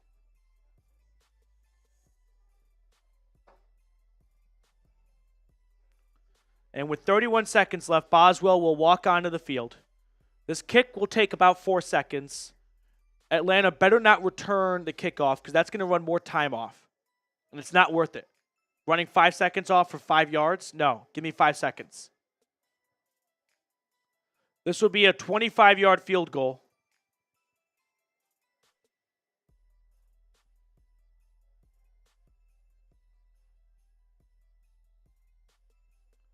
From the left hash, Chris Boswell to go 6 for 6 on the day.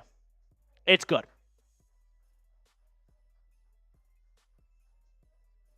Pittsburgh leads 18-10 with 28 seconds remaining. So let's talk about the next 28 seconds. For starters, you do not return this kick. I don't care if it's kicked into the end zone or if it's kicked to the 10-yard line. You call fair catch, take the ball at the 30-yard line, run off, no time. Then with 28 seconds left, you're trying to get, I would say, a gain of 10 to the sideline. Then one over the middle of the field where you can spike it, but get yourself to the 50-ish and take 2 cracks at the end zone.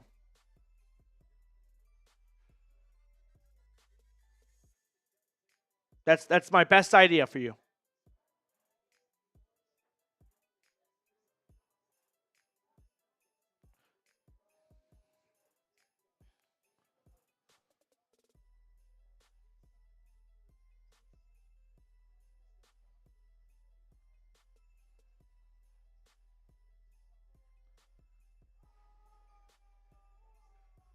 Boswell kicks it off. Do not return this. And they kneel it down. Good.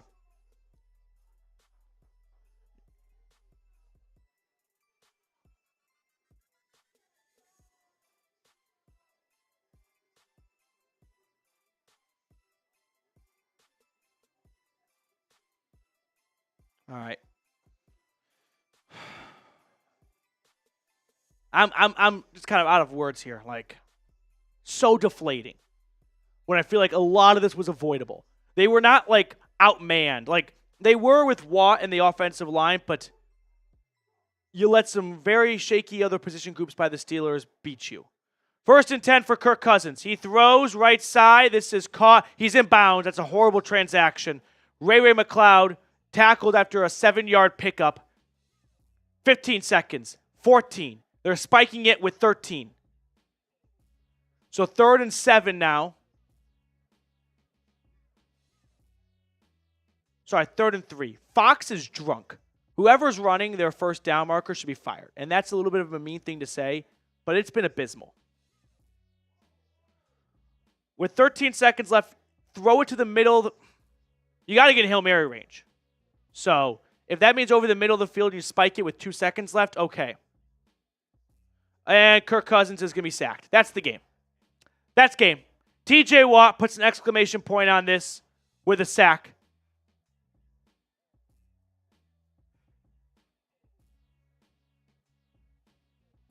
That's it.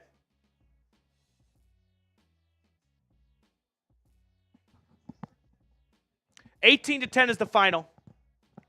Wayne 999 $5 super chat. We'll get to that in a minute, Wayne. First, we got to do our duck race.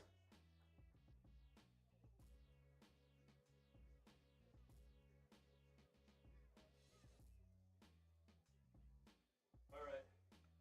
Damn. All right. We got to put it on screen. These are all the names in our duck race for our Bijan Robinson jersey raffle.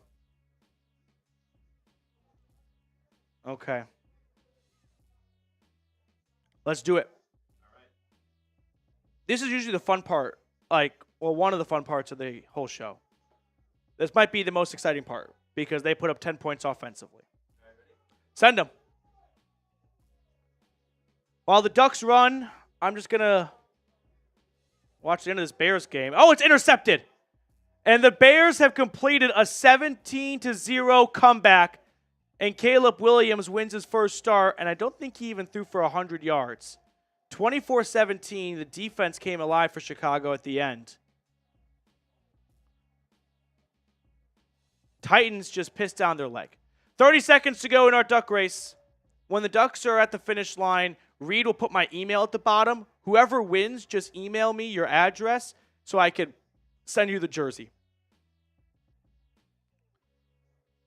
Joshua Terry currently in the lead. Can Josh hold on for 12 more seconds?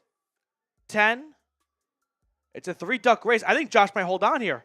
Oh my gosh. Here comes Wayne. No. Who's it going to be? It's Ken Ballard. Ken Ballard, ladies and gentlemen. Ken, email me, Matthew, like how every Matthew in the world spells it mostly, MATTHEW, @chatsports.com. Just send me your address so I can send you the jersey. Ken, thank you so much for your super chat and for supporting us today. Greatly, greatly appreciated as always. We will do a post-game show and break this loss down, but just initial reaction. Initial reaction here. Offensive line, Kirk Cousins, Raheem Morris failed this team today. And in that order. By no means is Kirk off the hook. And you can make an argument, and not even a tough one, to switch him in the offensive line. But, I think that last snap there kind of perfectly summed up what TJ Watt did to this Atlanta offensive line all game.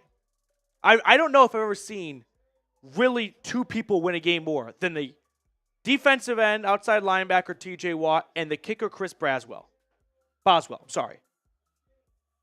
It was a two-man band for the Pittsburgh Steelers.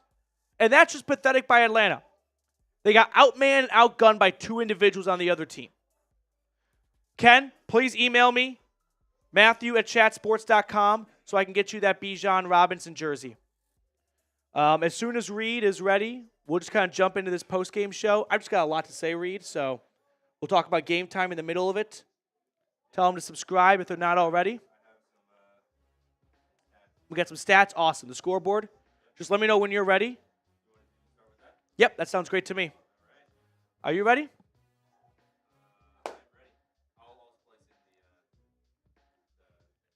Let's do it. All right, 3, 2, 1.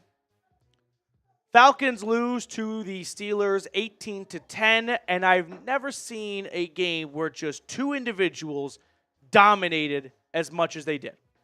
TJ Watt and Chris Boswell, the kicker, single-handedly won this game for the Pittsburgh Steelers. If those two guys were not in this game, the Falcons might win, not by a lot, but probably still win. I know there's a lot of frustration right now, and I'll open up by saying, don't give up. It is week 1. Do not panic and do not overreact too much. You are well in your rights to be frustrated and upset because this was a season that Falcons fans were looking forward to for a long time and the most excitement for a team since 2016, 2017. But do not overreact and just give up after 1 week.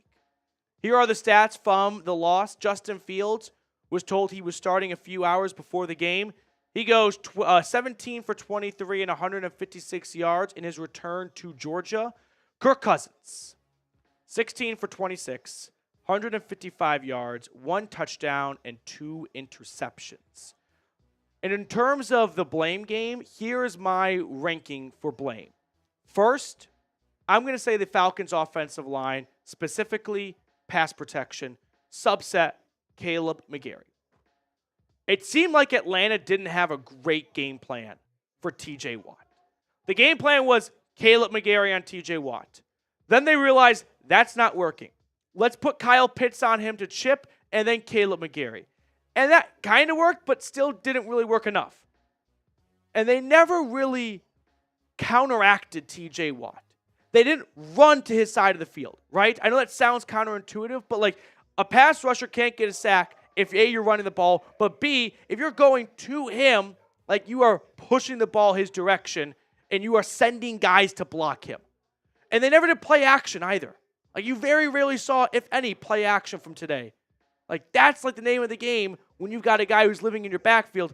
Let him think the ball's going to the running back and then you peel out.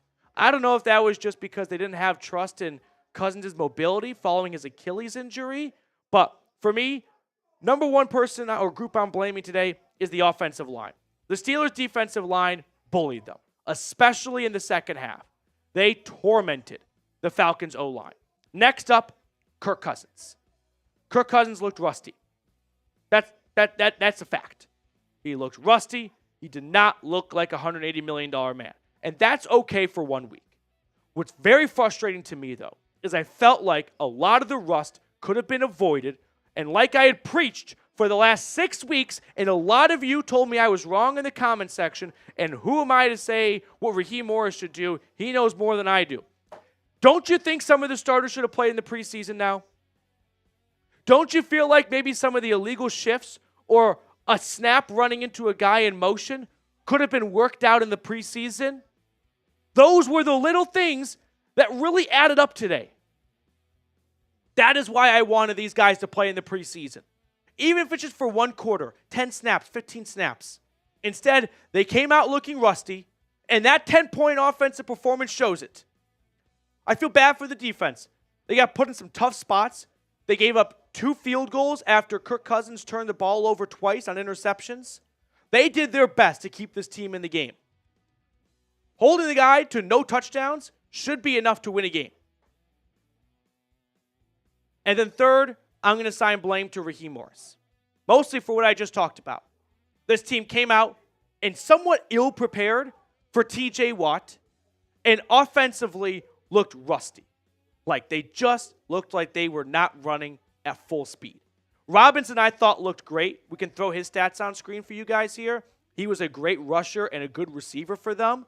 Bijan Robinson, 18 carries, 68 yards. Like he was kind of the heartbeat of this offense.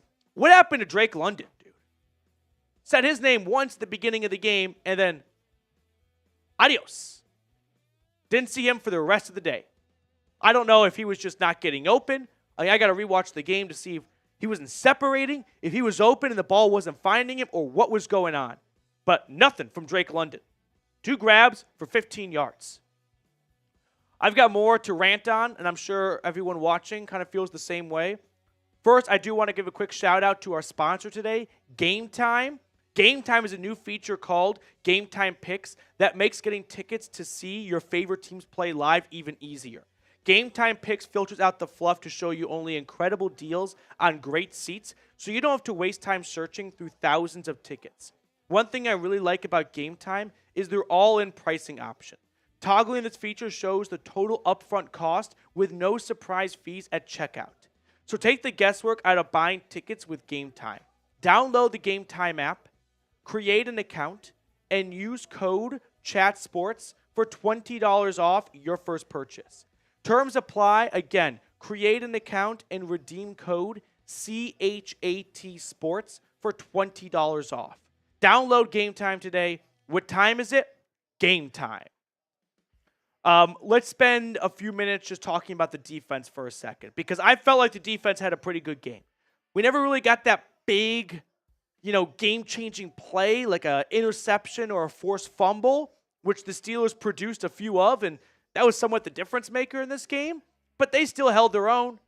Like Justin Fields, they had a couple of nice passes to George Pickens, but no other receiver touched the football. They had some good runs here and there. But if I tell you before this game that the Steelers don't score a touchdown, you definitely think the Falcons win. And if I tell you they only put up 18 points, you likely think the Falcons win. I feel bad for the defense. They made some big stops, especially at the end there on 4th and 1. Get the ball back to the offense, and they just immediately punt it right back. I feel bad for the defense. If you want some reassuring good news, though, this defense looks a hell of a lot better than it was last year. It wasn't a train wreck or a disaster last year, but Grady Jarrett, first game back, a huge sack. Matthew Judon. I've got Nate Landman jumping over a pile to take down Justin Fields on a QB sneak. Like, you got guys flying across the field defensively. And we didn't even get much from Justin Simmons or Jesse Bates. So you know those guys are going to start picking things up too. Terrell somewhat got bullied by George Pickens at times, especially on that big 40-yard throw. But overall, really solid performance from the Falcons defense. The offense failed them today. Injury-wise, I saw Mike Hughes at one point leave the game, and Clark Phillips had to fill in. I mean, I'm sure we're going to see in the press conference Kirk Cousins and this is a sad stat.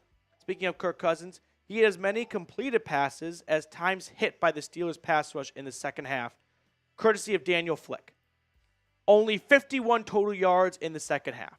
It was a complete meltdown offensively in quarters 3 and 4. And it finally looked like they started to kind of get the mojo going and the cobwebs out at the end of half number 1 with that touchdown pass to Kyle Pitts. Not to be.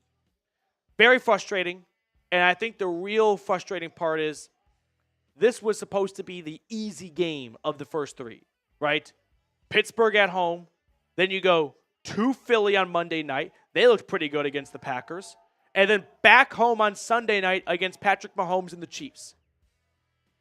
Not to overreact, but you are staring at 0-3. You're already 0-1, and now you're looking at 0-3 very quickly. Overall, I will leave you guys with this. The season is not over. And no, you are not benching Kirk Cousins for Michael Penix. Stop. One bad game in his first game from October is not grounds for termination. You are not benching Kirk Cousins, and I don't even feel like I even need to explain why. It is one game. Make sure to subscribe. Usually, these are not usually lately, but this year is supposed to be fun post-game videos. So if you're looking for a free Falcons YouTube channel, hit the sub button down below. I appreciate everyone who watched with us during our watch party. Damn.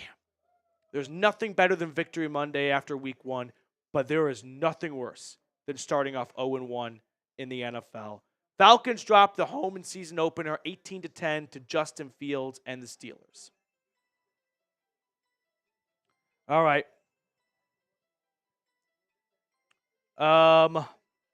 Yomania, why did Kirk stay in the pistol all game? That's a great question, Yomania, and I don't have a great answer for you. I was a little surprised by that too, because he didn't do that much in Minnesota. I would not have minded him going under center some more. $180 million to lose to a kicker. I'm hurt. Wayne, you summed it up better than I did probably in 10 minutes. Cheers to you, Wayne. $180 million to lose to a kicker. I get that. And then G-Bus H. Christ, so sick of Atlanta coaches saying we'll be ready and then not ready. I get that. All right, that's going to do it for us on our watch party today. I really appreciate everyone who hung out with us. Make sure to subscribe, and we'll be back for more watch parties throughout the season and, of course, videos throughout the week. Was it Mr. Liquid? Angry Liquid. Thank you for your very generous donation to the channel, joining the Dirty Birds Club. We'll see you guys later. Rise up.